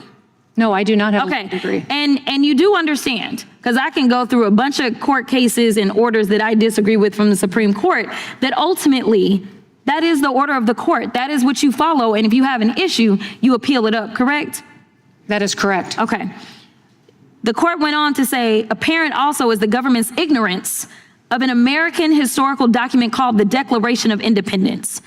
33-year-old Thomas Jefferson enumerated grievances against a would-be authoritarian king over his nascent nation. Among others were, he has sent hither swarms of officers to harass our people. He has excited domestic insurrection among us, for quartering large bodies of armed troops among us. He has kept us among, in times of peace, standing armies without the consent of our legislatures. Are you aware that he wrote that? Do you know that he was writing about ICE that falls under you? The judge? Yes. Yes. Okay. With that, I will yield, but I do have 2 UCs. The first UC is ICE training was slashed, records show corroborating whistleblower claims from the Washington Post on yesterday. Without objection. The second one is FEMA's response to Texas flood slowed by Noem's cost controls. This is out of CNN from July 10th of 2025. Without objection. Thank you so much. I'm going to close it unless, what do you think? Okay. I would ask unanimous consent to put in the record a document from DHS.gov titled Illegal Alien with More Than 30 Prior Arrests Fatally Stabs Woman at Virginia Bus Stop. ICE requests Virginia authorities not release this public safety threat. Without objection. Is this a single one or is this multiples? Single. Okay. And also would ask unanimous consent to place in the record a document titled "Man Illegally in the U.S. with Criminal History Now Charged in Arrest and Homicide." Without objection. All right. Seeing no other members seeking recognition, Madam Secretary, I want to thank you for your engagement today with the committee. We look forward to continuing to engage in conversation with you to carry out your mission in a manner that is the way we all want it carried out and the way I know you seek to carry it out professionally each and every day, correcting what needs corrected, but never losing sight of what the objective is. I want to thank you for that. That concludes today's hearing. We thank our witness for appearing before the committee today. Without objection, all members will have 5 legislative days to submit additional written questions for the witness or additional materials for the record. Without objection, this hearing is adjourned.